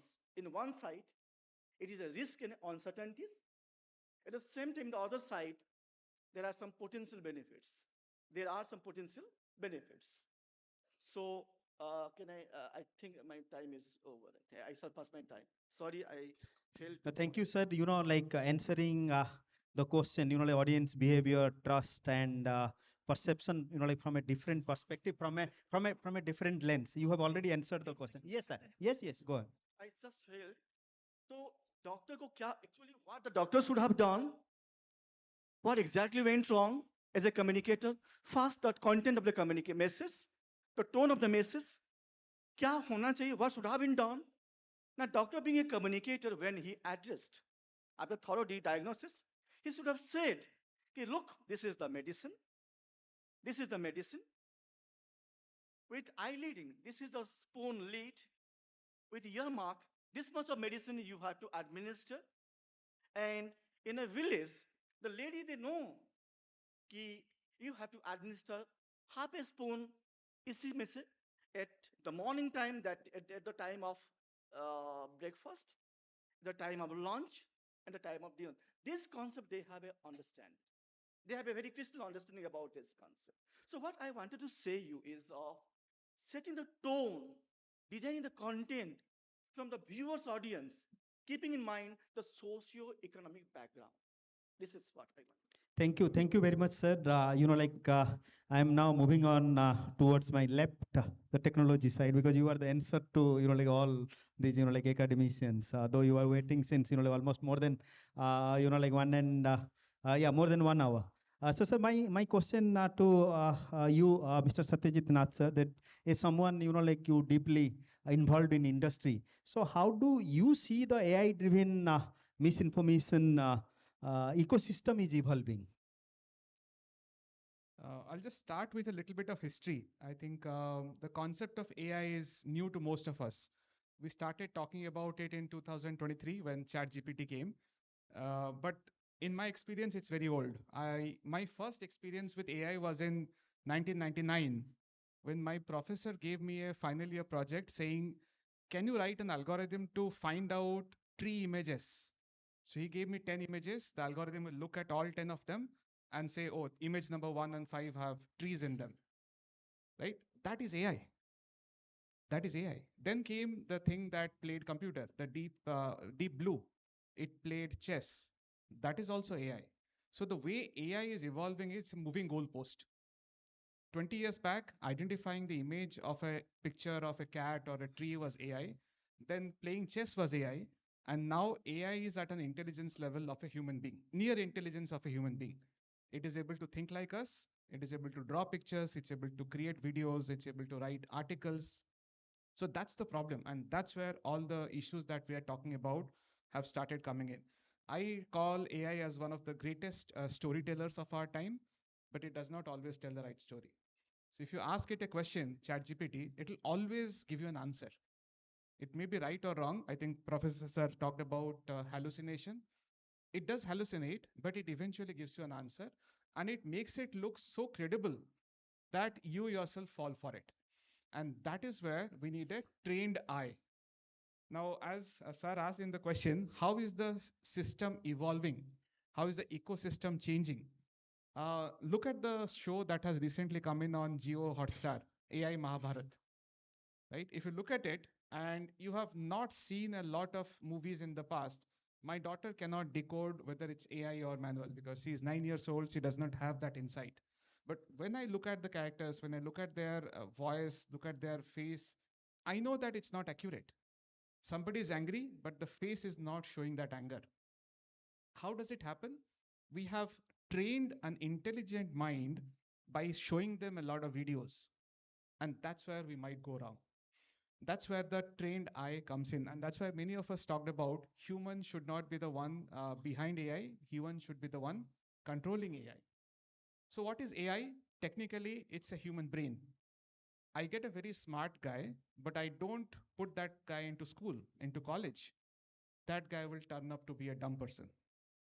In the same way, there is ChatGPT, there is Google Gemini, there are a lot of them. Each of them has a level of intelligence. The quality depends on how good were they trained. That's why I trust Gemini for my personal needs because it is Google. And I use Google for most of my work. It knows where I go. It knows what I eat. I upload my photographs there so it knows where I visited. So it can give me a lot of personalized information. Whereas if I have to create a new article or create a small write-up for my team, I would go to ChatGPT because I know that the data it has been trained on, it's great. It does not know me. It cannot generate a lot of personalized content for me, but it does that because it's very creative. So it all depends on how we do it. So when it comes to the ecosystem, it all depends on how these organizations are evolving. If you generate a picture from Google Gemini, there'll be a small star in the bottom. And that's what companies should do. How do we make sure that we help the audience understand its AI versus non-AI? That system is evolving big time. I was working for L'Oreal, and in L'Oreal, they do all these ads. You must have seen ads of new nail polishes and lipsticks and all. So there are certain parameters that L'Oreal has. Okay, lipsticks should have XYZ and all. So we said, let's try it with AI. So when you said, can you create an ad for this? We took a picture of it. it generated a lot of content. Now, this model was trained on the previous products of L'Oreal. So it knew when I call it ruby pink, it knew what it is, what are the shades and all. So based on all that data, it was able to identify the color accurately. But it also wrote one line in the ad which says last for 24 hours. Now we were surprised. How come a lipstick would ad for 24 hours? We looked at all our historical data. There was not even a single ad that we had trained this model on which says 24 hours. But it hallucinated, like Professor was saying, it does generate content of its own, and that's where it goes wrong. And that is where the trained eye comes in.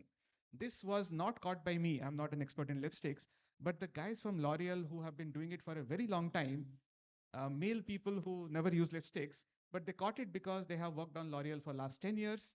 They know the quality of L'Oreal, they know what lipsticks can do, cannot do, and they caught it. So the ecosystem is evolving fast. Companies are putting in checks and balances in play. Now, once we found this error, we have put in the right set of algorithms so that it does not recur. We have told the model explicitly, don't do this, and it will not do it. So the content evolution in organizations that are governed, that are controlled is always there. They're not going to generate random content. The problem comes from outside. Like the question the gentleman asked, some CEO was sent a video of certain things and he believed in so much, he actually paid a lot of money for that. And that is where he was duped. That is where we all come in, the negatives that come in. Now, why does it happen? If Google as an organization would say, even if you are a paid member, I'll always put in the star in the video. If NVIDIA, the chips that they do, they put in some hard-coded logic there which says any video generated through these chips will have a content mark with this. That is where this deepfakes will become easier to detect. The problem is because a lot of this money, a lot of these companies are paying money and saying, I want a full version, paid version, XYZ. That is where they're getting the ability to create these deepfakes. So over time, I think regulations will catch up. Like I mentioned earlier, regulations are behind in terms of AI. Think of it, 3 years back, we started with ChatGPT. Now we are talking PhD level intelligence. The PhD level intelligence was available to people who worked in colleges or in large organizations. Now it's available to all of you for $20 a month. In fact, it's free for us nowadays in India, right? So it's all on you how you utilize it. Are you going to utilize it in the right way or in the wrong way? I was telling one of the friend who is a marketeer, I said, your job is gone. I said, why do you think so? I said, what do? You think of a nice ad, you get in the models, you create the model pictures, you get the videos done, and then you do it. He said, yes, that's my job. I said, I can do it for you through my software right level. But he told me one thing. He said, do you have the knowledge? Do you have the creativity? I think that's where the catch is. Yes, the jobs will be lost. Like sir mentioned, 17 lakhs job will be lost. 34 lakh jobs will be created. Who will lose the job? The marketeer who goes, fetches those people, those actors. The guy who sets the stage. Their jobs are lost. Who is getting a new job? The guy who is sitting in front of the computer, understanding the requirement of the company, and then building the video. Going through the video and checking whether the video is accurate, whether the video has something wrong things. So new jobs will be created. So this problem that we talked about, sir, it is going to happen. It is going to happen many-fold given the kind of intelligence that is coming in. Google launched Gemini 3 yesterday. If you look at the benchmarks, they're terrifying. I always tell my team, a smart developer of today is a dumb developer of tomorrow. When we started our career, we didn't have any help like this. We used to go to a lot of books, understand the concepts, and then start writing our software. Today, they do that by writing a prompt. So what does it do? It makes them lazy. Do they get the job done? Yes, they get the job done. How did they get the job done? By writing a 3-word prompt. So what is the knowledge they gained? Almost zero. So these guys who are now building smart software will not be needed tomorrow when AI crosses human level intelligence. I'll directly go to AI and get it done. So these fakes will keep on coming. Better companies like sir mentioned on Turnitin. Turnitin talks about things which are coming in from AI. So things like that will also come, which will counter them. The only problem is I see the later one maybe a couple of years behind. At least at this point of time, I don't see the companies trying to find AI content are at par with the companies that are generating those content. So this will happen a lot. The content will grow. but eventually they will get cleaned up, and soon I think we should reach the equilibrium point. That's all I have. Thank you, sir. I always believe that artificial intelligence, I will be coming to you. So, artificial intelligence will not replace human intelligence, but human intelligence with artificial intelligence will replace human intelligence. Because you talked about that creativity. I will be coming to you, like Nimisa, like for the questions, but because BK Ravi sir is here, like he took exactly, like 3 minutes. So, sir, like I want to ask, like one more question to you is, like Padi sir also mentioned, like seeing is believing, and all these, like deep facts. When we are talking about this, this principle is obsolete now. There is no more, like seeing is, like believing. So, what is your take on this?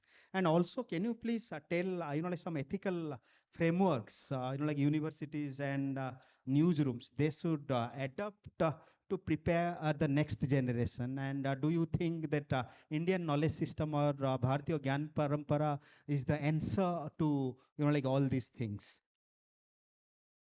So basically, whenever we think of this AI deepfake, and we always talk of credibility, seeing is believing, and all those concepts are there. But according to me, this is just a passing phase. See, there is nothing to worry about, because when radio was invented, all of us used to sit at home and listen to radio, and people were dreaming. If I had the facility of carrying this equipment to my fields, hang it over there, and if I wanted to listen to a film song, it would have been a heaven. So it also created transistor. Later on, people were bored of same songs, and it gave to the tape recorder, then mono system, stereo system. See how technology. See, whenever there is a new technology, this is just a passing phenomena. That's all. Artificial intelligence is not new to us. Every point of time we were using AI and deep focus and all these things. And the answer is maybe it's the media literacy or the digital literacy. Once, twice, thrice, they will believe, and automatically they will start ignoring it. See, it's just a passing phase. So maybe in the coming day, because people talk of legislations, people talk of legal things, and most of us we talk of media control. Why media has to use this deep focus, and how see, for example, artificial intelligence, in my experience, if I want to create a greeting card, I have to tell it 100 times. Instead of that, I would have created very easily. Huh? Where do you gain the creativity? Where do you dictate it? It's very, very difficult. The creativity of an individual, you cannot compare it to artificial. That's why we call it as artificial intelligence. People, especially why I am worried is in the classroom, the younger generation, they argue with us. No, sir, nothing to study, sir. Nothing to learn about, sir. Nothing to store in my brain, sir. Everything will be done by artificial intelligence. This is a wrong concept which our younger generation should not be misguided.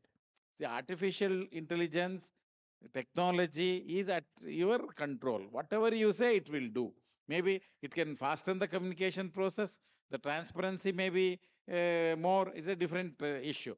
See, for example, if I tell my students, all my research scholars, to use AI for preparing a research paper, 100% you will be booked for plagiarism. There is no doubt about it. Most of them, they will do AI and they'll bring in, they will submit. Finally, you are in trouble. Plagiarism case will be filed against you. So you should be very, very careful. So this is just a passing phase. Nothing to worry. As I think he made an excellent point. If there is a lot of misuse of your deep fakes and AI, and 35 or 50,000 jobs will be generated to find out which is right, which is wrong. Nothing to worry.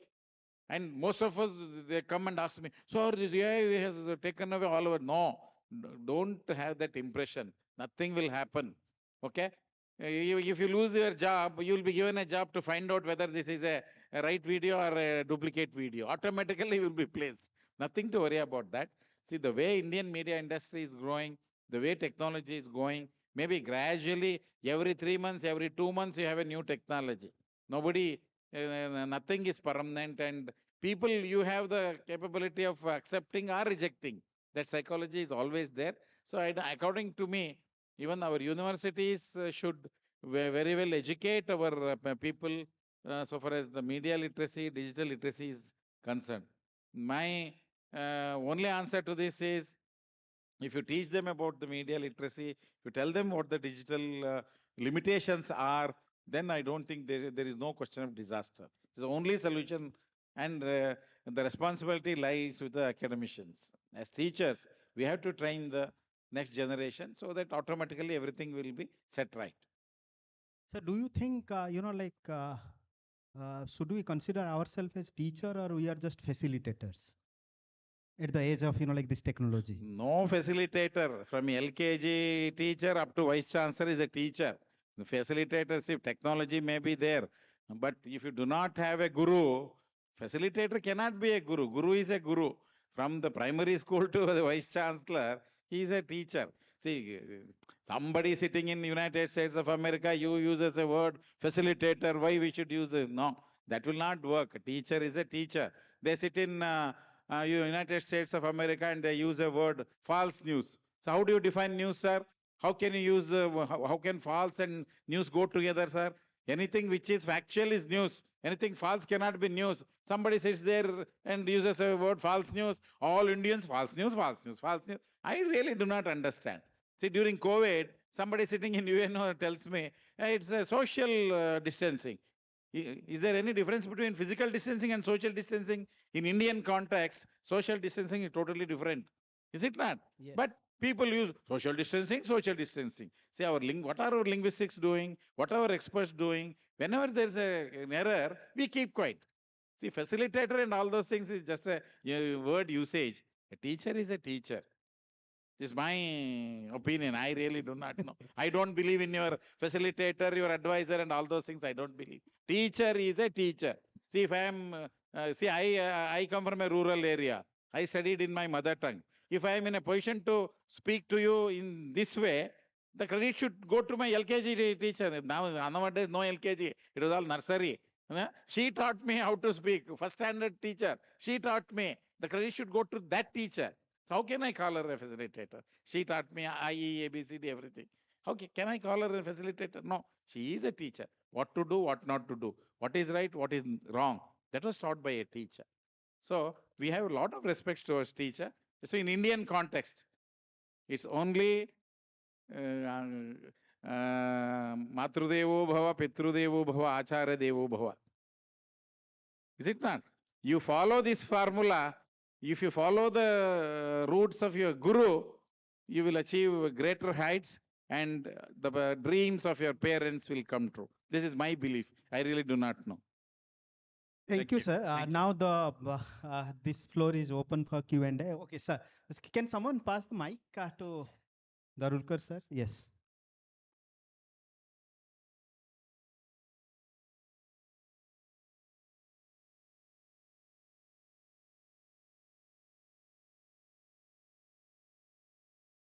And literacy and kind of, professional ideas of artificial intelligence.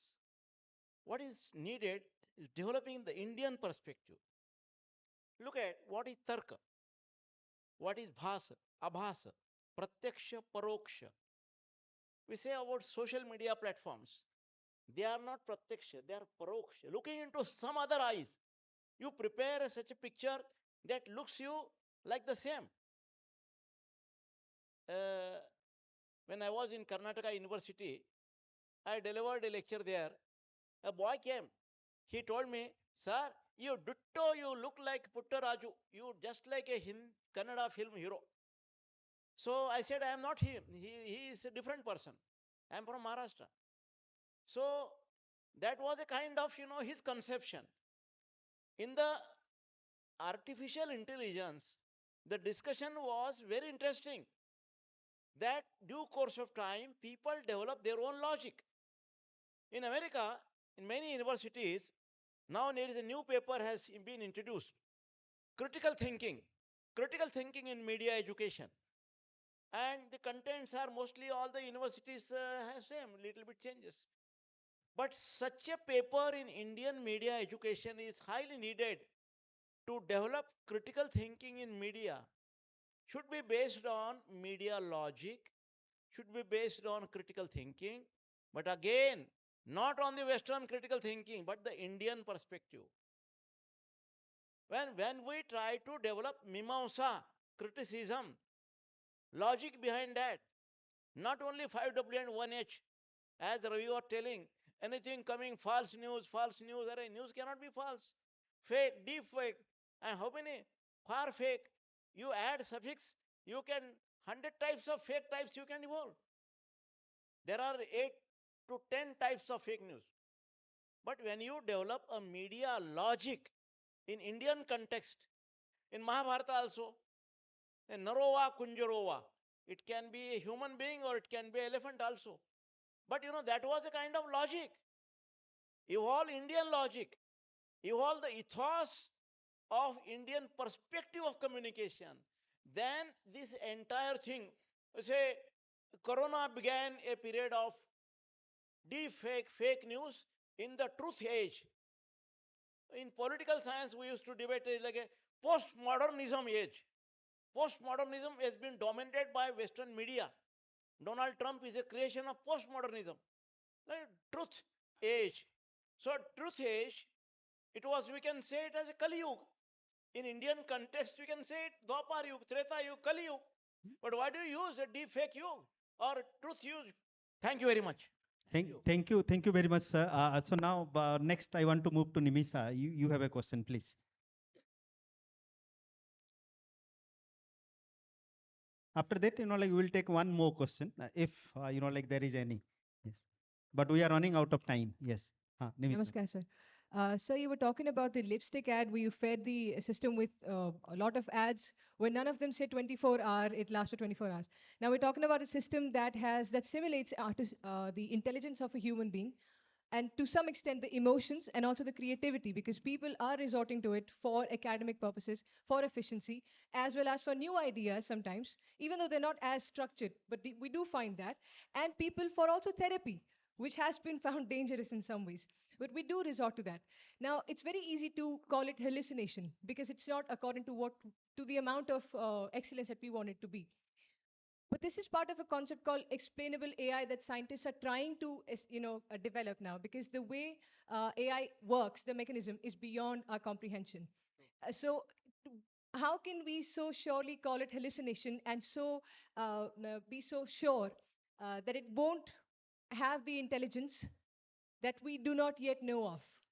Our privacy, we so easily share information with AI that can be misused. And even though we can now say that it needs so much verification that it wouldn't even know how to misuse it, but it can misuse it if it is beyond our comprehension. So, as media educators, what are the things that we need to learn, relearn, and more importantly, unlearn in this age? Because fire is a tool that has been in use for thousands of years, but we still do it is out of our control.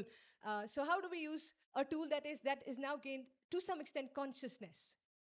So I think consciousness is a big word. It's not yet there, but your point is valid on the hallucination part.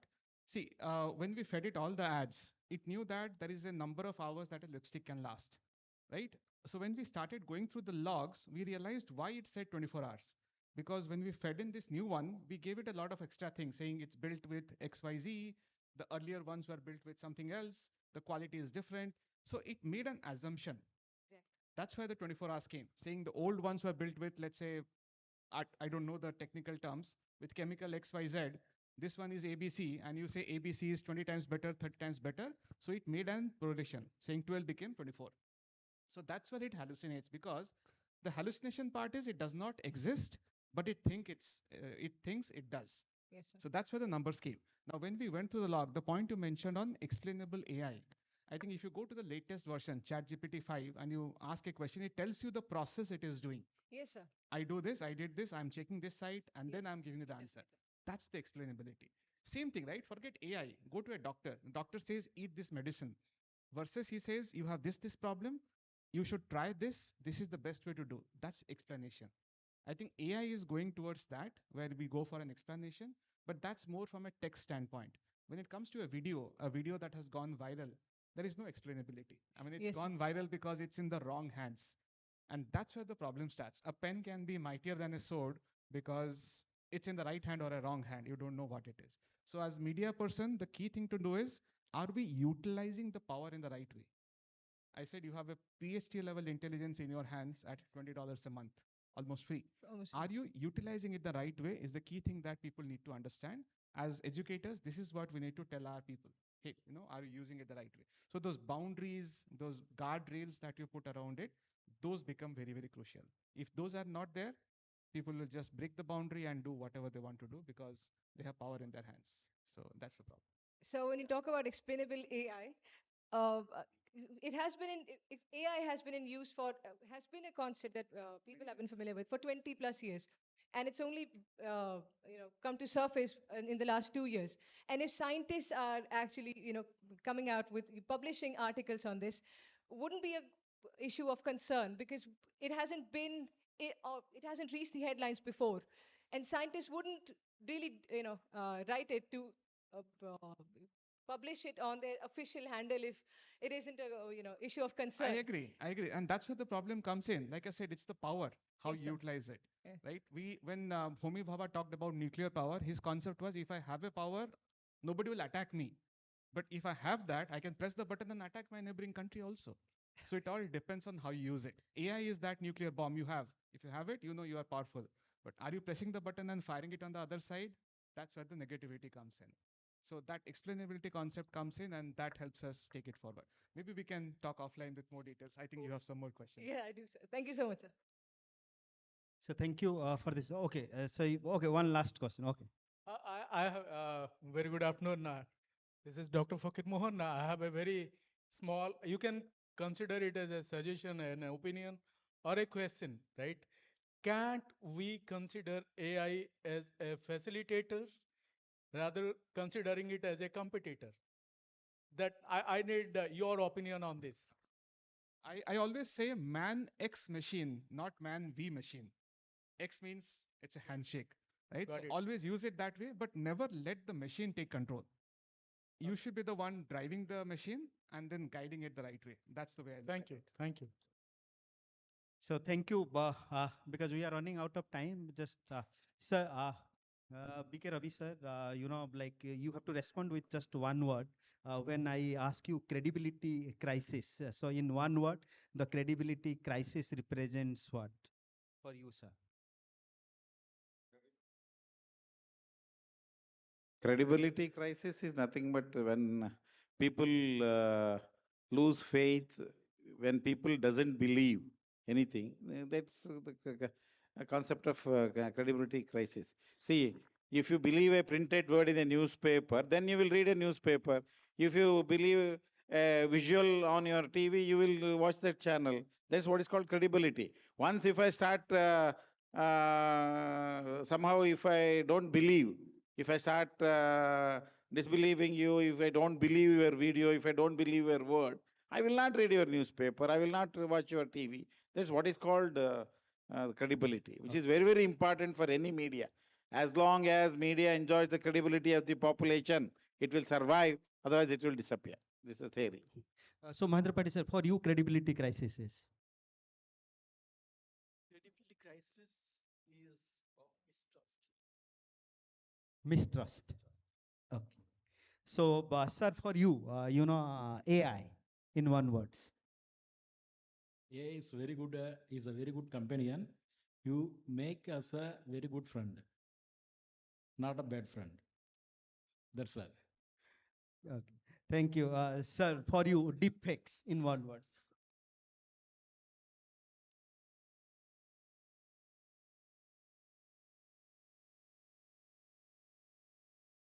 Okay. Okay. Deepfake, in my view, I think it's becoming new reality. It's all about how do we counter it. So that's the key thing I would take forward. So, because we are running out of time, thank you, esteemed, panelists. So, technology may create like recreate our faces, our voices, even our emotions, but it cannot recreate our values. So with this, I would like to invite the conclave chairman, Professor Upendra Padi sir, like to felicitate our chairman and panelists. Upendra Padi sir, please come on the stage, sir.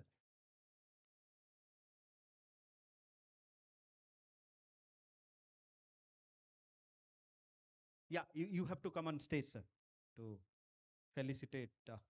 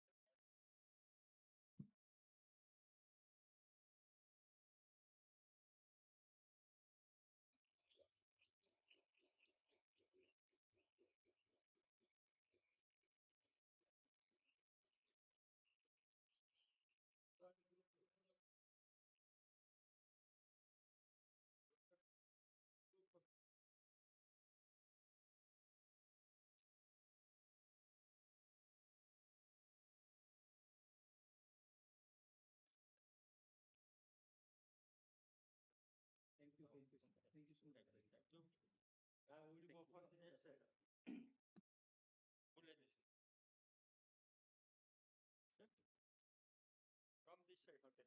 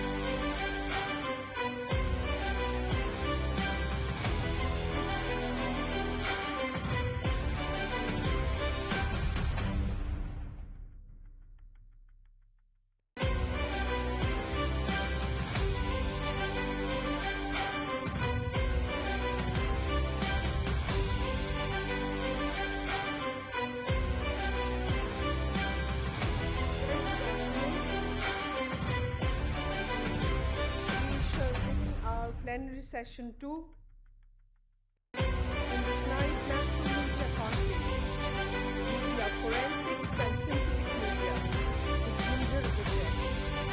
I would now kindly request the moderator of this event, Dr. Lopamudra Das, to please come up on the dais and take over the session. Ma'am, please.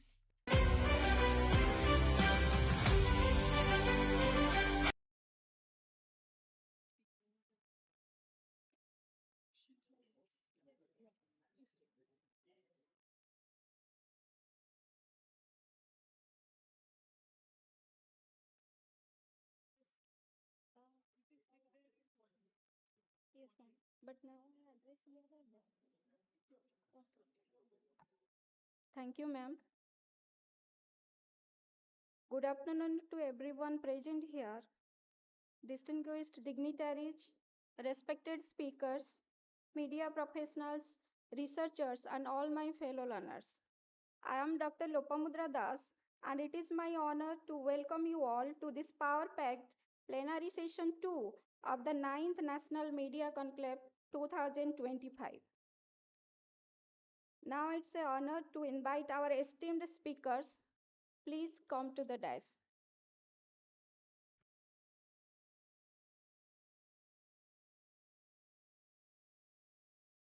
Thank you, sir. I request all our speakers, please come to the dais.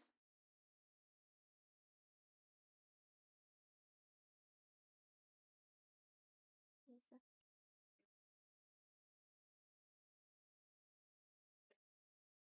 Thank you, sir.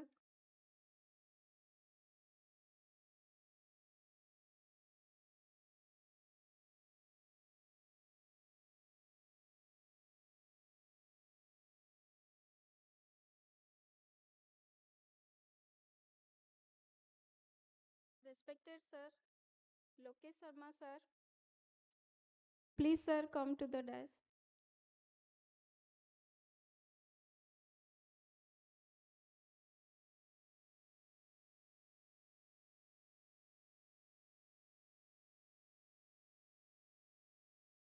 Thank you so much all our speakers. Now I request to present the supplies and badges to our honorable speakers. Please.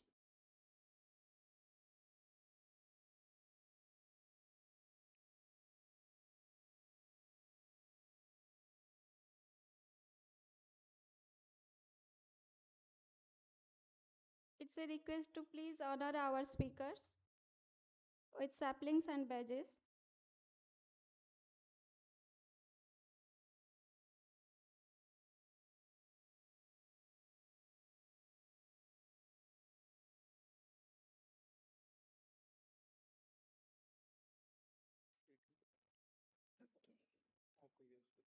Thank you, thank you. Okay, sir. Thank you so much.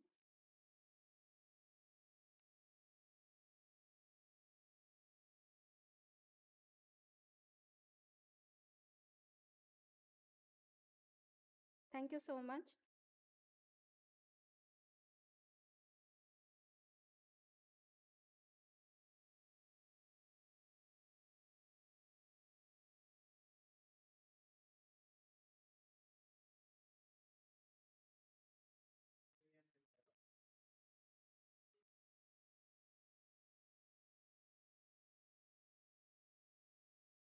Thank you.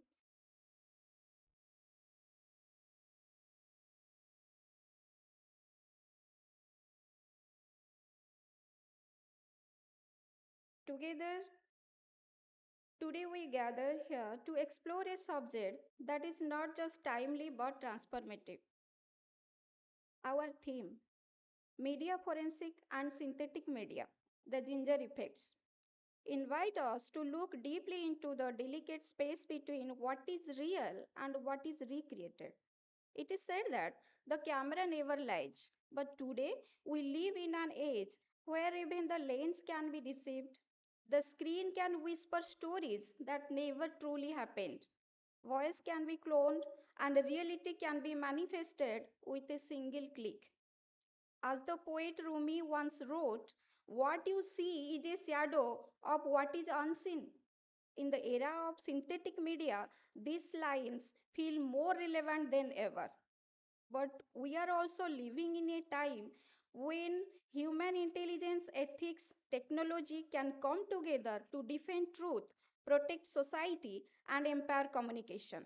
Synthetic media is not just a threat, it's a tool, a powerful, creative, disruptive tool. And a challenge or an opportunity depends entirely on how we understand it, regulate it, and use it. That's why sessions like this one are so important because knowledge is the best antidote of misinformation and awareness is our strongest shield against digital manipulation.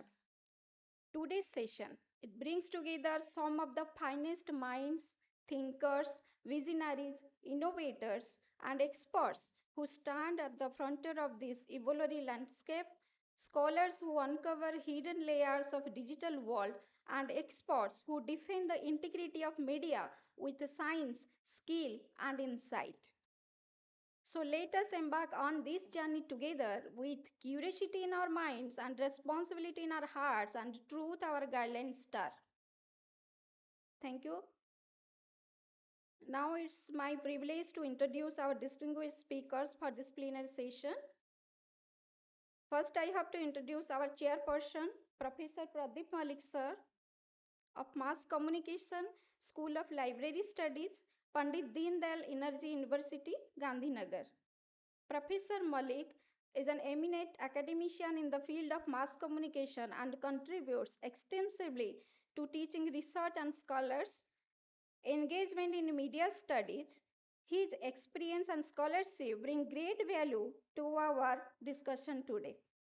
And we are honored to have him with us. Sir, we welcome to the session and look forward to your enriched deliberation. Thank you, sir. Next, we are honored to have with us Dr. Lokesh Sharma, Associate Professor of Journalism and Mass Communication, Media Expert at Banastali Vidyapeeth, Rajasthan. He is an inspiring academic voice whose work bridges theory, practice, and social purpose. His insight empower your minds to think critically, act ethically, and contribute mindfully to the media landscape. Sir, we warmly welcome you and look forward to your enlightening perspective. Thank you, sir. In a world drowning in data, we need navigational experts who can steer us towards the truth. Our next speaker is precisely that expert. Please welcome Mr. Joydeep Dasgupta, journalist and trainer of fact-checking Google News Initiative India Training Network from Kolkata. He is not a journalist, he is a builder of belief and a defender of verifiable truth. Get ready to be inspired and equipped to cut through noise. Welcome you, sir. Ladies and gentlemen, it is my honor to welcome a visionary academician whose energy, sight, dedication have inspired countless learners, Dr. Devashish Mahandi, Assistant Professor, BJP Autonomous College. Bhubaneswar is known for transforming complex idea into powerful practical knowledge. Today, we are privileged to hear from a mind that blends clarity with depth and innovation. Please join me in welcoming Dr. Devashish Mahanti to enlighten us with his thoughts. Please welcome all our esteemed speakers with a massive round of applause. Thank you.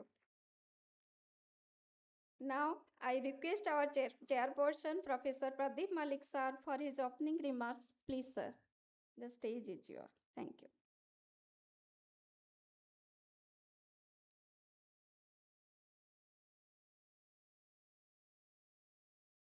Thank you, Dr. Lopamudra Das. Thank you for the generous words um, in introducing me and my co-panelists. Welcome again. Since you have asked me for the opening remark, and the theme for this session is ours, media forensics and synthetic media, the ginger effect. The term itself, this ginger effects, that itself is a little abstract in its nature, though it's gaining popularity in social sciences. And so let us see how we talk about this ginger effect. But before we talk about this ginger effect, I would just like this August gathering, a small one, though, to understand how this forensic media, synthetic media works, how this and how artificial intelligence gets, there's an interface with, of all the three all the time. And then we'll expect all our experts, with the help of you, moderator, to articulate it themselves and articulate the ideas further. So first, to my co-panelists and the August gathering, I would like to just tell you how this um, AI works at the back of our mind. If we keep that at the back of our mind, it will become very easy for us to understand, why so much of misinformation, disinformation, and why this need for media forensics at all. You know, media, and the previous session we were talking about, it's all about credibility. If there is trust, there is credibility. If we trust, and in Indian context especially, when we trust somebody, when we trust some institution, when we trust an anything, anybody, anything, generally in Indian tradition, it's a unquestioned trust. We just surrender ourselves to that. That's our Indian tradition. But the point is that with this technology, there are many factors which are coming into, and they are tinkering with that trust. And the tragedy is that the trust from that media, particular media, if that goes away, the problem is not that that particular media house is untrustworthy. The problem is that it affects the entire media ecosystem. How does one say that in this media monolith, which it is not? Number one, it's segments of media. If segment A is not trustworthy, then how, even if segment B is very honest, objective, trustworthy, everything, but even B comes into question because A, which is part of that ecosystem, is untrustworthy and they are interacting with each other. So the large problem is that. But coming to that, how this AI works, I'll just like to draw your attention to that.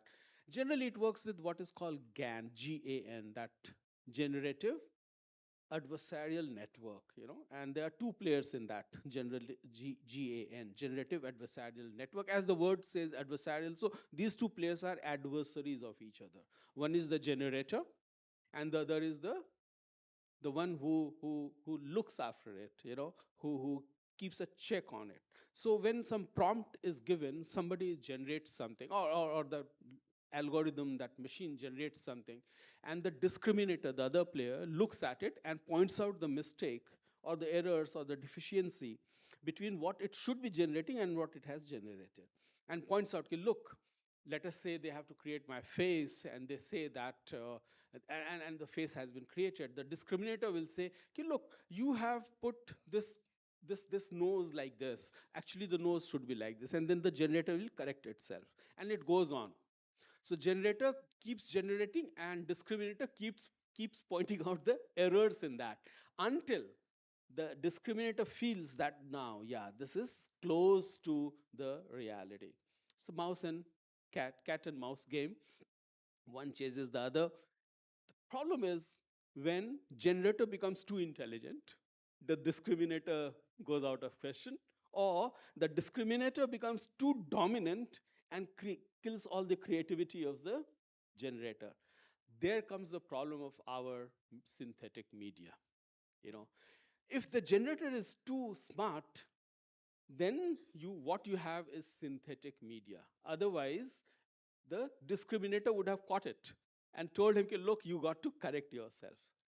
And then when you have the synthetic media, and when it is creating problems in all sorts, political problems, social problems, economic problems, industrial problems, all sorts of problems, and when we are faced with the consequences of those problems, and as society, we would like to hold somebody, some institution, responsible for that. Somebody has to be accountable for everything that is happening, And then we have to come to media forensics. Unfortunately, what was never needed in the society has become a reality. And today, reality to the extent that we can't do without it. We can't do without it. So this is the problem that we are facing. Essentially, forensics primarily deals with three traditional things. That is, checking the images, checking the texts, and in this room we have a couple of people who are involved in all these things. But most of the time, unfortunately, we are involved at the use of the technology that has been there, given to us by the techies. We are using Joydeep, sir, um, Rajiv Panda was here, Dr. Rajiv Panda. So all of us are part of that Google News initiative. We have been using these technologies to distinguish. Problem is that despite doing all this, many, you catch 10 fish, but then 90 fish get away. This is my assumption. Though we are very active, this Google News network, if you look at, even as we are talking, there must be one of our members who has just put in something. Isn't it? It's so active. All of us are so active. The point is that most of this synthetic media is circulated through social media. And social media, by its nature, reduces the data or the piece of information in regular language. It reduces it to such an extent, it compresses it to such an extent that a lot of the digital footprint that that information has gets lost, or actually it is eliminated, because they have to keep it lighter. They have, size wise, KB and MB that we talk about, they have to keep it size. Now, if those digital footprints, if they are eliminated, how do you check that? That becomes problem. And then ultimately what happens, and this is what we do when we do the training, Joydeep Da and I and Manojan Panda, in the beginning we say that, look, we don't have a magic wand that you run like this and you say that this is synthetic, this is organic. There is no magic wand like that. There is no one single filter, no single sieve that you put your stuff on that and the original comes out. Ultimately, and that is the crux of our presentation, that's the crux of our discussion since morning, you have to use your journalistic skills, you have to use your common sense, the human. So that brings us down to that, what has been talked about since morning. Use AI, use technology. Some people have used the term slave, some people have used the term as companion, some people, I would like to say that use it as a complementary supplement to your work that you are doing. Ultimately, you have to control that machine. You have to control that, the dialogue, the data dialogue, not the data should be dictating itself. Thank you very much for this opportunity. Let us hear from others, panelists. Thank you so much, sir. It's so inspiring. And it also helps us to clear our doubts and understanding about the media, forensic media and synthetic media, how we use it, how we should be conscious. And as a journalist, what is our duty and responsibility towards that? Thank you so much, sir. Now I request to Professor Dr. Lokesh Sharma. Please, sir, address the gathering. Thank you, sir.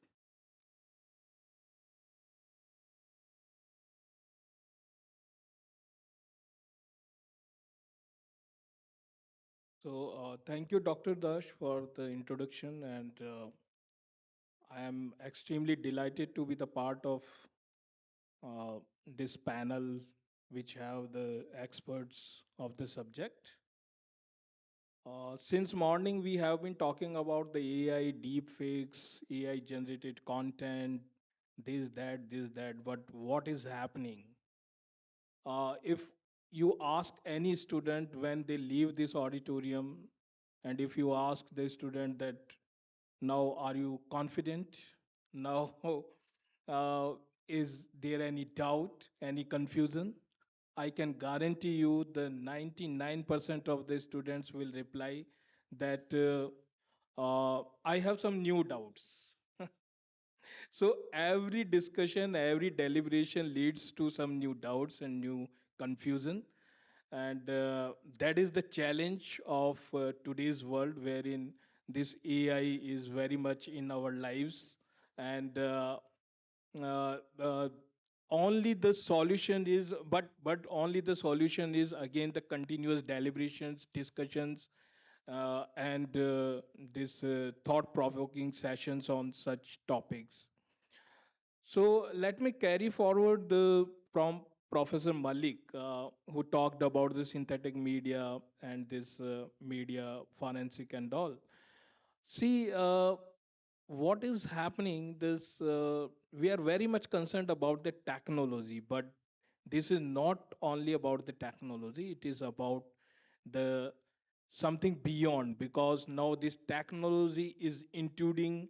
It is going in a deeper side of the human lives. It is appealing the emotions of the humans. It is impacting our feelings, our thoughts, our paradigms, our notions, our values, our culture, and all. And that is why that is a major concern about this AI and this AI generated content and synthetic media.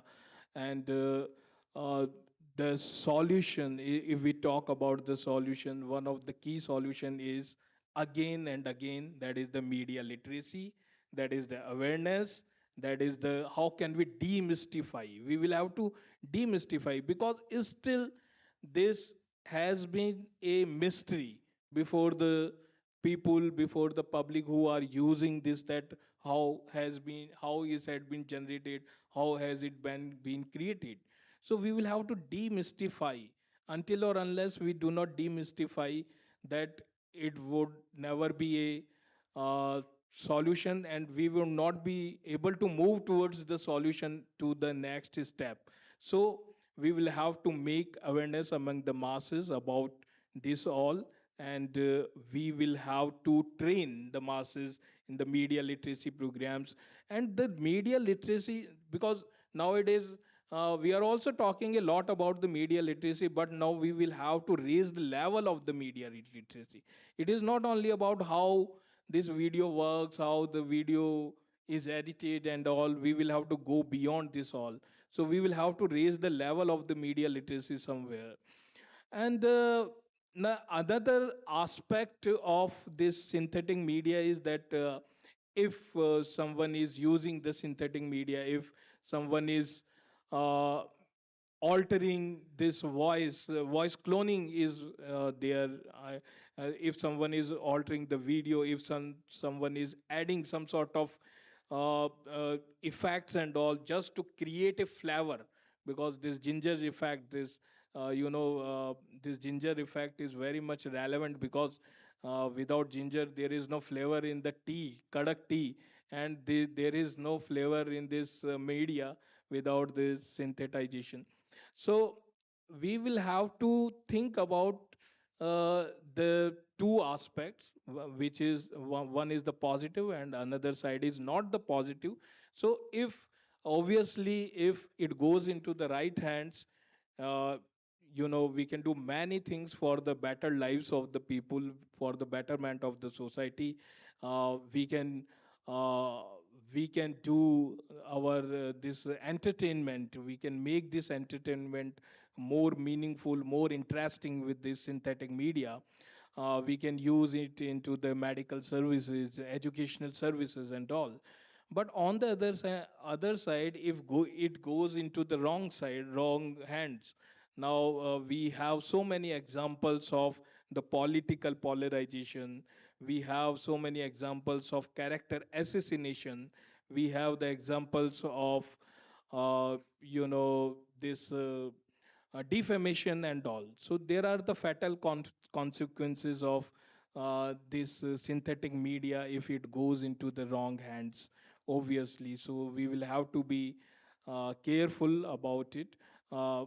Another very interesting aspect is the legal framework, laws, ethical issues, and what can we do in that direction. So see, there is a point in the legal framework. If there is the law for this all, but there is the limitation, because if legal consequences will be there and these legal actions will be there, there may be a point when it will create a fear among the masses to use the AI, and that will diminish the creativity of the people. That is a very, very important point to be taken care of. We will have to be consider that we will have to strike a balance between the creativity and this use of AI.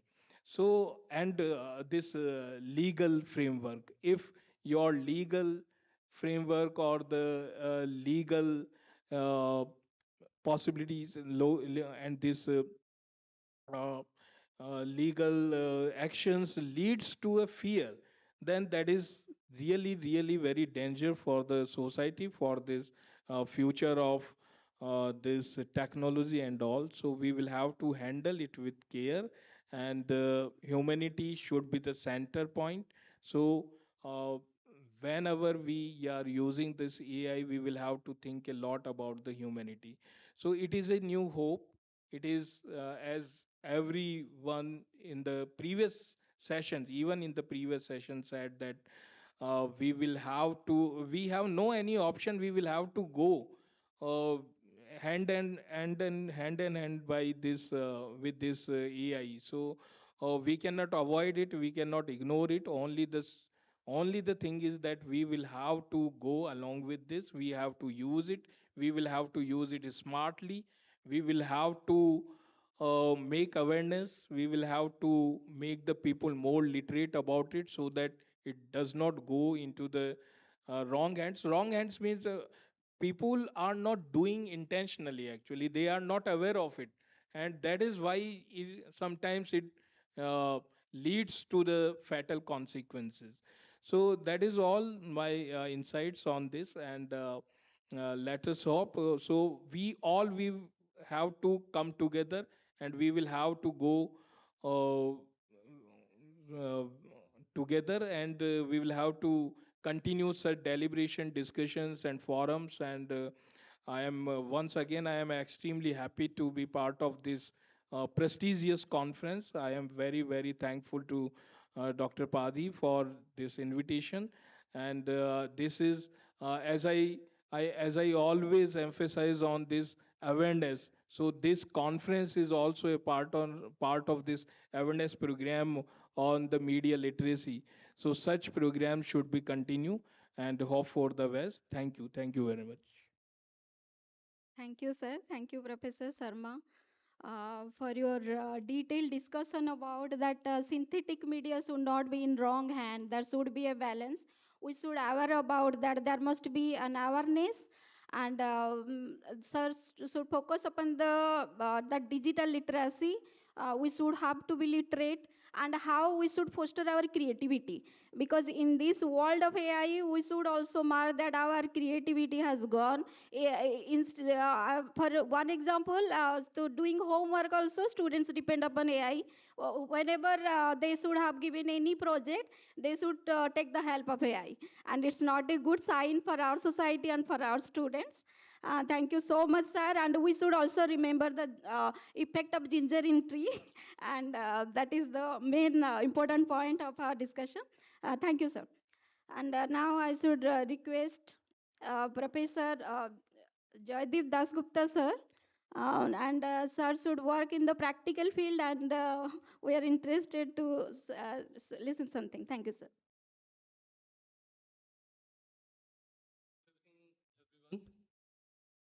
Am I audible? Yes. Thank you. Thank you so much, Dr. Lopamudra Das, for the wonderful introduction. And I'm very happy to be here with the esteemed panelists. And thank you so much, Padi sir, for the invitation. And this is a very relevant discussion. And we are living in an age, we all know information is power.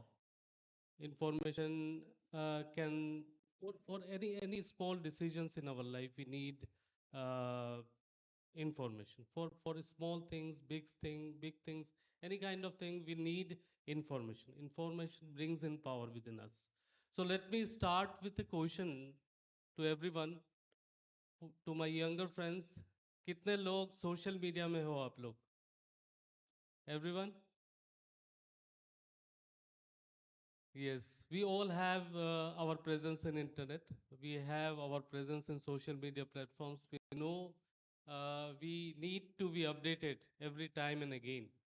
So world में बताया जाता है कि सबसे popular format is reels which is around 21 seconds या 23 seconds on an average. Research बताती है कि 4 से 5 सेकंड का स्पैन होता है जब आप नॉलेज गेन करते हो। So if you look at this generation, I'm not comparing, our generation is more enriched. This generation, our mobile generation, are more enriched than us.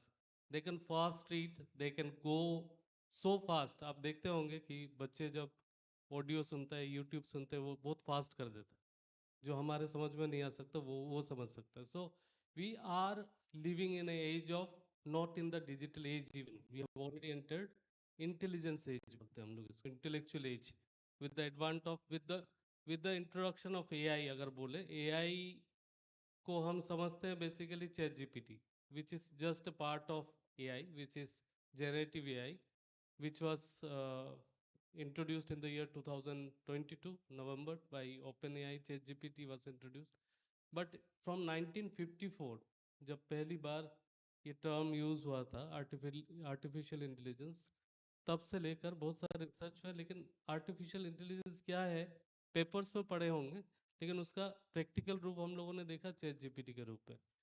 This is where confusion lies. We don't know artificial intelligence in entirety. I am not claiming कि हम लोग सबको सब कुछ पता है, but we are at the level of ChatGPT. We need to upgrade our self. At the same time AI literacy, media literacy के साथ अभी हम लोग बोलते हैं AI literacy, because we have already entered AI age. We can not ignore AI any more.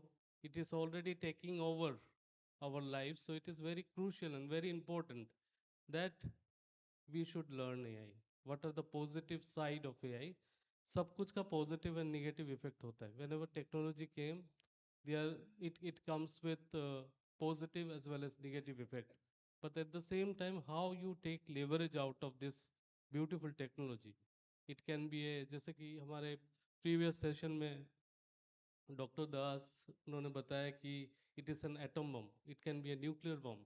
या artificial intelligence is power, और इस पावर को संभालने के लिए वो इंटेलिजेंस होना ज़रूरी है। That is very important. it is a nuclear energy, it is a power, it is a wonderful, I won't say wonderful weapon, but it is a very आप उसको किसी तरह से यूज कर सकते हो। You can use it for creating deep fakes, other और else you can use it for creating day to day news processing में बहुत ज़्यादा यूज होता है। We all know Orissa became the first state to introduce the first AI anchor in the country, Lisa। So we have been experimenting with AI models, but all this AI anchor and all this model have failed, unfortunately failed इसलिए क्योंकि they could not bring in that emotional part is somewhere or other missing। so it is very crucial and very important how we use over the years, over the period of time, maybe we will be training this kind of models for more expert uses in our life। but at the same time it is in the evolving phase। AI har din it is evolving every new day। we are at the initial stage of all experiments। हमको पता है कि आज जो tool relevant है वो कल relevant नहीं है, क्योंकि उसको रिप्लेस करते हुए नया कोई टूल आ गया, या फिर what ever tool is already existing have additional features we are not aware of। ChatGPT, which was introduced in November 22, was now the outdated model। now we have already come upon the latest version। दो version हम लोगों ने change कर चुका है। Google came up with Bird, but it didn't work, and they have now Gemini। that way trials and errors, experiments are going on in every sphere। but it is for us, since we are journalists, we are communicator, we are media educator, we must know how to be with the technology, and we need to learn how best we can use technology। किसी को ignore करके ज़्यादा दूर नहीं रह सकते। Rather inclusiveness, अगर AI को साथ ही लेके चलना है तो how we can incorporate AI, that we can think of for beautiful things like, जैसे कि हम लोग अभी भी डिस्कशन जब भी चलता है, अगर हम लोग बात करें digital forensic and synthetic media. Digital forensic means credibility, more or less अगर हम लोग बात करते हैं तो credibility. Forensic और synthetic media means artificial or created media. अभी अभी हम लोग देख रहे हैं कि बहुत सारे experiments होते हैं. एक ट्रेंड शुरू होता है सोशल मीडिया में, हम लोग सब करने लगते हैं. जीबीली आर्ट, सब ने हम लोगों ने अपना अपना प्रोफाइल अपलोड करना शुरू कर दिया. This is not the way how we use. We must use AI responsibly.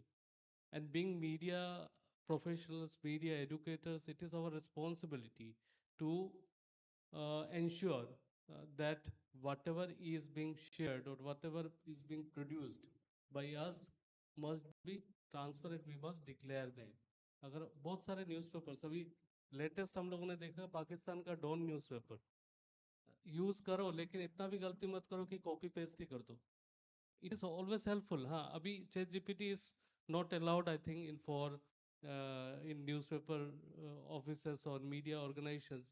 But in the coming days, it will be part of our day-to-day journalism practices. But where our human intervention is needed, वही ज़रूरी है जहाँ हम लोगों को देखना पड़ेगा, check करना पड़ेगा whether the headline is correct, whether the data that is being provided in the article is cross-checked, is from verified authority, verified sources, not conclusion ठीक से आया है कि नहीं, जो presentation है वो ठीक है कि नहीं. So AI is not going to replace humans. Person or people who know AI can replace you. That is the thing basically. So we need to learn, we need to adopt. At the same time, we need to use AI or synthetic media, so to say, responsibly. That is very crucial and that is very important. Journalism को सबसे ज़्यादा fourth state का दर्जा दिया गया है. We know we have this responsibility, social accountability. लोग journalist को क्यों रेस्पेक्ट करते हैं, क्यों मानते हैं? इसलिए मानते हैं कि उनको लगता है कि उनसे थोड़ा ज़्यादा हम जानते हैं, इसलिए हमको पूछते हैं. So it is here our responsibility lies to see and ensure that whatever information is provided to the viewers, to the readers, must reach with all the filtration. लेकिन अभी जैसे कि मैंने शुरुआत में आप लोगों को पूछा, who almost every one of us have our presence on social media. So social media is the biggest threat in case if we talk about misinformation and disinformation. Now, what is the difference between social media and conventional media?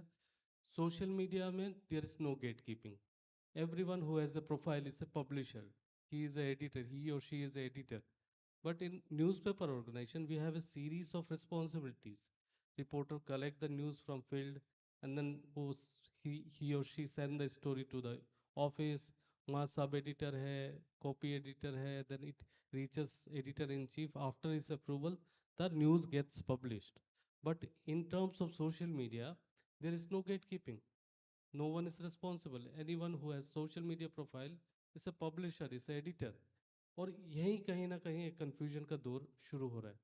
And now with the advent of AI, you can produce beautiful content, confusing content as well, and misinformation, disinformation survives on that. हम लोग देखते हैं अभी operation सिंदूर के समय हम लोगों ने देखा जितना वार बैटल फील्ड में नहीं हुआ, उतना ज़्यादा सोशल मीडिया में हम लोगों ने जीत लिया. इस्लामाबाद हम लोगों ने कैप्चर कर लिया. वहाँ से वो लोग क्लेम कर रहे हैं कि दिल्ली बढ़ गए हम लोग. जम्मू एंड कश्मीर, जम्मू एयरपोर्ट हम लोगों ने दखल कर लिया. श्रीनगर में हम लोग कब्जा कर रहे हैं. The battles are being fought on digital front. So responsibility lies कहाँ रहता है, किस तरह से as a individual how I behave on social media platform. ये सिर्फ मीडिया के लिए नहीं, हर आदमी के लिए ज़रूरी है. whoever uses a smartphone is carrying a very powerful weapon with us. So from this we can create wonderful thing, we can create wonderful movements. At the same time we can bring in destructions, we can spread misinformation and disinformation which can lead to any kind of mob lynching, riots, communal disturbances. बहुत सारी चीज़ होते हैं, knowingly unknowingly हम लोग करते रहते हैं. This is how the definition has been, this is how fake news has been defined as misinformation and disinformation. मैं लास्ट बेंच में जो स्टूडेंट्स बैठे हैं उनको पूछना चाहूँगा, are you aware what is misinformation और disinformation? Anyone? from last, anyone who can cite what is the difference? Please, please, please. What is misinformation and what is disinformation?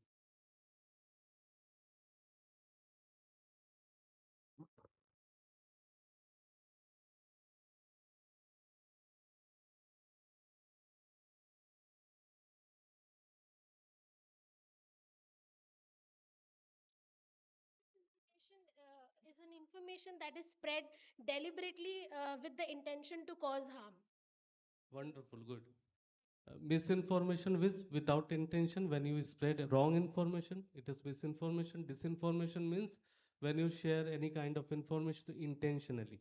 हमको पता है बहुत समय इंटेंशनली होता है इलेक्शन के समय हम लोगों को सबसे ज़्यादा पता चलता है कि how miss information please sit down similarly बहुत सारे चीज़ों में miss information disinformation comes that is very crucial and that is very important ये बेसिक अंडरस्टैंडिंग अगर हमारे अंदर है तो what we can do is we can uh, stop any wrong information which comes to us in the form of misinformation, disinformation or malinformation.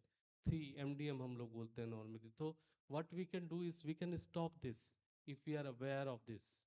So what can be done is more awareness. As Lokesh Sharma sir has time and again has in his during his talk he already stressed on how media literacy is very important, how awareness is very important. So awareness हम तो खुद करेंगे, हमारे practices में हम करेंगे, whether it be teaching. If I am a student I can talk to people, if I am a reporter I can present those facts through my reports.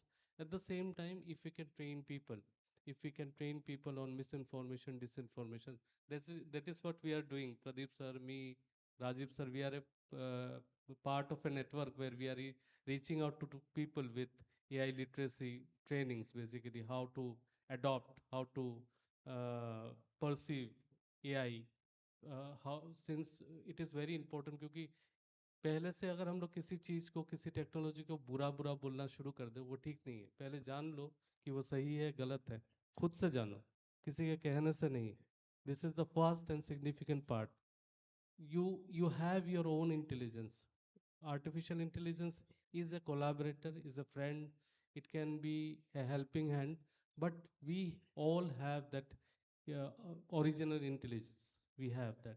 So what we can do is we must use our own intelligence to create this kind of awareness. And we need to know when you're dealing with information. मैं बार बार information इसलिए बोल रहा हूँ क्योंकि we all are here who are dealing and we all are communicator, we are all associated with mass communication studies, students, practicing journalists. So we all deal with information. So whenever we are dealing with any kind of information, it is very crucial and very important to check and cross check before it gets published. From whether this information is from a verified source or not, we have to check it time and again. And only then we can adopt, we can accept that. ये basic क्योंकि अभी journalism बहुत easy हो चुका है बहुत जल्दी हम लोगों को व्हाट्सएप में ही इंफॉर्मेशंस मिल जाते हैं इनफैक्ट पॉलिटिकल पार्टीज भी अपने प्रेस कॉन्फ्रेंसेस रिकॉर्ड करके भेज देते हैं अपने काउंटर बाइट्स इंटरव्यूज दे देते हैं तो there is very less scope of asking question तो सवाल पूछना कहीं ना कहीं कम गया है so this is a very very बहुत गलती हो रहा है अगर हम लोग बोले तो but at the same time what we can do is we can time and again ask question whenever we receive any kind of information we must ask the person from where you are getting the information. Don't randomly share any kind of information when you come across एक मजा का information आया कि ये politician Pappu है वो politician वो है बड़ा नेता है तो इस तरह के इंफॉर्मेशन जब आएंगे we keep on sharing we think this are satirical content मजाक कंटेंट है कोई हार्म नहीं कर रहे but these are also a part of these are also a type of misinformation and disinformation. We may be sharing any kind of harmless content but over the period of time it can uh, create a notion among the people. So this is very important. So this is very crucial how responsibly we deal with information. Whatever little information it may be, 5 Ws and 1 H, जिससे भी वो information बनता है उसको हम लोग किस तरह से यूज़ करते हैं, किस तरह से आगे बढ़ाते हैं. So responsibility lies there. हम लोग कोई भी टेक्नोलॉजी यूज़ करें, आर्टिफिशियल इंटेलिजेंस हो, सोशल मीडिया हो, इंटरनेट हो, we cannot ignore internet, we cannot ignore social media, the power of potential of social media and artificial intelligence. Rather than adopt, at the same time use them intelligently. That is very crucial, and that is intelligently as well as ethically. That is very crucial. When we are journalists, we must use any kind of technology ethically. So अभी अभी बहुत सारे media organisation अगर हम लोग बात करें तो इंडिया में तो अभी there is no ethical guidelines for most of the news organizations. So when we are using AI tools, AI methodology, it is very crucial and very important. We must have ethical guidelines in place. So जो भी editors हैं, जो भी responsible positions में हैं, editorial positions में हैं, I will also appeal all of you to ensure that if you are using AI, then you must have a AI guideline in place. So world में research हो रहे हैं, बहुत सारी चीज़ें हो रहे हैं, तो बहुत आगे हम लोग बढ़ रहे हैं. India is also very seriously taking AI, क्योंकि government AI literacy, AI AI mission, India AI mission शुरू किया है. Secondly, India is going to host the second global AI summit in the month of February 2026. Lot more of things. In fact, those who are doing your masters, if you want to opt for PhDs, you can always apply for PhD on AI. So AI is future. AI is going to stay, but at the same time, it is for us to ensure that we are using AI responsibly. So this is all about my, बहुत ज़्यादा लंबा बोल दिया शायद, but you please consider, and thank you so much.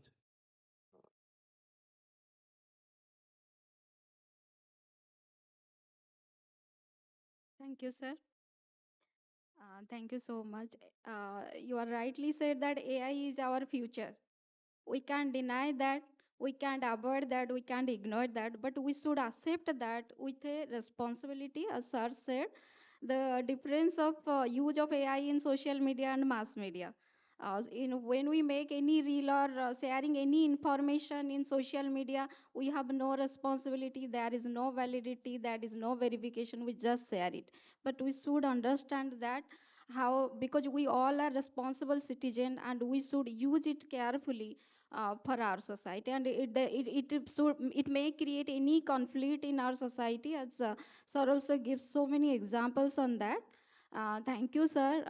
Just one thing I want to say, we also need Albert Einstein and we also need Gautam Buddha to enlighten the truth, to see inside and reflect ourselves in this AI world. Thank you. Now I welcome Dr. Devasis Mahanti. Please, sir, address the gathering. Thank you. Thank you, Dr. Das. Respected chairperson of the session, Professor Malik. Good evening to everybody, my co-panelist.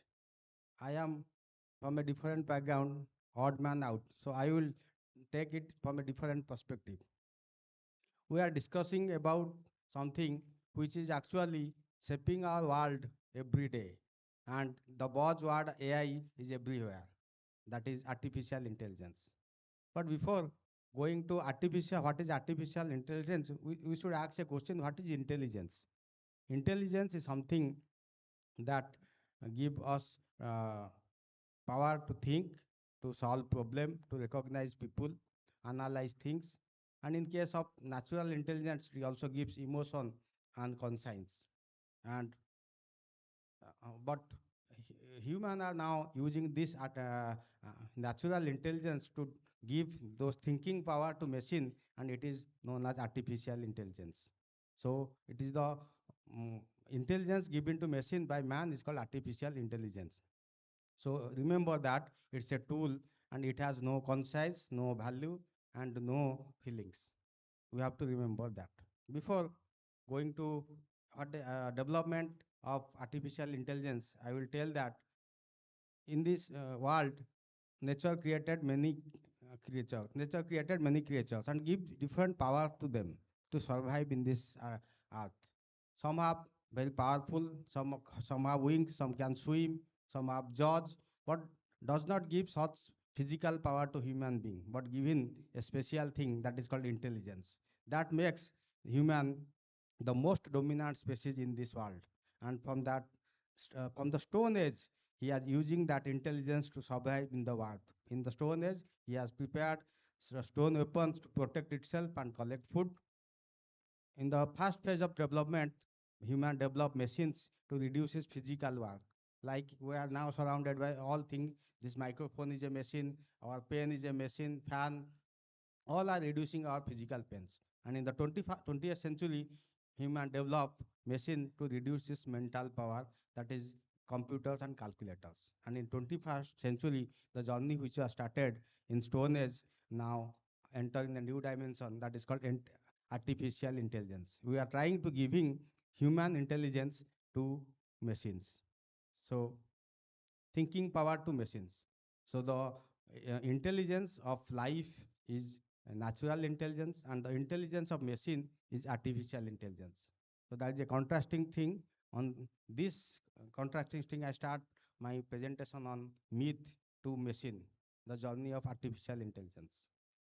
So though artificial intelligence looks as a modern concept, but if we search our ancient text, we also find stories about smart machines and smart vehicles. All we heard about Pushpak Viman of Ravan, which is a flying machine which can move with voice command and also thoughts. It is like a AI-driven vehicle of today. In Mahabharat, in TV, we all have watched war between Karna and Arjun.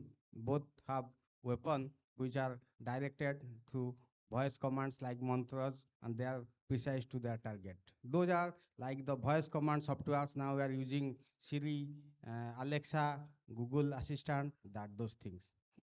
So though those thing cannot be exactly compared with our today's artificial intelligence, but we can tell that from ancient time, human has that fascination of creating machines, intelligent beings, and intelligent machines. So the journey of AI actually started in 1950 with Allel turning, asking a question to himself, can machine think? And he published a paper which actually changed the world. On basis of that paper, a new concept is developed, and in 1956, in a conference, first time this word, artificial intelligence word adopted. In the journey of timeline in 1970, the first program was written.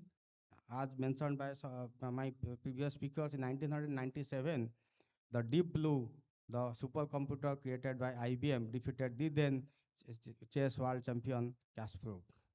So this is the journey. As uh, some speaker in the previous session mentioned, the AI actually not new things.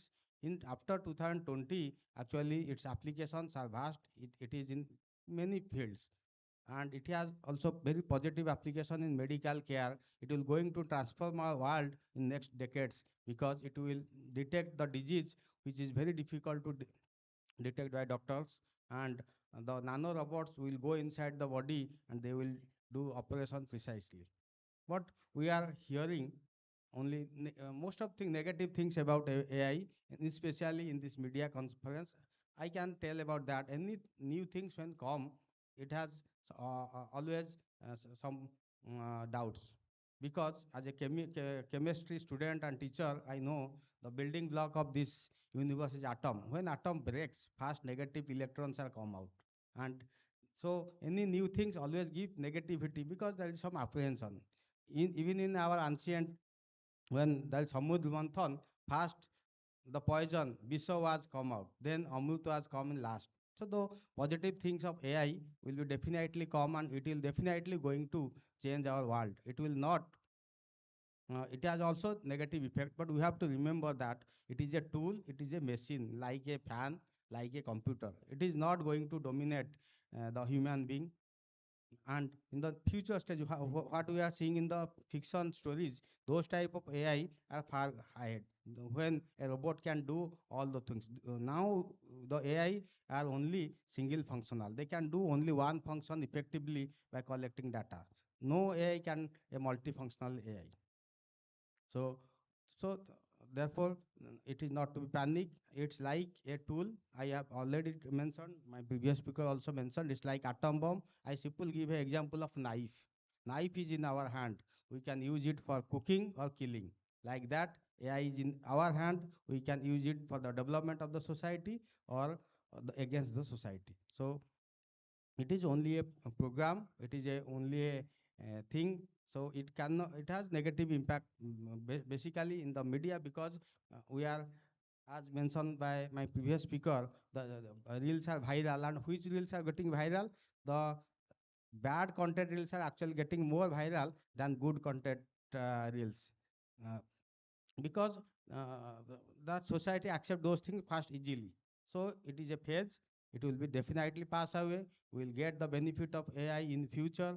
And in media perspective, it has a great prospect in media line, though it has also negative impact, like misinformation creation, deep fake, etc. Those are discussed by previous speakers, so I will not concentrate on that, because they are more experienced and than me in the media field.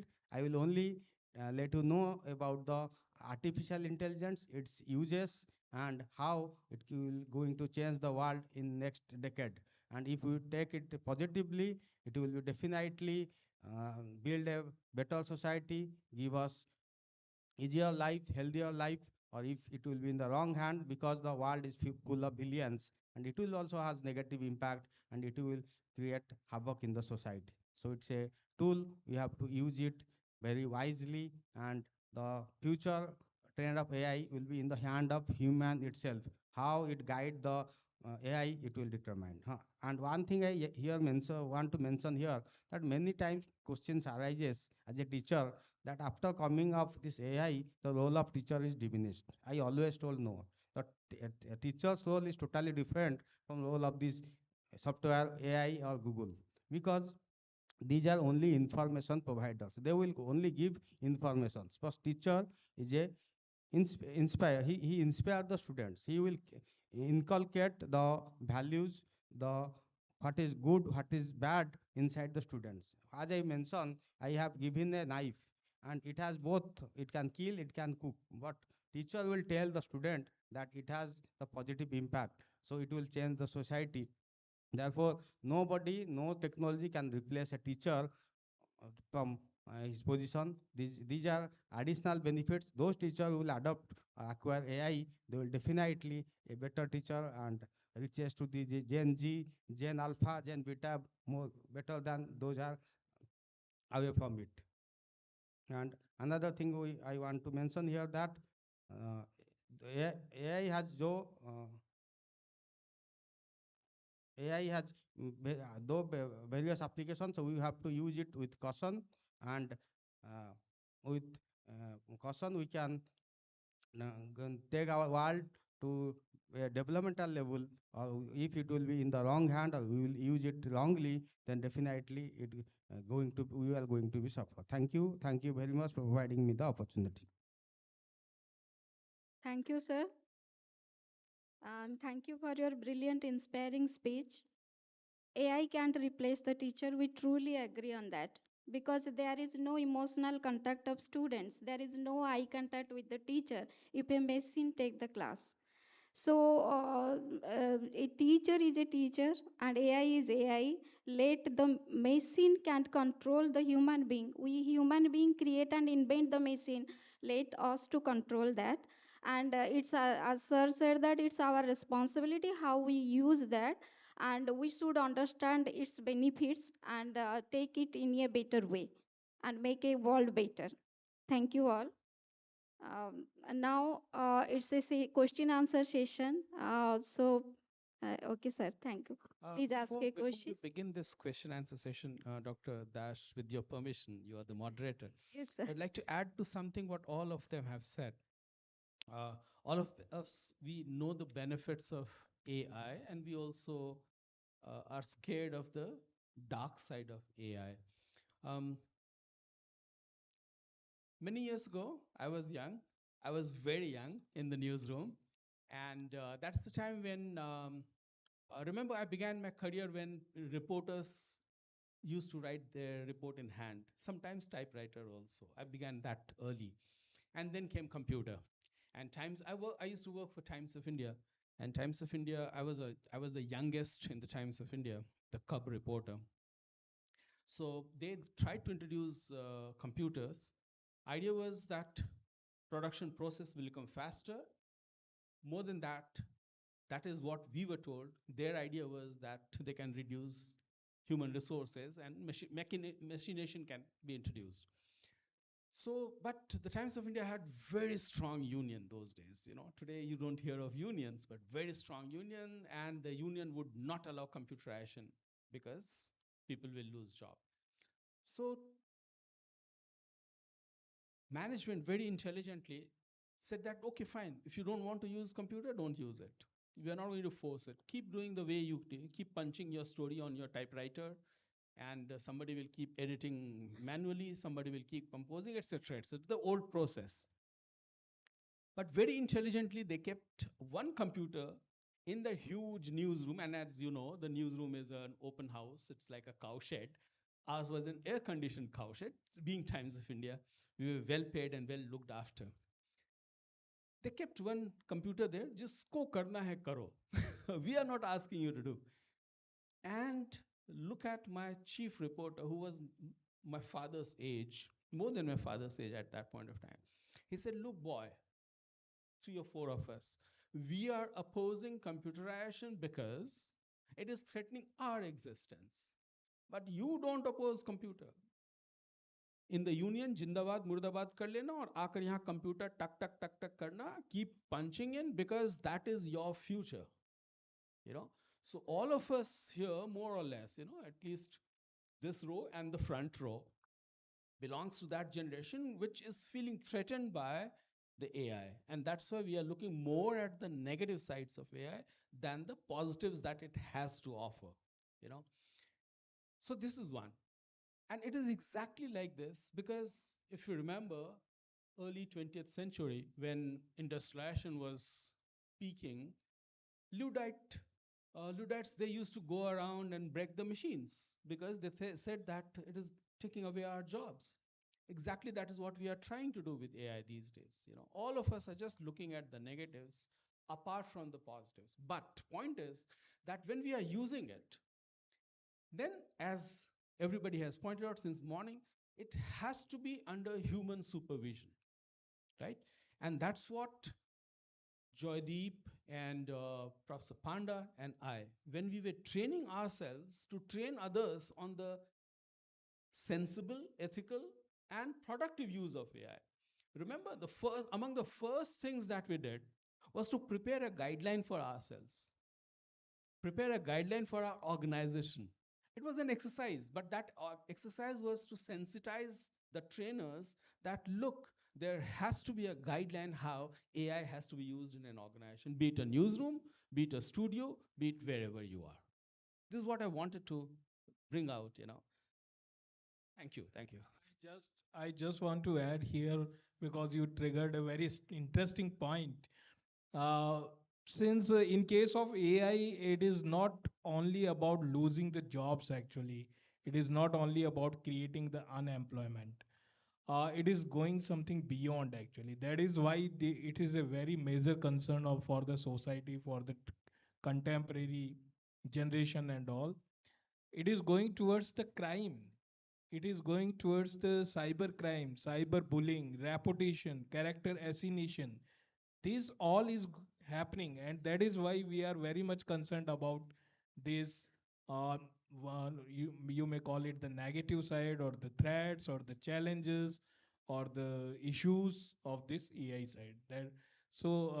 That is the point that I want to add here. Yeah. One word to this, absolutely, taking your point, Dr. Sharma. Just one thing. Let us try to recall when was this not happening? Was this character assassination, sensationalism, etc., not happening when computer was not there, when AI was not? It was happening. The problem is the pace, the pace at which it is happening, the frenetic pace, that is scary, you know. But otherwise, all these things were happening, and we had ways of taking care of all that. That is why today we are talking about media forensic. Yeah. One thing that we have to accept change. Darwin's theory, there is a theory that on survival of the fittest.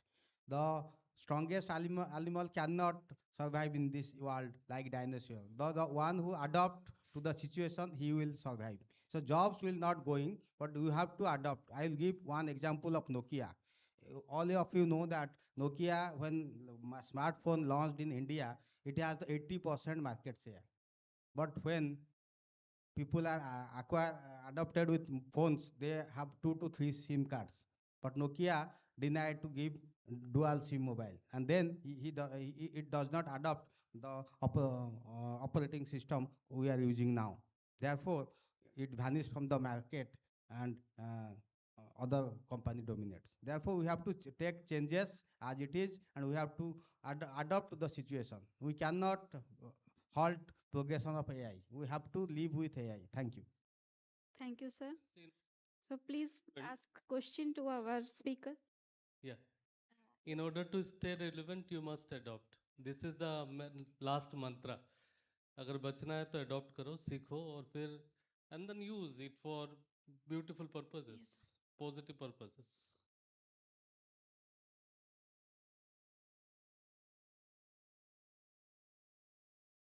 First, hello. First of all, I wanted to thank you a lot for all these inputs.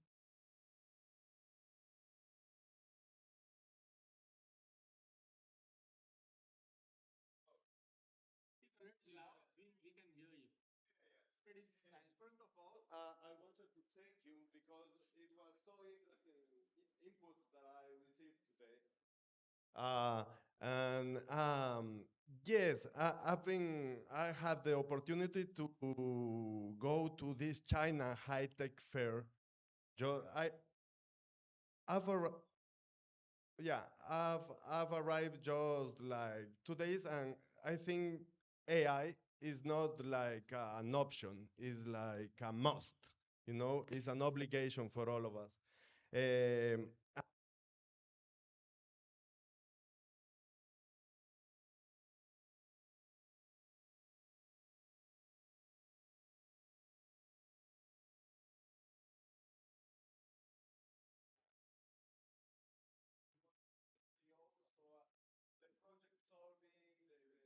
Sir, please ask your question, sir.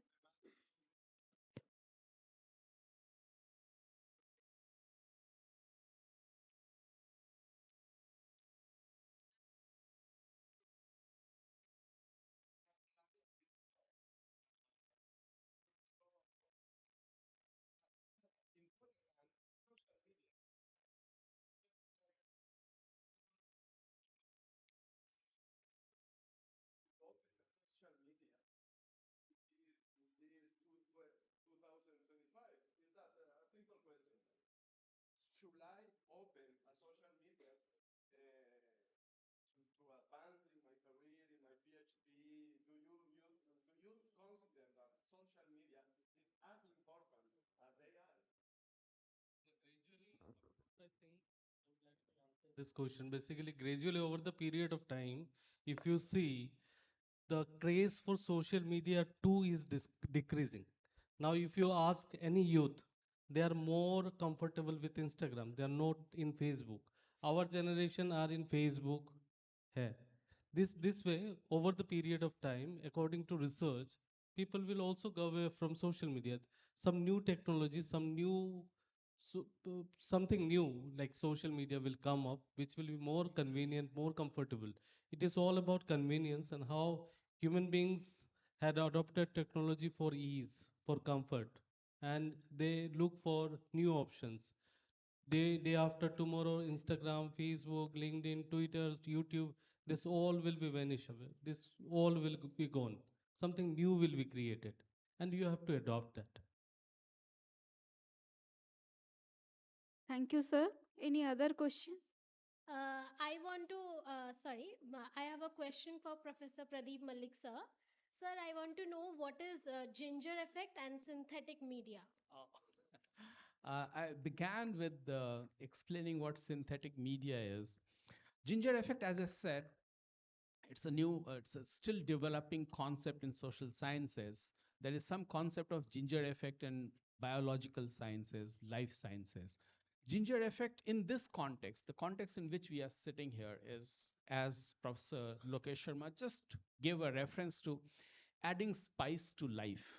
Okay, just as ginger adds spice to tea. That is one ginger effect. The second ginger effect, if you want to look at, is, have you seen the shape of ginger? You know, one shoot comes out, and from that shoot comes out five other shoots, and from that five other shoots comes out five others. So there are now 5 fives are 25 plus 5, 30 plus 1, 31 shoots now. So one action that you do has multiple repercussions, ripples. That is what we mean by ginger effect in this context. Okay, I hope I have answered your question. First, second, you said synthetic media. Media, if I take a snap of you with, it could be a digital phone, I mean digital camera also, it's a real picture that I have created. But I'm using a machine, you are not nowhere around, and I'm using a machine and asking it to create, can I get your name please? My name is Jyotsna. Joyka. So create an image of Joyka. So if I have more information on you, it will, I can give Joyka who studies at some place, and she's looks like 18-year-old, etc., etc., and it will give you. Otherwise, it will ask me, I have found 10 Joykas on the net. Which one do you want? Now you are in contact. In short, he hasn't seen you, the machine. I'm humanizing machine. The machine hasn't seen you, but machine is creating a picture of yours. That is what we are calling the synthetic media. And how does it create? As I said, through generative adversarial network. One creates and the other tells that, look, you have created, but this person looks like 35-year-old. So the generative again reduces the age. And then the critic again says that, okay, fine, looks like all right, but probably the nose or the ear is something like this. Then again, so ultimately it comes out with a final product. That final product is a trade-off between the generative and the discriminator. So whoever is smarter has the last word, and that is the problem. That's what I said in my introduction here. If generator becomes too smart, it is something like chela and guru. The chela becomes too smart, the guru is unable to evaluate. And if guru becomes too strict, the chela will always score 0 because he never gets passing mark. So there is a trade-off. This is how synthetic media or synthetic text, synthetic images, they come out. I hope I've answered your question. Thank you. Thank you, sir.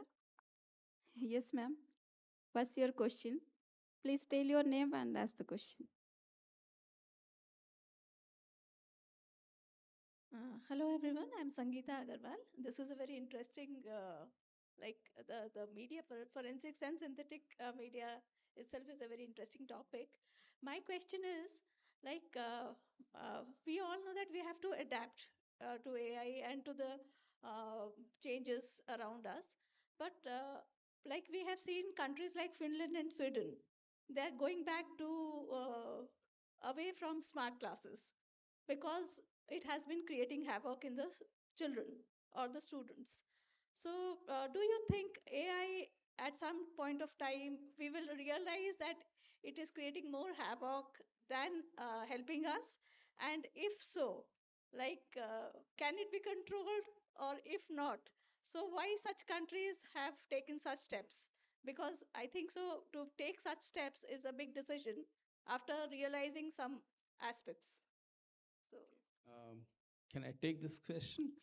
Um, in my university, I have a student in master's and he has to write a dissertation. So he was worried about, he wanted to do something on AI. So we discussed a lot and I said that there is a notion that, as I said, and everybody has said that AI affects us. What he was saying, the larger issue, the small issue is that information people are not using and all. The larger issue is one is the privacy, the evil that it spreads. And one still larger issue is, and we are experimenting with that, Is it affecting our cognitive ability? Researchers have been done, very few, but they have been done. Is it affecting our cognitive ability? So I asked that students that think of something, and we prepared a classical experimental design, the way it happens in psychology and all those places. So what we did is, and I'm sharing this, it is yet to be published. 2nd of December, the thesis will be published. But I can share the outcome from this. We gave Sudokus to 70 students, 70 each, so 140 students. Sudoku level 1, and ask them to answer that. They were free to use AI and manually. Sudoku level 2, Sudoku level 3, and at the end of it, we tried to assess, and we found that those who had done manually Sudoku number 1 and 2 could do Sudoku number 3, which had greater degree of difficulty. Those who had used machine, artificial, because they were free to use, the experimental group, those who had used Sudoku 1 and 2 with the help of AI could not do Sudoku number 3. And when we asked the question, they also said that we found it incomprehensible. Though they had already been exposed to Sudoku 1 and 2, but they had solved it through AI. And this happened over a period of just about 45 days, 3 levels, 70 students each, classical experimental design. So this is what I hope I have been able to explain to you. Thank you, sir. Thank you so much. Thank you, all our audience. So it's a time to show our token of gratitude to our guests. So I request for felicitation ceremony, and now I request Professor Upendra Padi, please come to the stage and felicitate our guests. Thank you, sir.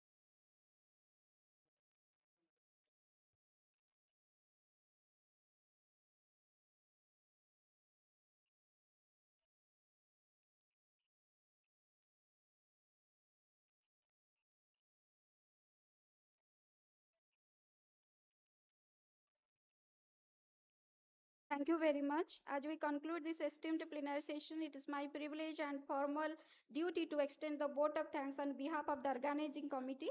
First and foremost, I express our profound gratitude to our distinguished speakers for their scholarly insights, thoughtful analysis, and intellectually stimulates presentation. Your contribution significantly enriched the academic value. Thank you, sir.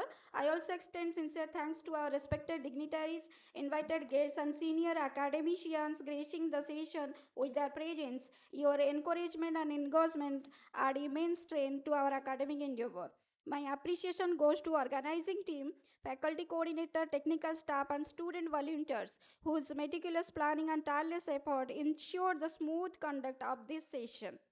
Finally, I thank the audience, your faculty members, researchers, students, your active participation, attentive presence, and your academic curiosity and constructive engagement.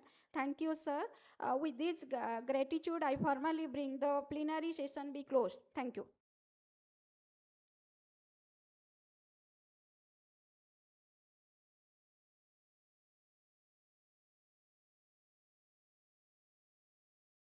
Thank you, Lopamudra ma'am, for the moderation. We had a wonderful session, a plenary session too, which was adorned by the distinguished guests and the speakers and those who were in the audience. We really learned a lot from them. Thank you, everyone. Now, for the next, within the next 5 to 10 minutes, we are going to start our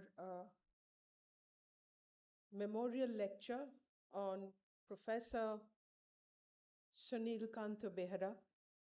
Behra sir is no more on this earth, and he had a huge contribution to this conclave since its inception.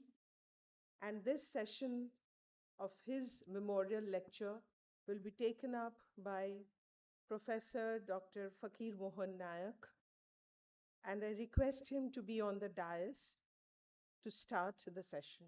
Fakir sir.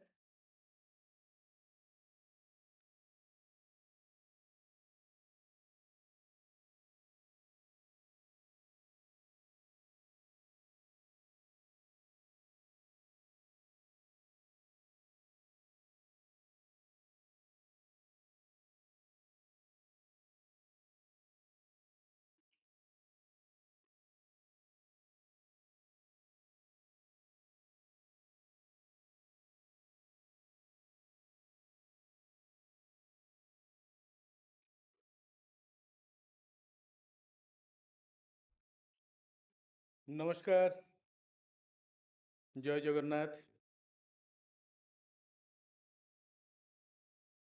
नशा सभा यत्र नशन्ति वृद्धा नते वृद्धा जो न वदन्ति धर्मम नशा धर्म यत्र न सत्यमस्ति न तत्सत्यम यत् क्षणेनानुविद्धम। वो सभा सभा नहीं है जिसमें वृद्ध ना हो, वो वृद्ध वृद्ध नहीं है जो धर्म की बात ना करे, वो धर्म धर्म नहीं है जो सत्य ना हो, वो सत्य सत्य नहीं अगर उसके ऊपर किसी षड्यंत्र की चादर उड़ा गया हो। Being the student of journalism and mass communication, being a teacher of journalism and mass communication, being a journalist for almost 2 decades, I feel that the entire journey of journalism revolves around the truth, Satya. Without truth, there is no existence of journalism. And today, we are here to pay our tribute to our teacher, to our mentor, to our guide, Professor Sunil Kanta Behra. This is the third memorial lecture dedicated to late Professor Sunil Kant Behra, a distinguished academician, an inspiring teacher, and a compassionate human being whose contributions continue to shape minds and institutions. Professor Behra's legacy lies not only in his scholarship but also in his unwavering commitment to truth, ethical inquiry, and social responsibility. This annual memorial lecture is a humble tribute to his enduring intellectual spirit. It brings together scholars, students, and thought leaders to engage with ideas that challenge us, inform us, and enrich our collective understanding of society. As we gather today, we remember Professor Behra with deep respect, gratitude, and we celebrate his lifelong dedication to education, critical thinking, and public discourse. परोपकारार्थं बहन्ति नद्यः परोपकारार्थं दुग्हन्ति गावः परोपकारार्थं फलन्ति वृक्षाः परोपकारार्थम idam shariram. Professor Sunil Kant Behra has dedicated his entire life for the welfare of the students, for the welfare of the society, and for the cause of education, for the cause of journalism. And even after his death, he contributed, he donated his body for the welfare of the medical education or for the benefit of the medical students. We can call him as the modern day Dadhichi, just like Maharshi Dadhichi, who donated his blood, sweat, and bones to make the Vajra for Indra to fight against the demons.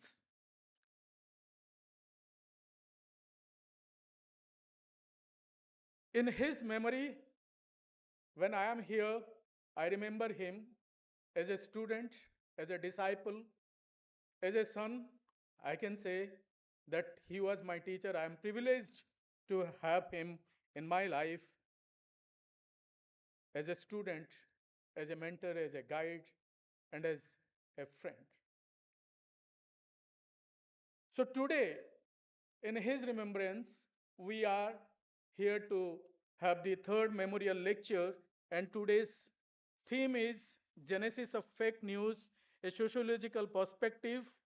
For this, the, the right person who has given his life, who has contributed, dedicated his entire life for the cause of journalism, he is none other than Professor Vijay Lakshmikant Dharudkar, sir.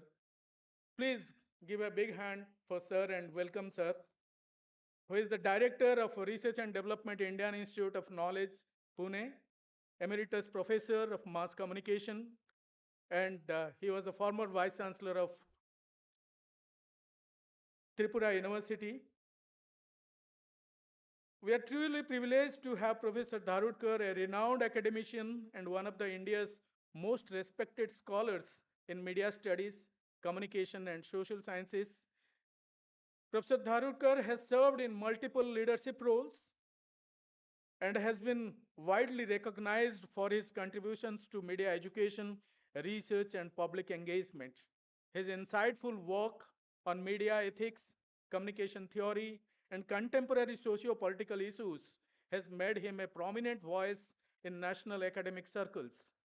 With decades of teaching and research experience, Professor Dharudkar brings a rare blend of scholarly depth and practical wisdom.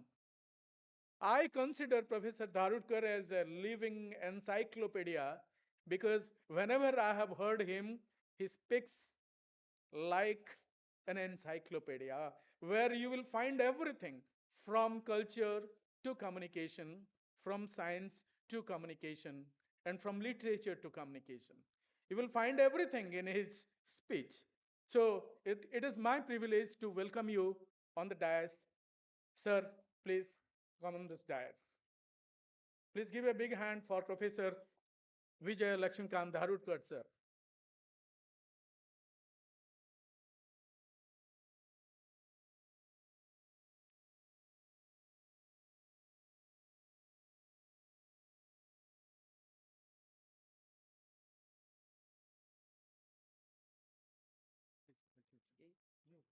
I will introduce the topic.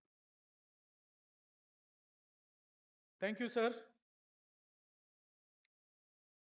Let's talk about the theme of today's memorial lecture, Genesis of Fake News, a Sociological Perspective. I started my introduction with a shloka where I talked about truth. Without truth, there is no journalism. You can hide truth, not forever. सत्येन धार्यते पृथ्वी सत्येन तपते रविः सत्येन वाति वायुश्च सर्वम सत्य प्रतिष्ठितम।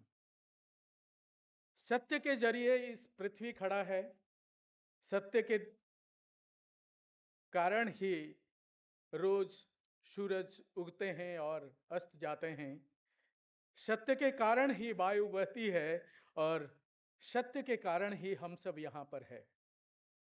So for when we talk about fake news, there is a question on satya, there is a question on truth. The theme of this year's lecture is Genesis of Fake News, a Sociological Perspective, is both timely and urgent. In an age where information travels at lightning speed, fake news has emerged as one of the most pressing challenges facing modern societies. Beyond its technological dimensions lies a deeper sociological reality, how communities interpret information, how beliefs are shaped, how anxieties spread, and how social structures influence the acceptance or rejection of truth. When we started the discussion, there came fake news. News is a polished product. As a journalist, what I have practiced for 2 decades, that when any information comes to you, that is not news unless until it is processed, unless until it is verified, cross verified, checked and cross checked, and when it is certified that yes, whatever information we have received, that is true, that is correct, then only it becomes a news and disseminated to the masses. So when the concept of fake news came, my point is either it is news or it is fake. It can't be fake news. News can't be fake because news is a polished product, a processed product. News is not mere information. So I invite you, sir, Professor B.L. Dharudkar, sir, to shed your light and deliver the memorial lecture on today's theme. Thank you, sir.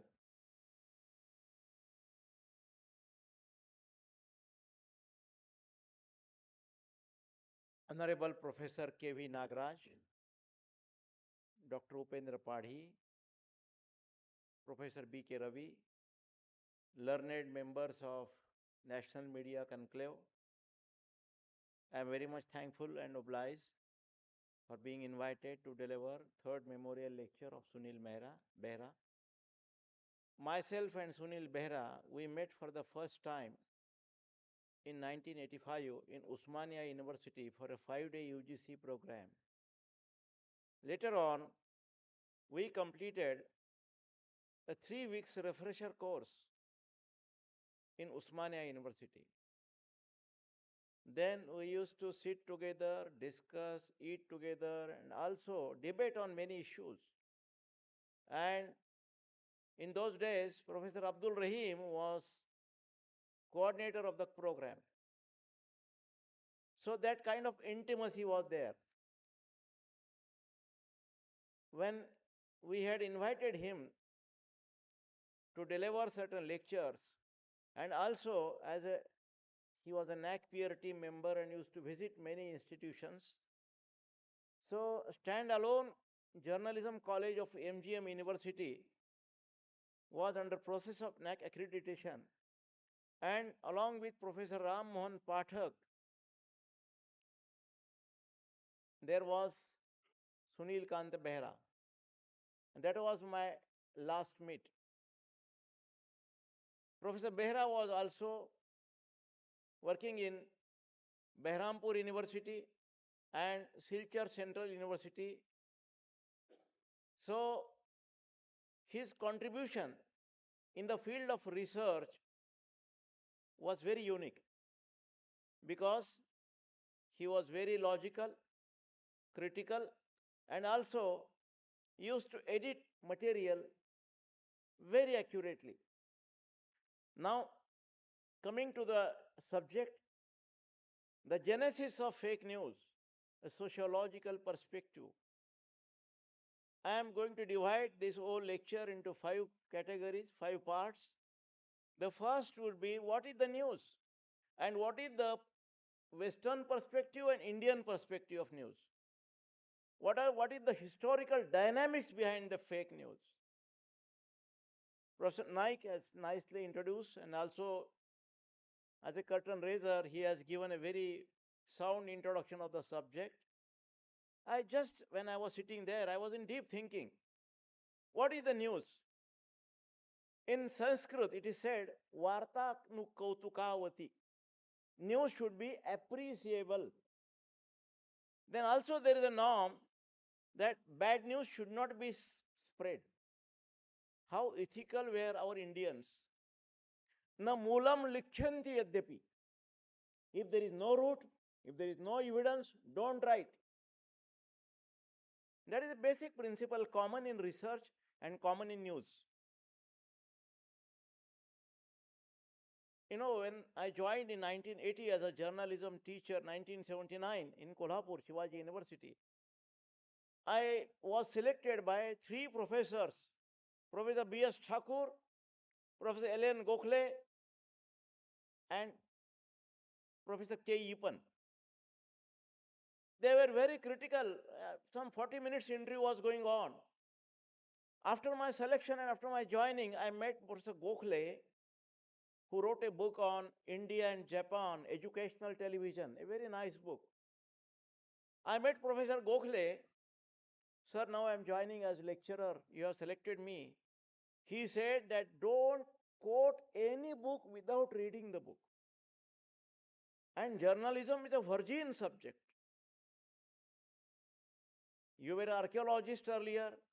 You have worked in Archaeological Survey of India. You worked under S.R. Rao. And that is, you are a researcher. He not only advised me, he gave me a key of the library. He said, how many days you are here? Be here for 2-3 days. I had one casual leave plus Saturday, Sunday, 3 days. He invited one lady, Malegaonkar. He is Mr. So and so. He has come to use our library. Though 2 days there are vacations, but come at 10 o'clock. He will come at 10 o'clock, sit up to 5:30. He will read some books, take notes. Please help him. That started my career in journalism. Now people call me as an encyclopedia, but that solid foundation was with Professor Gokhale, who was a worm in journalism, who was also president of All India Journalism Teacher Association in Banaras. And Professor Gokhale advised me to read some basic books. I read John Hohenberg's Professional Journalism. At the time, there was some 5th or 6th edition. Now it is 8th edition. He was in Columbia University professor. And then I read a book, Basic News by Melvin Mencher.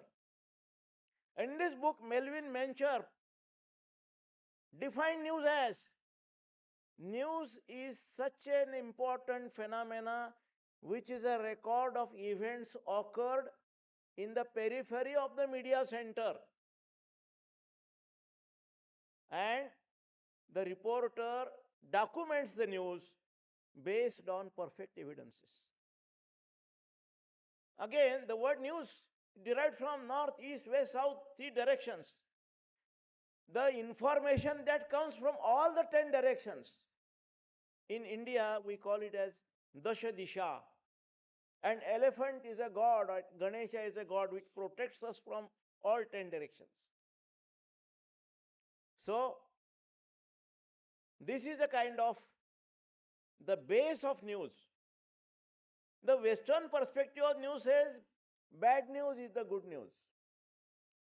जितना death toll बढ़ेगा earthquake में, उतना बड़ा news. In the morning, I heard that there was a earthquake in Pakistan of 5.5 nature, but death toll was not there. Richter scale was 5.5.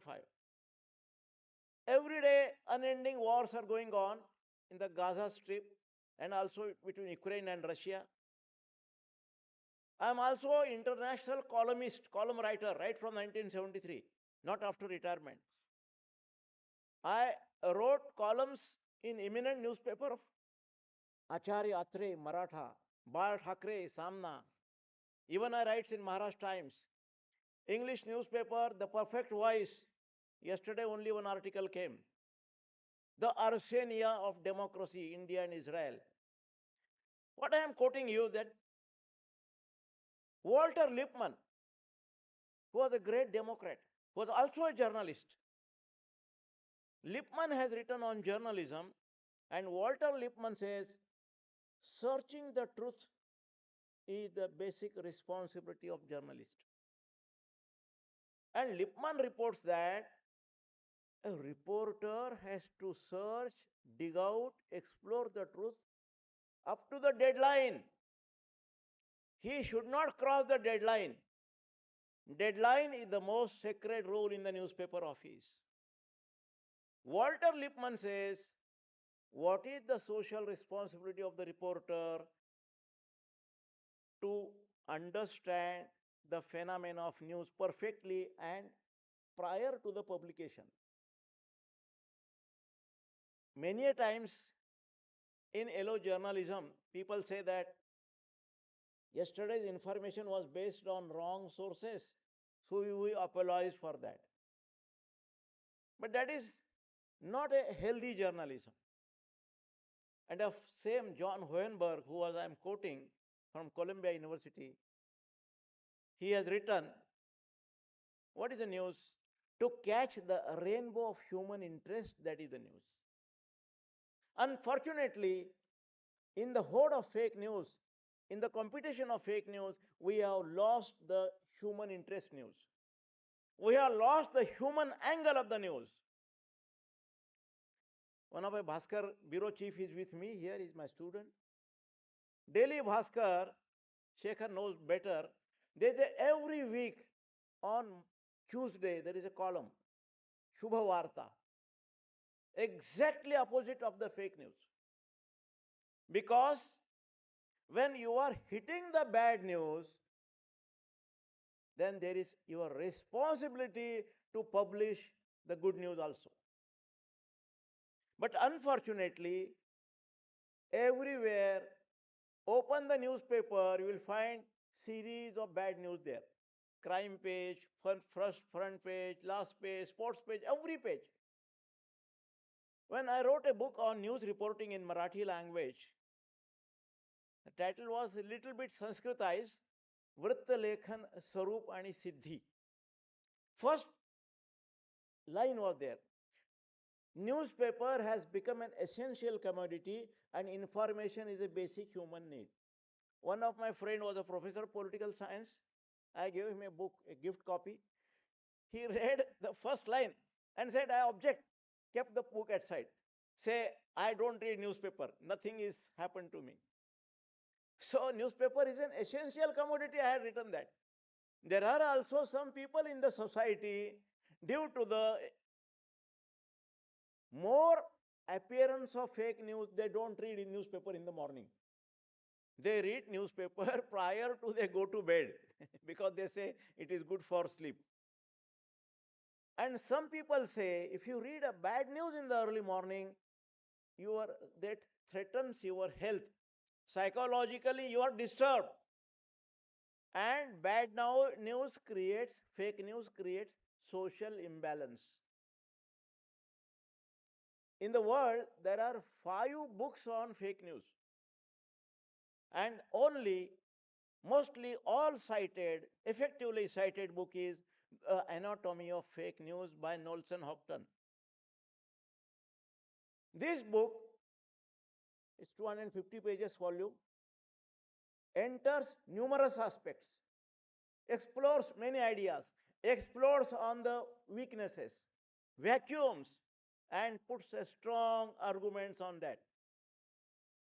When I was in the beginning journalism, I was the only teacher. That's what a basic thing, because that was a benefit to me. I used to teach many papers. Today I can challenge. I told in the morning some girl asked me a question about what is the fake news and yellow news and that. I told her all books names and all those things. So I used to challenge my students in the class. You ask me any question on any topic of journalism, print, electronic, public relations, mass communication theory, anything. People used to get astonished in Mumbai and Pune how this man says. And when they used to ask some questions on that, I used to give them bundle of answers. Then they used to be very happy. So likewise, there is a very nice book, How to Report and Write News, by Roland Woolsey and Lawrence Campbell. This book has covered some 40-50 areas of reporting. And in this book, there is an article on anatomy of the news. What is the anatomy of news? I can teach journalism in the medical concepts. Metamorphosis of fake news. And the book wrote, headline is the head, face. Then intro is just like the neck. And your chest and other part is the body of the news. Authority, after head, there comes a dateline, name of the place, Bhubaneswar. Then there comes in the bracket authority by our team of reporters, PTI, UNI, this, that agency, that. So that is the identity, authority of the news. Then intro or lead. Then there is a nice bridge para. Our reporter, so and so, visited so and so, pointed that. And he interviewed some people, they said that, so and so. Chota chota paragraph hota hai. And that author wrote, a news contains very short, small, and effective newspaper paragraphs. Easy to add and easy to delete. समाचार में ऐसे छोटे छोटे परिच्छेद होते हैं जिनको हम जोड़ भी सकते हैं, तोड़ भी सकते हैं, तोड़ मरोड़ सकते हैं. But unfortunately, in the news, there is a Darwin's theory. You'll wonder what is that? That is the tail of the news. मनुष्य का तो कहीं टेल नहीं होता है, लेकिन किसी जमाने में था. उसको वो ऑथर कहता है, tale of the news is the reporter's style of reporting. Sometimes he does the technique of kite flying. Kite flying means he makes certain imaginations, certain comments, and hooks the kite or rides the kite, or speedily provides the rope to it. And it is said kite flying is not worthy reporting. Or slanting news. What is a slant? A news which is having certain bias, that is known as a slant of the news. And I am now going closer to the subject. Slanting of the news, or playing with the news content and its truth, there emerges a fake news. History says in the Roman Empire, during the period of Julius Caesar, there used to be fake news. In India also, during Ramayana and Mahabharata, there was a fake news. When Pandavas were planned to kill and the whole house was burned, but still they saved because they were able to understand that fake news. Entire Gita describes a news. Even our Jnaneshwar, whose Jnaneshwari was translated by father of our Upendra Padi sir, he told me once. In Uriya, Jnaneshwari was translated by Padi's father, Padi's daddy. So Jnaneshwar writes, if you play a rope as a serpent, and huge people are going on there is a rush, people will be threatened like that. Then he said that cheetah robe is not a news. That is not a serpent. But that is a kind of a news, kuvarta, bad news, which can spoil the majesty of the news. He has used Rupaka, parable, and explained what is that fake news there. Again, in Mahabharata also, we'll find many instances of fake news are available. But a great Indian exponent of secret information services was Kautilya or R.A. Chanakya, who was a professor of political science in Takshashila University. He wrote Arthashastra and described Artha Mulo Dhanakamaha. Just money, the essence of every work. The fake news has also connection with Artha. You will say how? There's a story goes traditionally. Once Kautilya was in a prime minister office. There was a small hut. He used to go out of the palace and sit in a hut studying something, writing something. In those days, there was no electricity. He used to chant just a panti or a small lamp. 2, 3 foreigners came to meet the Prime Minister of India. They met King and he said that every other information our Prime Minister will give to you, meet him. They wanted certain permission and he was very critical about giving permission to foreigners. So those people went there, went and met him. Then he just shut down the private lamp with his air and then chanted the other lad. What you have done this? उसने ये बोला कि अब तक मैं जो पढ़ रहा था वो मेरा दिया था और मेरा काम था, अभी जो लगाया है ये सरकारी दिया है. You can understand what is the ethics in the news. A scholar like Kautilya believed that you have to earn the energy for your personal work, your own energy, and for the government work, only for the government energy. Kautilya has given a very, very important anatomy of fake news. And Kautilya was founder of world's best espionage system, secret information system. I quote,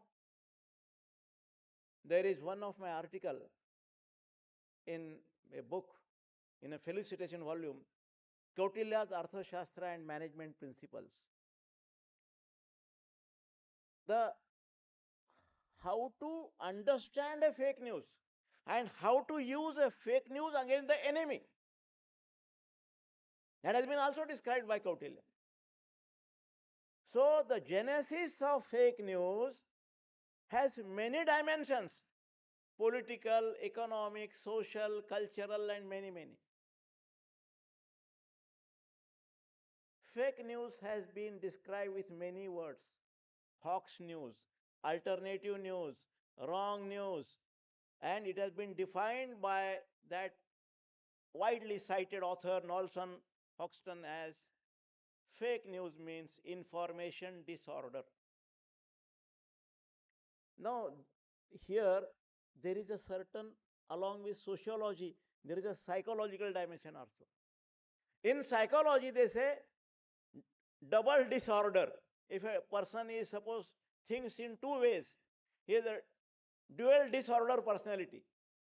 Likewise, information disorder.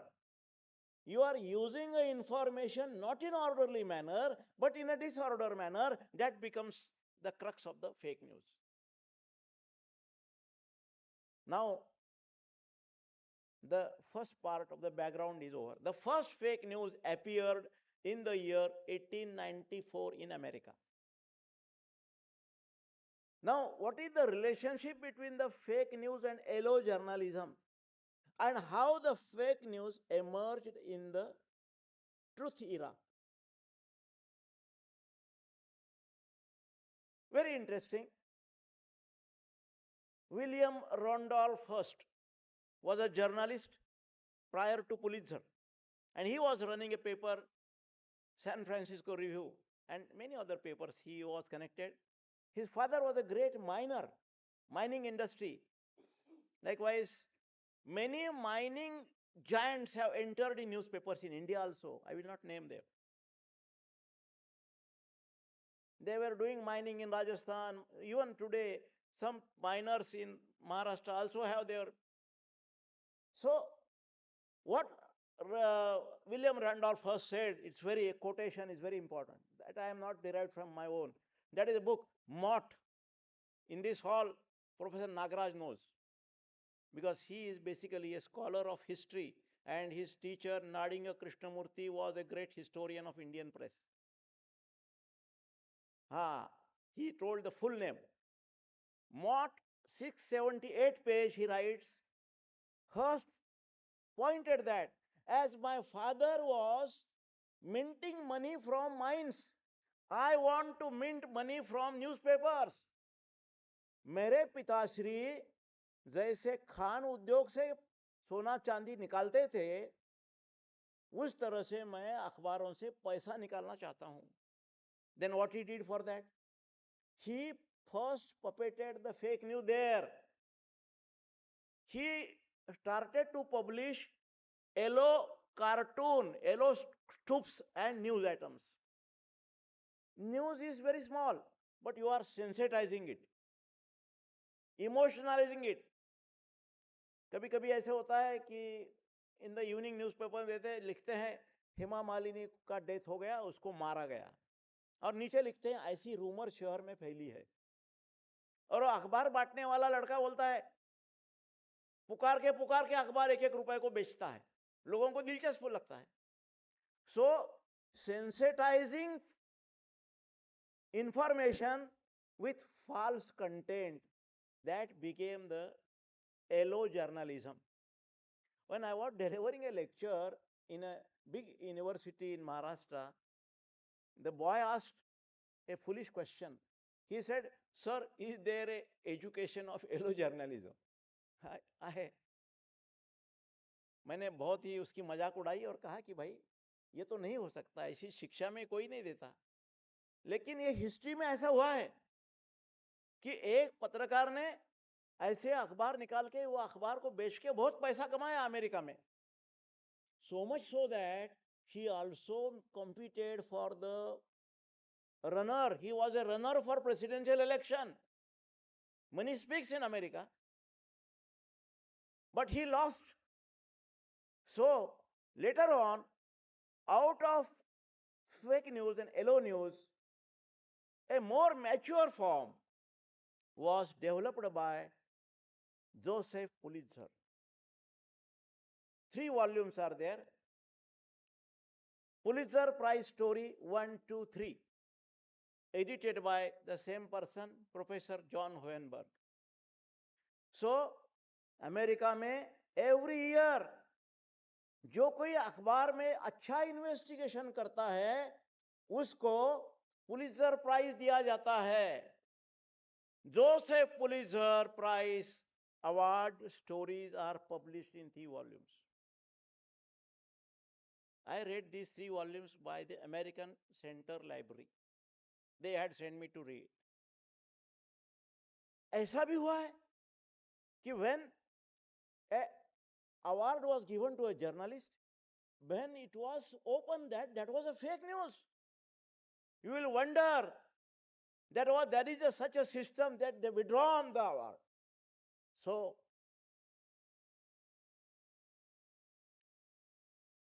Joseph Pulitzer Prize for Investigative Journalism has 3 more ingredients. Number 1, the story should be authentic. Number 2, it has been recognized. Journalist credentials are recognized by the society. Journalist, what degree he possesses, what he is, not important. his social recognition is very important. The third one, that the news should be very thoroughly explored by using the investigative techniques. Why I am telling these three things? Because when the process of investigation fails or not conducted properly, then the other side is fake news. When it is successful, it is investigation. When it fails, it becomes a fake. That is a very clear anatomic analysis. Now I will give an example of this. When Richard Nixon was President of America, he was a presidential candidate, same party of Donald Trump. So Democrats' office was in the Watergate building. President's men, what they did, they recorded certain events, they studied some files. This appeared a small news item in New York Times that one person was arrested for investigating in the recording certain evidences in the Watergate office. But Jack Anderson and Bob Packwood followed this small item and they explored. They wrote 12 series and a book out of that came. Title is All the President's Men. And when Nixon was rejecting everything, finally, when the stories were true, President one fine evening appeared on television and reported that for the good faith of American democracy, I am resigning from the post of president. That means he accepted. That was not a fake news. That was investigative journalism. Unfortunately, in our education, we never touch the grassroots level information. Now, it's in the process of our language journalism. What we do, we have produced small booklets, and the students of journalism and mass communication do not read English books. They say, our sir is God, he is telling, that means that is truth. So, unless and until you touch the source material, then you cannot find out what is truthful journalism. Take example of Lokmanya Bal Gangadhar Tilak. He, along with Home Rule Movement, Annie Besant, established at Adyar a National School of Journalism. Even in the Kesari office, he had a journalism training college. And his colleague, Narsiya Chintaman Kelkar, has written a book, Vrittapatra Mimamsa, that is the first book of journalism in Marathi. His articles were earlier published in Kesari and he compiled it. So, the understanding of Indian news. Tilak used to say, don't copy from Times of India. Otherwise, some Marathi papers were writing, in Pune there was a fire, this news we got from Times and we are copying this news. This is a idiot kind of thing. So, don't copy the news from any other newspaper. Always publish original news. That was his consistence. Once people went to Tilak and asked him, Mr. Tilak, Balwant Rao, उनका नाम बलवंत राव था, you are not worshipped today, आपने पूजा नहीं की है. तो उसने कहा कि today I was busy in writing a hitting article, editorial, and I have completed that editorial. That is my puja, that is my worship. So Vivekananda rightly says, duty is worship. The last man who is in agony, वही मेरा परमेश्वर है, ऐसा विवेकानंद का कहना है. So, understanding fake news is a very vital phenomena. There are, you read my booklet, there are 8 types of fake news. So many typologies there.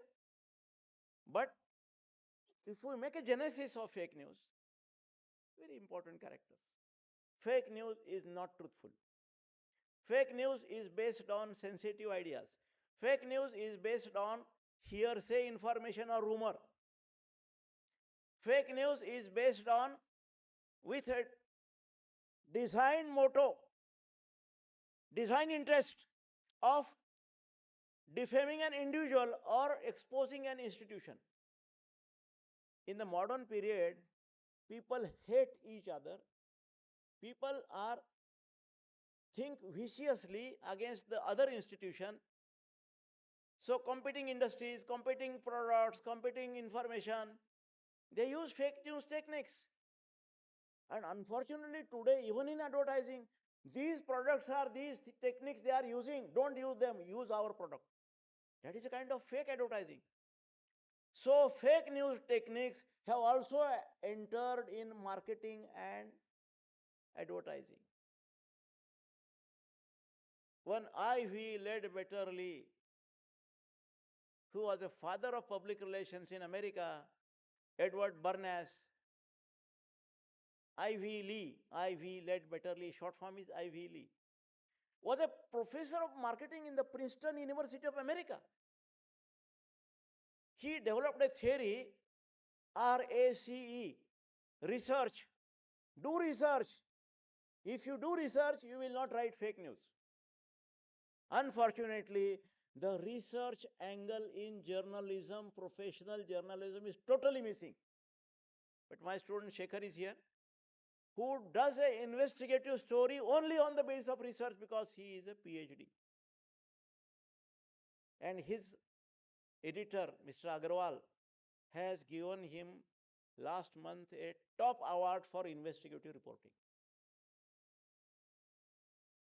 So, research is basic to control fake news. Journalists must be trained how to conduct research. You are going to slum area, you want to throw light on slum area in Bhubaneswar, poverty in Orissa. So do research. Oh, Lawrence Campbell and Roland Woolsey, fathers of journalism reporting, they say, why people do not write sociological news? Three things. They are not at all interested in social reformation. They are interested only in political kursi or kissa kursi ka isme hi busy hai. Number two, social news are difficult to explore. In my area, during Corona period, there were child marriages. So we did a story on that. My reporter studied. So automatically what happened? They were able to throw light. Then the laws were enforced. They were controlled. Many were cancelled. So research is basic in controlling fake news. Program of action. A. What program of action newspaper is going to undertake to control fake news? What is the ethical dimension of the newspapers? In America, I was 3 times. I delivered in 14 universities of America lectures on journalism. They say in ethics journalism, there are 3 types of ethics are there. Ethics of the own newspaper. Suppose Washington Post, Chicago Tribune, New York Times, they have their own ethics. The reporters will not use others' vehicles. 10 principles there. Organization of the city. City Journalists Association has its own ethics. And on the head of all these 3, there is a national code of ethics of the Association of Journalists. And in my book, Journalism in 21st Century, I have given a special chapter on ethics, journalism ethics in the Western countries and India also.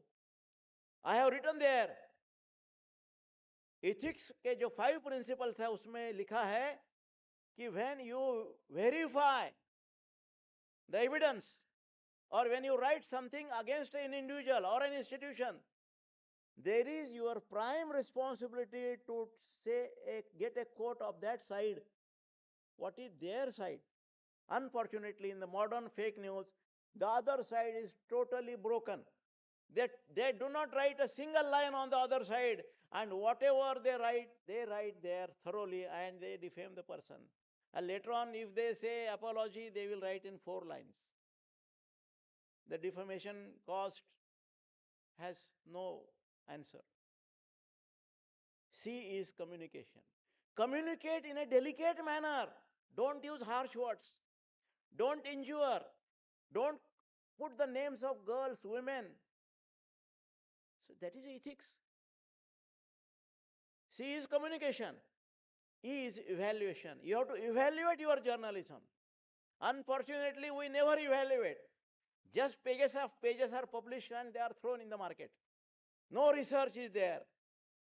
So, what is important is not ombudsman. Times of India, first ombudsman was Justice Bhagwati. Many media houses, they have an ombudsman. But they do not work more seriously. What is important is those complaints should be investigated. Then only fake news can be controlled.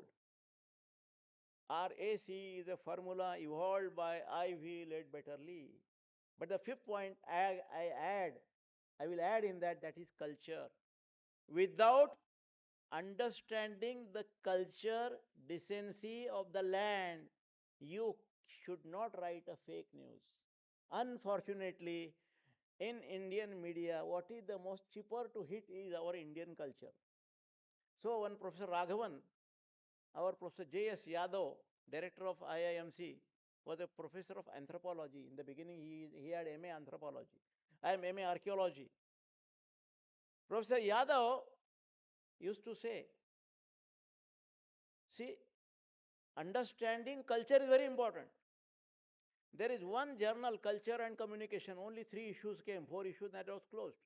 In the first issue, there was an article of Professor Yadav in which he had quotation from Partha Sarthi, who was director of Indian Institute of Bangalore. And in that article, he wrote, in India, our culture is rich, but our communication media is very poor. That is not able to absorb the height of culture, height of values. McLuhan used to define medium is the message. We are all in the morning, right from morning to evening, we are discussing about AI. So, AI is double-edged weapon. It is benefiting and it is also losing. But fake news is not at all benefiting. It is only killing. Initiative in killing the development of the world. It is said fake news give a setback to the economy of the country by not 1%, 0.05 to 7%. What today India's economy is suppose 7%, it would have been 7.5 if there are less fake news. Why China has no fake news? Because they have a communist media pattern. If somebody write a fake news, they will punish thoroughly. So, on the global level, take the countries, African countries, example of many Asian countries, you will find there fake news is damage their development 0.9%. So fake news destroys development initiatives. Fake news gives a setback to agriculture due to because they will say such and such chemical has come, such and such fertilizer has come. If you use, your crop pattern will go down. Automatically farmer will be disturbed out of that. So disturbing fake information is a great threat to agriculture, industries, higher education, health, security. About health, one of my students is working fake news in the corona pandemic in the post-truth era. What is truth? As I was telling in the afternoon, as we call it as our Kali Yuga. Post-truth is derived from postmodernism. Postmodernism, Habermas, a political scientist, developed this concept.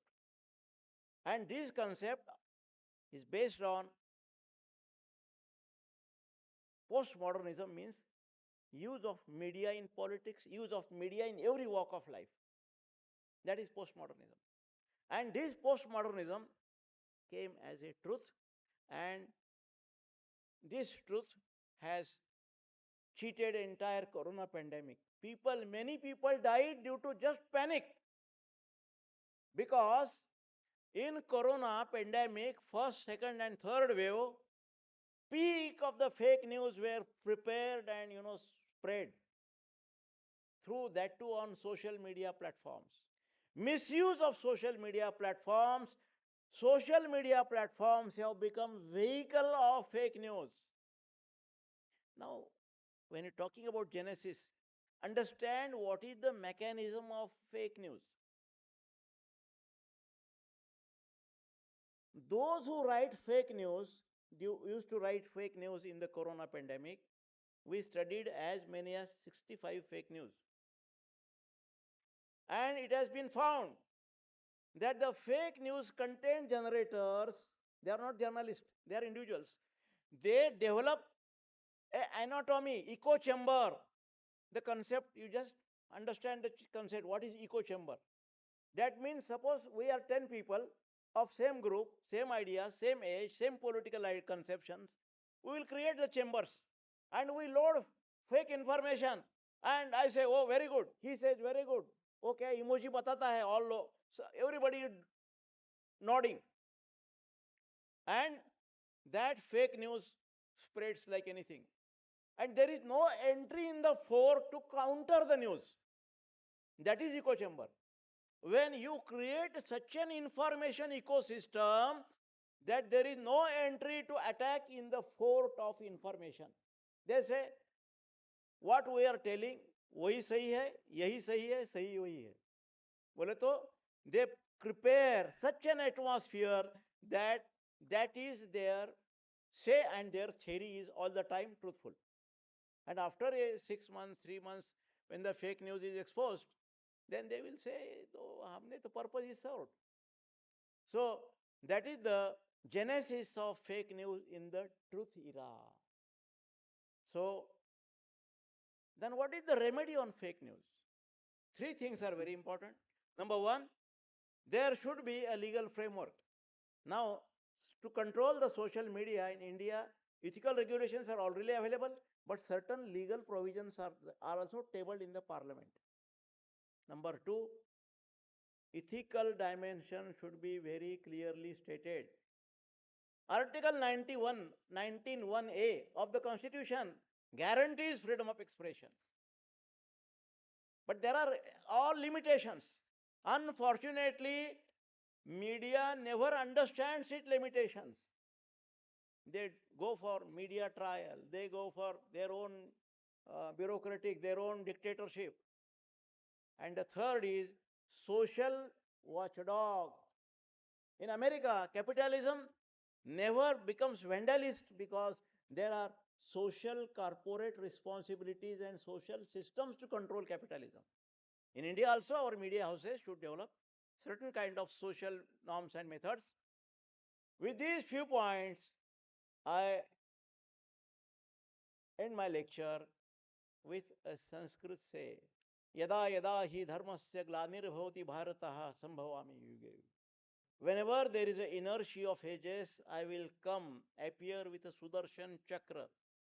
Now our DRDO has also prepared one Sudarshan, and to protect our public life from the dangerous attack of terrorists. So fake news is also a vehicle of terror in the world. So in order to overcome all the difficulties, we should end the fake news with strong initiative and strong actions.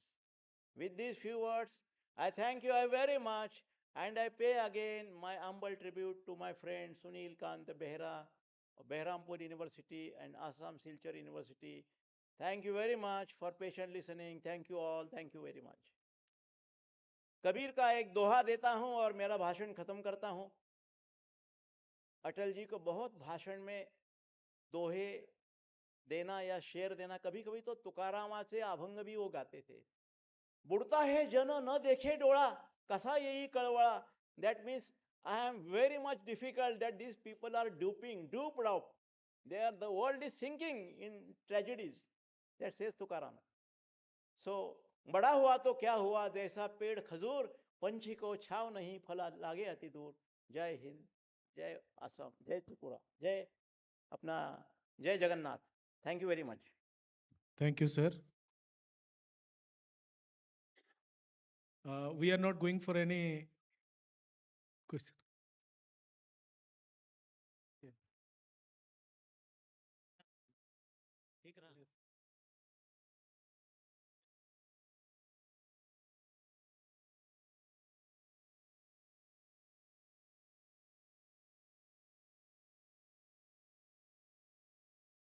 Topic दिला था. No, sir. Thank you very much for this wonderful session. At the same time, for your tribute to Professor Sunil Kant Behra in his third memorial lecture. Uh, Thank you all for patience hearing, and at the same time, I bow my head before all the gurus present over here, and I express my deepest gratitude to Professor B.L. Dharudkar sir for his wonderful and most effective memorial lecture on genesis of fake news, a sociological perspective. And not only sociological perspective, he has touched two different dimensions and different perspective of fake news and its impact and implications. Thank you all once again on behalf of Ninth National Media Conclave 2025. Thank you very much. Jai Jagannath.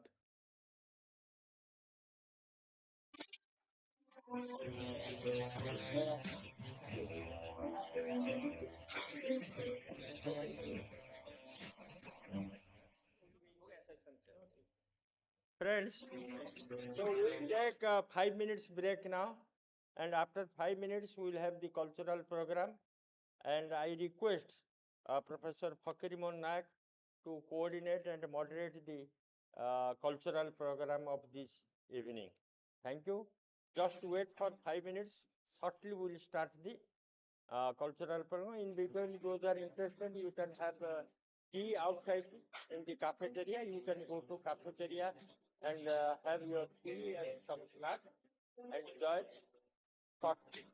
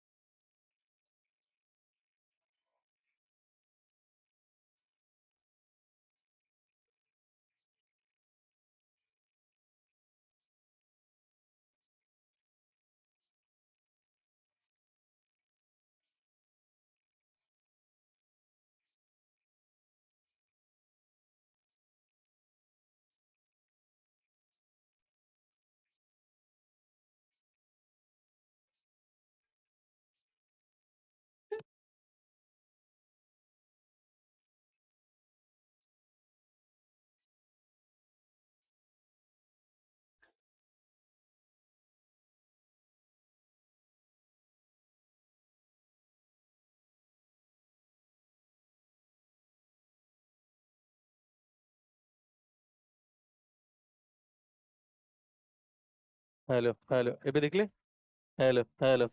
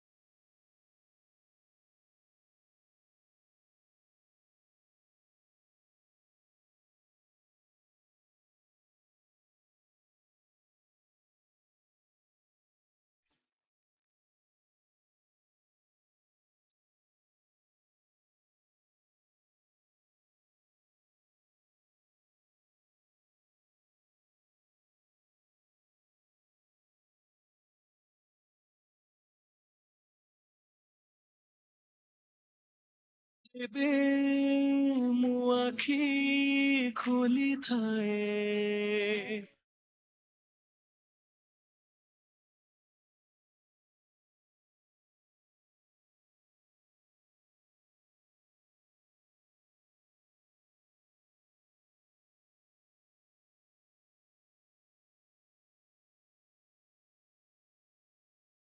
तो बढ़े दे दुख मुझे जगारे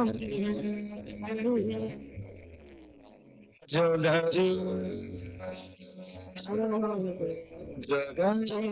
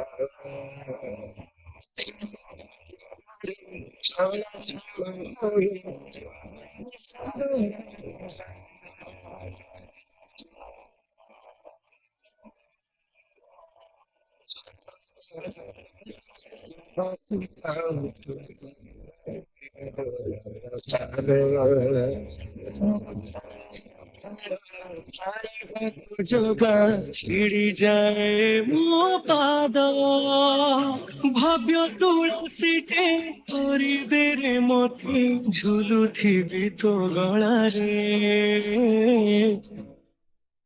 ଜଗାରେ ଓ ଜଗାରେ ତୋ ହସ ଟିକେ ଦେଖିବାକୁ ମୋ ମନ ଝୁରେ ଜଗାରେ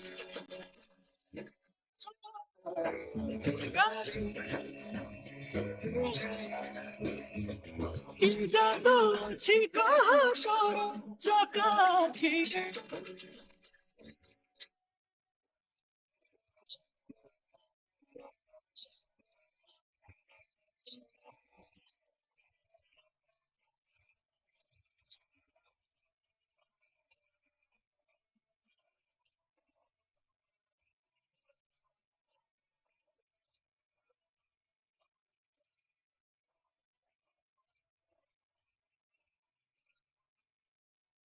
ତୋ ପଥ ଦୌଡ଼ି ପାରେ ନାହିଁ ଛୁଇଁ ଏମିତି ଅଭାଗା ମୁଝେ ଏ ପାପି ଆଖିକୁ ପାପ ହାରିବାକୁ ନନ୍ଦୀ ଘୋଷ ଖାଲି ଖୋଜେ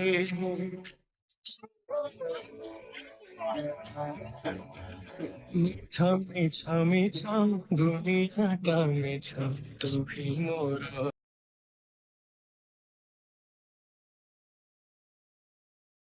मेघ सजी तोरे दिखे मोती परा तोहरे डांडे तोर खच कतळे रात मो जाऊ संती रे जगारे जगारे तू हस टिके ଦେଖିବାକୁ ମୋ ମନ ଝୁରେ Jaga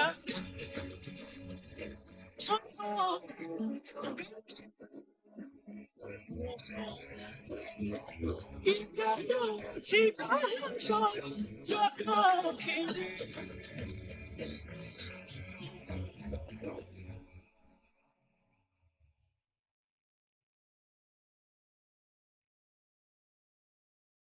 Were you born between 1980 to 2000? Axis Max Life is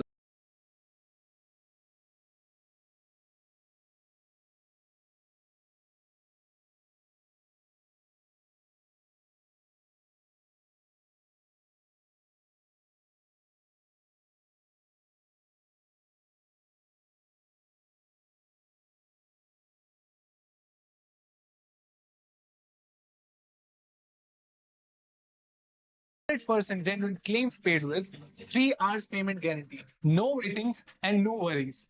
What are you waiting for? Click on the link below to calculate your premium.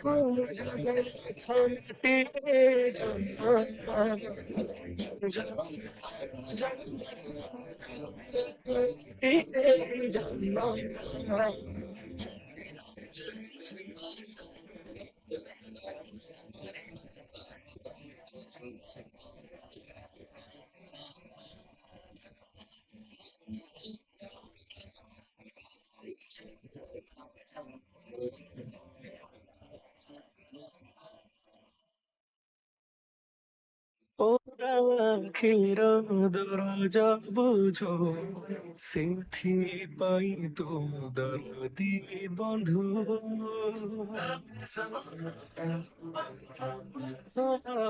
ସବୁ ଦେଇଛୁ ଭଲରେ ଅଛି କରୁଣା ତୋର ପ୍ରେମ ସିନ୍ଧୁ বলে মাছু ধরে খালিরে শান্তি পায় দেখি তো সকাল জগন্নাথ জগন্নাথ জগন্নাথ তীরে জন্ম জগন্নাথ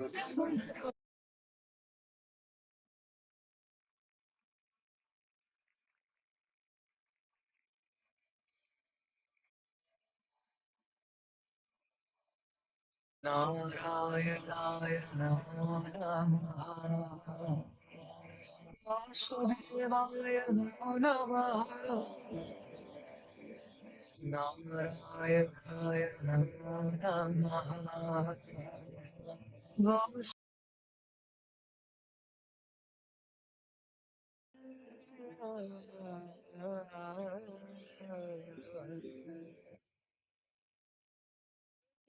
प्रभु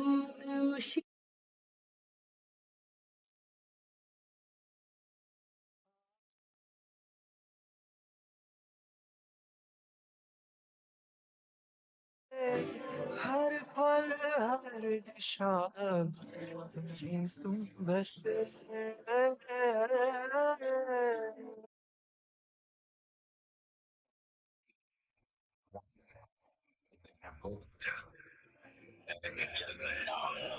जय जय जगन्नाथ जय जय जगन्नाथ जय जय जगन्नाथ जय जय जगन्नाथ भगवान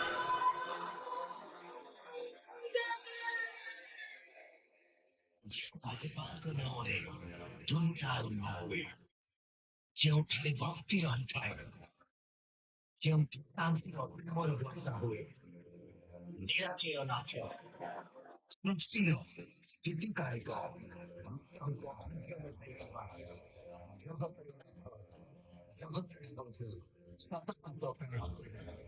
ଜୟ ଶ୍ରୀ ଜଗନ୍ନାଥ ଜୟ ଶ୍ରୀ ଜଗନ୍ନାଥ ଜୟ ଶ୍ରୀ ଜଗନ୍ନାଥ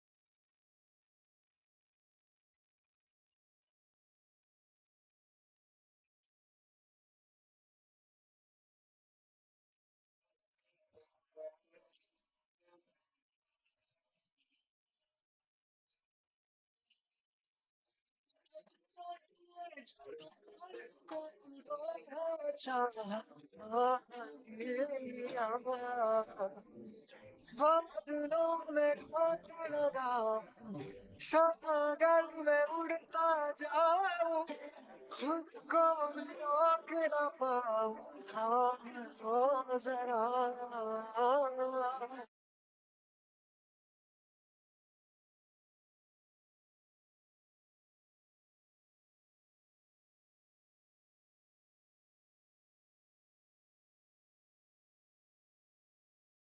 हेलो वंदे उत्कल जननी जय जगन्नाथ शुभ संध्या आपण मानकु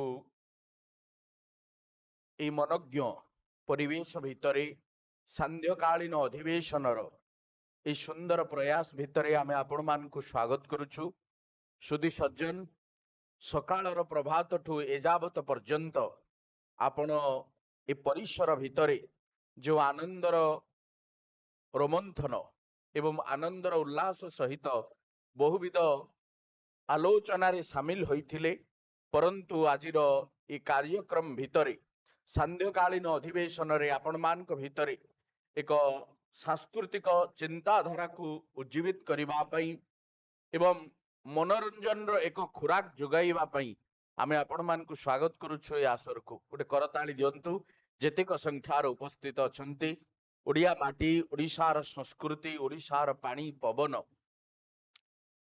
ये जाति पाई अमूल्य अवदान घन घन वन भूमि राज तरंगे नील भूधर माला साज तरंगे कलकल मुखरित चारु विहंगे जननी जननी जननी वंदे उत्कल जननी एठी बही जाइछि दया नदी शांतिर वार्ता दे ए माटीर पाद को छू छू चैतन्य उत्कलीय परंपरा उद्बुध हेले चंडाशोक धर्माशोक रूपांतरित हेले उत्कलर इष्ट देवता महाप्रभु जगन्नाथ आश्लेषर वरद मुद्रारे चतुर्बाहु धरी विराजमान करिसंति रत्न मंडपरे ए जातिर दुखरे सुखरे जेतेबेले जहा किछि हुए महाप्रभुंकर पदार बिंदरे समर्पण करिदेले समस्त दुख आउ सुख कटिजा बंधुगण ए जातिर संस्कृति उत्कलीय संस्कृति ओडिशार संस्कृति ओडिशार धर्म परंपरा जगन्नाथ धर्म परंपरा एवं जगन्नाथंकर धर्म परंपरा संस्कृति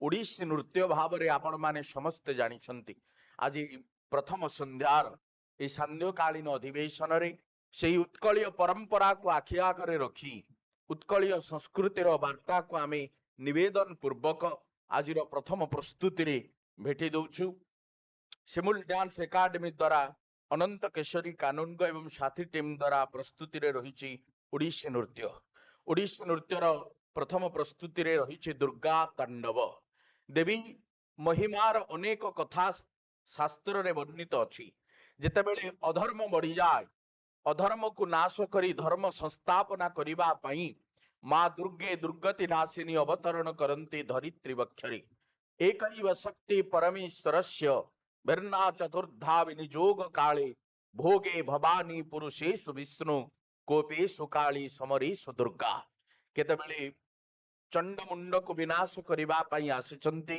महिषासुर को निधन करिबा पई आसिचंती एवं केतेबेले रक्त वीर्य को निधन करी शांति संतापन करिबा पई धरित्री को आसिचंती सेही मातृशक्तिर आराधना ही ए जातिर अमोघ आराधना करताली दे प्रथम प्रस्तुति रे स्वागत करिबु दुर्गा तांडव एक भव्य करताली दियंतो आमे सिमुल डांस एकाडेमी रो प्रथम अर्घ्य दुर्गा तांडव को स्वागत करूछु आजिकार प्रथम निवेदन रे वंदे उत्कल जननी।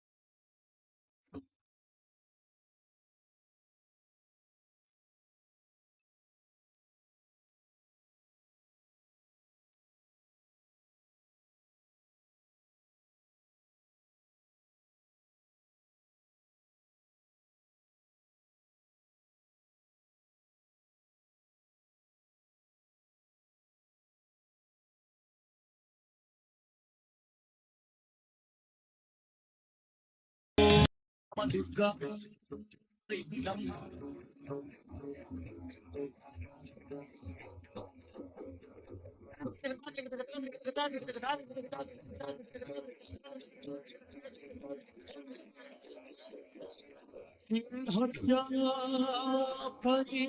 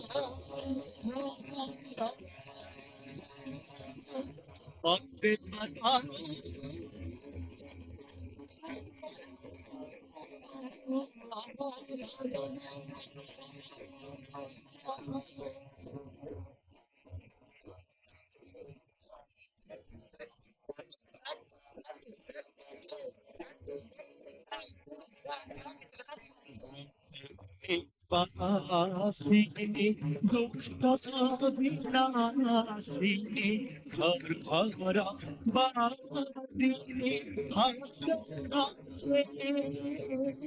गोपिनी वासिनी दुष्ट विनाशिनी घर घर बादिनी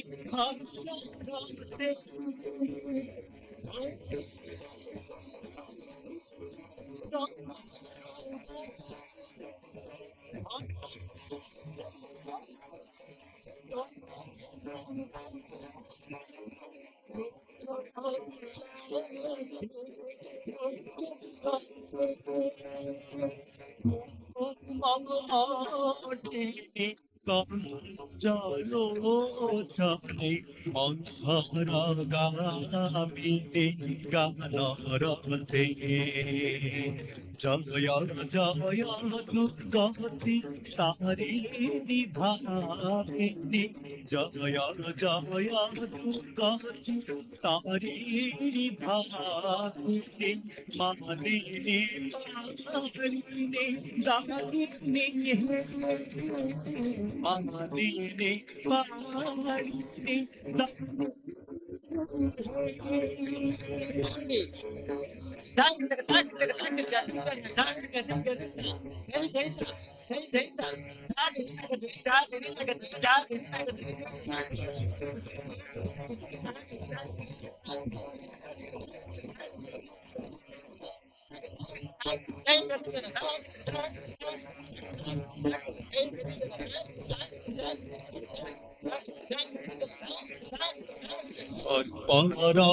পরাধারিণী দজ্জানে পারিণী বিন্ধা বিলাসিনী বাজগতে শাস্ত্র বিচারি বাজা বিচারি মন্ত্র চারিণী যোগরতে খবর ধারি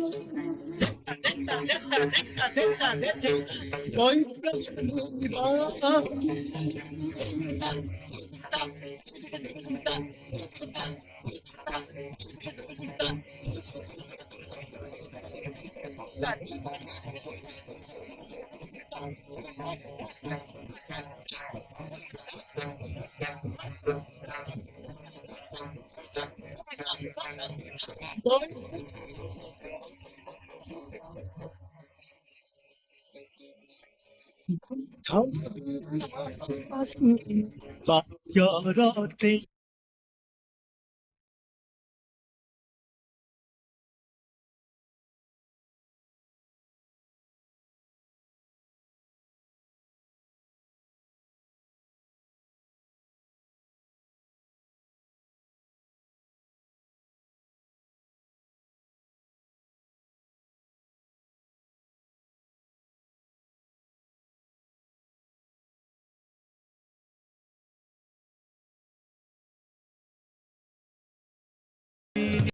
জয়া জয়া দুর্গাতে তারি ভাবিনি মালিনী পারিণী তারিণী হে মালিনী পারিণী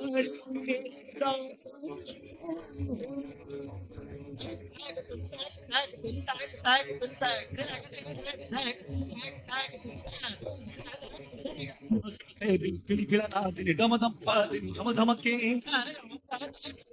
మొట్టమొదటి ఝట ఝట దేహిని ఝమధపహాసిని ఝమధమకే శివ శివ సేతిని గిళగిళనాదిని ఢమధమపాదిని ఢమఢమకే మొట్టమొదటి ఝట ఝట దేహిని ఝమధపహాసిని ఝమధమకే గదగదలాడిని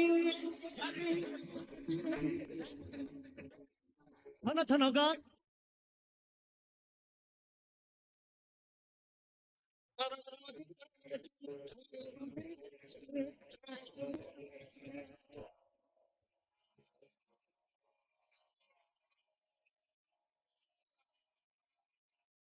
জয় জয় দুর্গা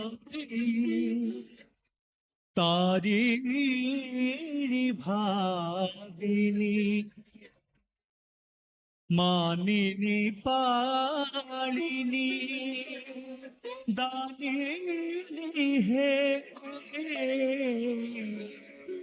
মানিনী পালিনী দানিনী হে मानिनी पारिणी दानिनी है मानिनी दानिनी है मानिनी पारिणी दानिनी है मानिनी पारिणी दानिनी है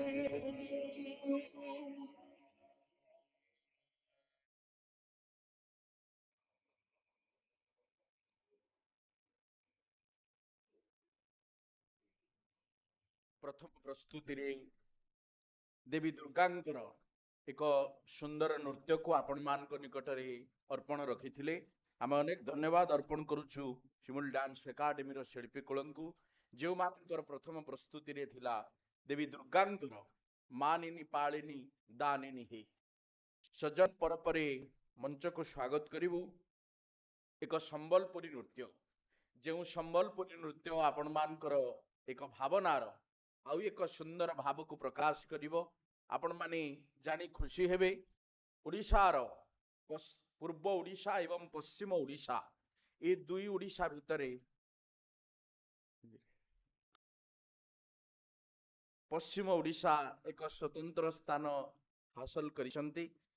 ପଶ୍ଚିମ ଓଡ଼ିଶାର ବହୁବିଧ ନୃତ୍ୟ ଯାହା ଲୋକନୃତ୍ୟ ଭାବରେ ପରିଚିତ, ସମ୍ବଲପୁରୀ ନୃତ୍ୟ, ନୃତ୍ୟାଙ୍ଗନା ଅନୁଷ୍ଠାନ ଆପଣମାନଙ୍କ ନିକଟରେ ନିବେଦନ ରଖିବେ ଡାଲ ଖାଇ ନୃତ୍ୟ। ଗୋଟେ କରତାଳି ଦେଇ ସ୍ୱାଗତ କରିବୁ ଡାଲ ଖାଇ ନୃତ୍ୟକୁ।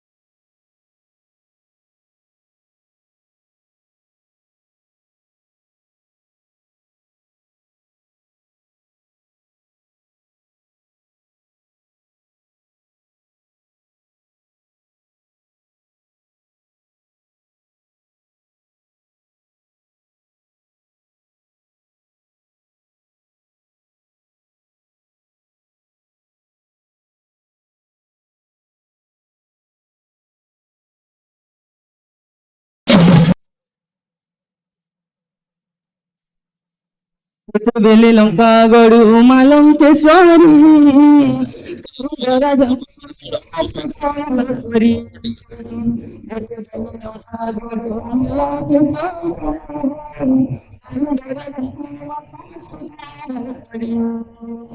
ଆସିଲେ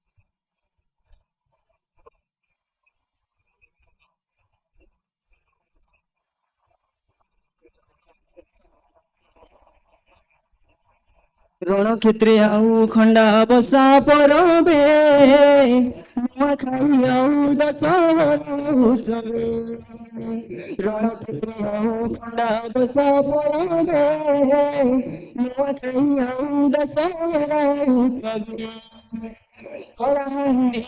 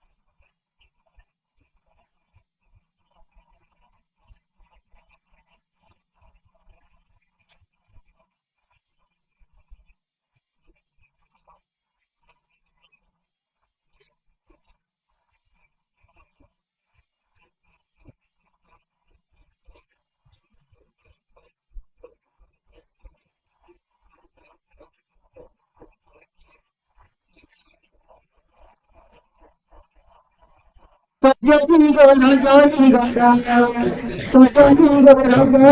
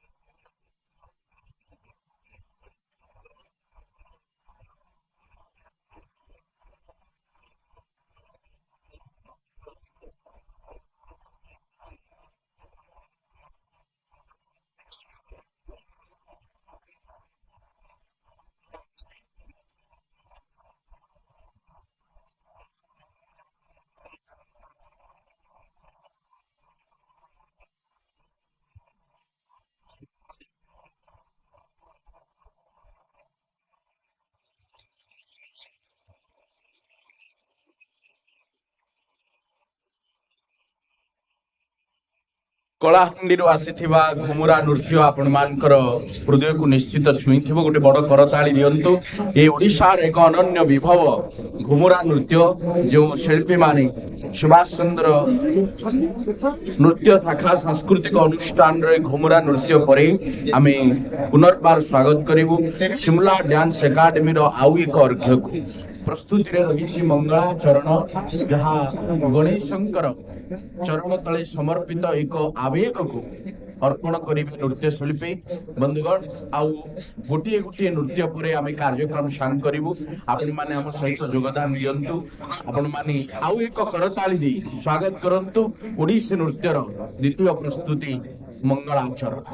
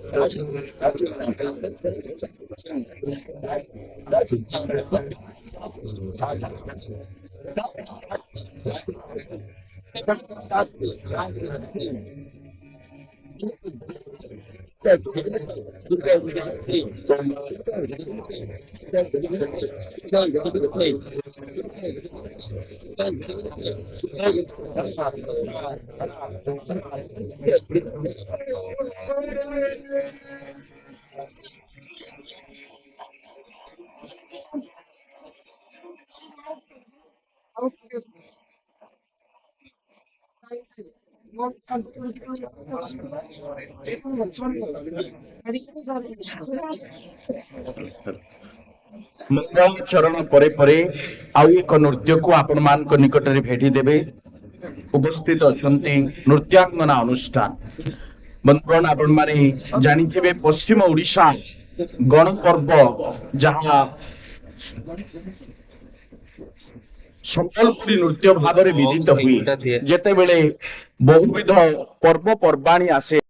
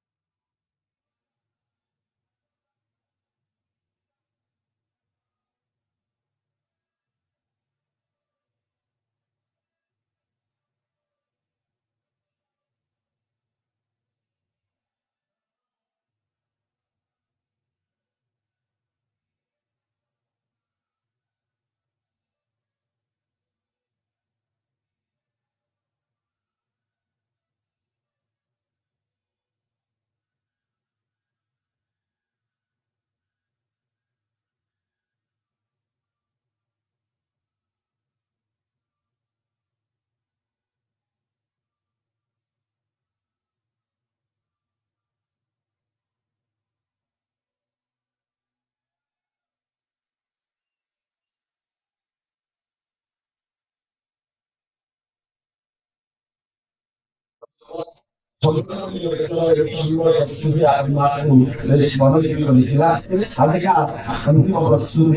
ସରସ୍ୱତୀକୁ ଆପଣମାନଙ୍କ ନିକଟରେ ଉପସ୍ଥିତ ଅଛନ୍ତି ସୁଦୂର କଳାକୃତି ଯେଉଁ ଶିଳ୍ପାରେ ଘୁମରା ପରିବେଷଣ କରିଥିଲେ ସ୍ୱାଗତ ଘୁମରା ଘୁମରା କଳ୍ପନୀୟ ସ୍ୱତନ୍ତ୍ର ଦୃଶ୍ୟ ଯେଉଁ ଦୃଶ୍ୟ ଆମ ସମସ୍ତଙ୍କୁ ସ୍ମୃତି ଅର୍ଥରେ ବାନ୍ଧି ଓଡ଼ିଶା ଦୁଇ ସାରିଯାତ ପ୍ରସିଦ୍ଧ ବା ବର୍ତ୍ତମାନ ଜିଲ୍ଲା ବ୍ୟାସଭାଗରେ ଯେମିତି ଲୋକକୃଷ୍ଣ ଭାବରେ ନିର୍ମିତ ସେମିତି ଭଗବାନ ପାଟନା ଏବଂ ସ୍ୱସ୍ଥଳୀୟ ଇଚ୍ଛାରେ ମାନଙ୍କର ସ୍ମରଣ କରି ଏହି ଘୋର ନୃତ୍ୟ ଓଡ଼ିଶାର ପରମ୍ପରାର ଆଉ ଏକ ପ୍ରତିଛବି କୁହାଯାଇଛି ପ୍ରଥମ ସନ୍ଧ୍ୟାକାଳୀନ କୀର୍ତ୍ତନ ନିଷ୍କଳ୍ପ ପ୍ରସ୍ତୁତିରେ ନୃତ୍ୟ ମୁରା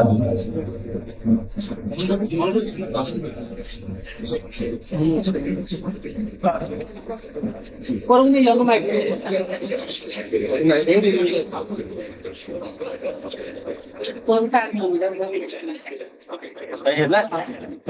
ନାଇଁ ନାଇଁ ନାଇଁ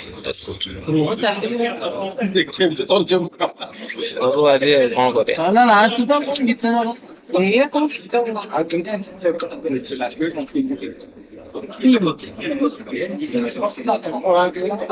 जय मां मंगेश्वर की जय जगन्नाथ स्वामी की जय प्रकाश राज की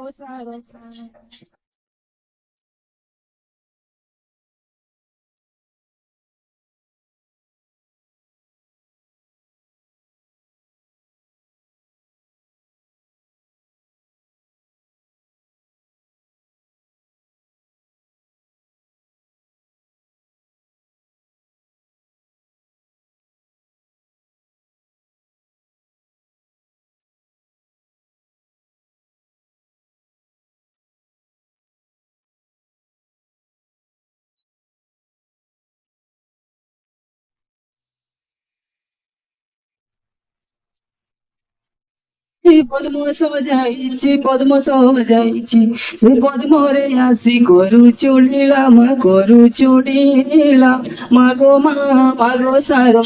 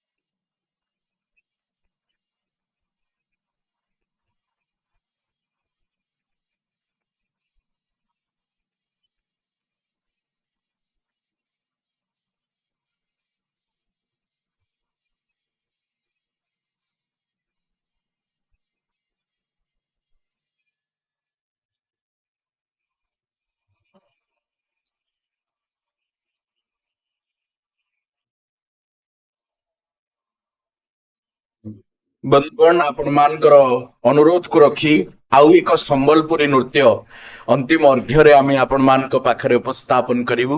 ଗୁରୁଶ୍ରୀ ସୁଭାଷ ଚନ୍ଦ୍ର ସାହୁଙ୍କର ନିର୍ଦ୍ଦେଶନାରେ ନୃତ୍ୟାଙ୍ଗନା ଅନୁଷ୍ଠାନର ଶିଳ୍ପୀକୁଳ ଆପଣମାନଙ୍କ ନିକଟରେ ଏକ ରିମିକ୍ସ ନୃତ୍ୟ ଯାହା ରିମିକ୍ସ ସମ୍ବଲପୁରୀ ନୃତ୍ୟ ଆପଣମାନଙ୍କ ନିକଟରେ ପ୍ରସ୍ତୁତି ରଖିବେ। ଆପଣମାନେ ଜାଣିଛନ୍ତି ମା ସମଲେଶ୍ୱରୀ ଇଷ୍ଟ ଦେବୀ ଭାବରେ ପୂଜିତ ହୁଅନ୍ତି ସମ୍ବଲପୁରର। ଯେତେ ସବୁ ନୃତ୍ୟ ଅନୁଷ୍ଠିତ ହୁଏ ମା ସମଲେଶ୍ୱରୀଙ୍କୁ ଆଧାର କରି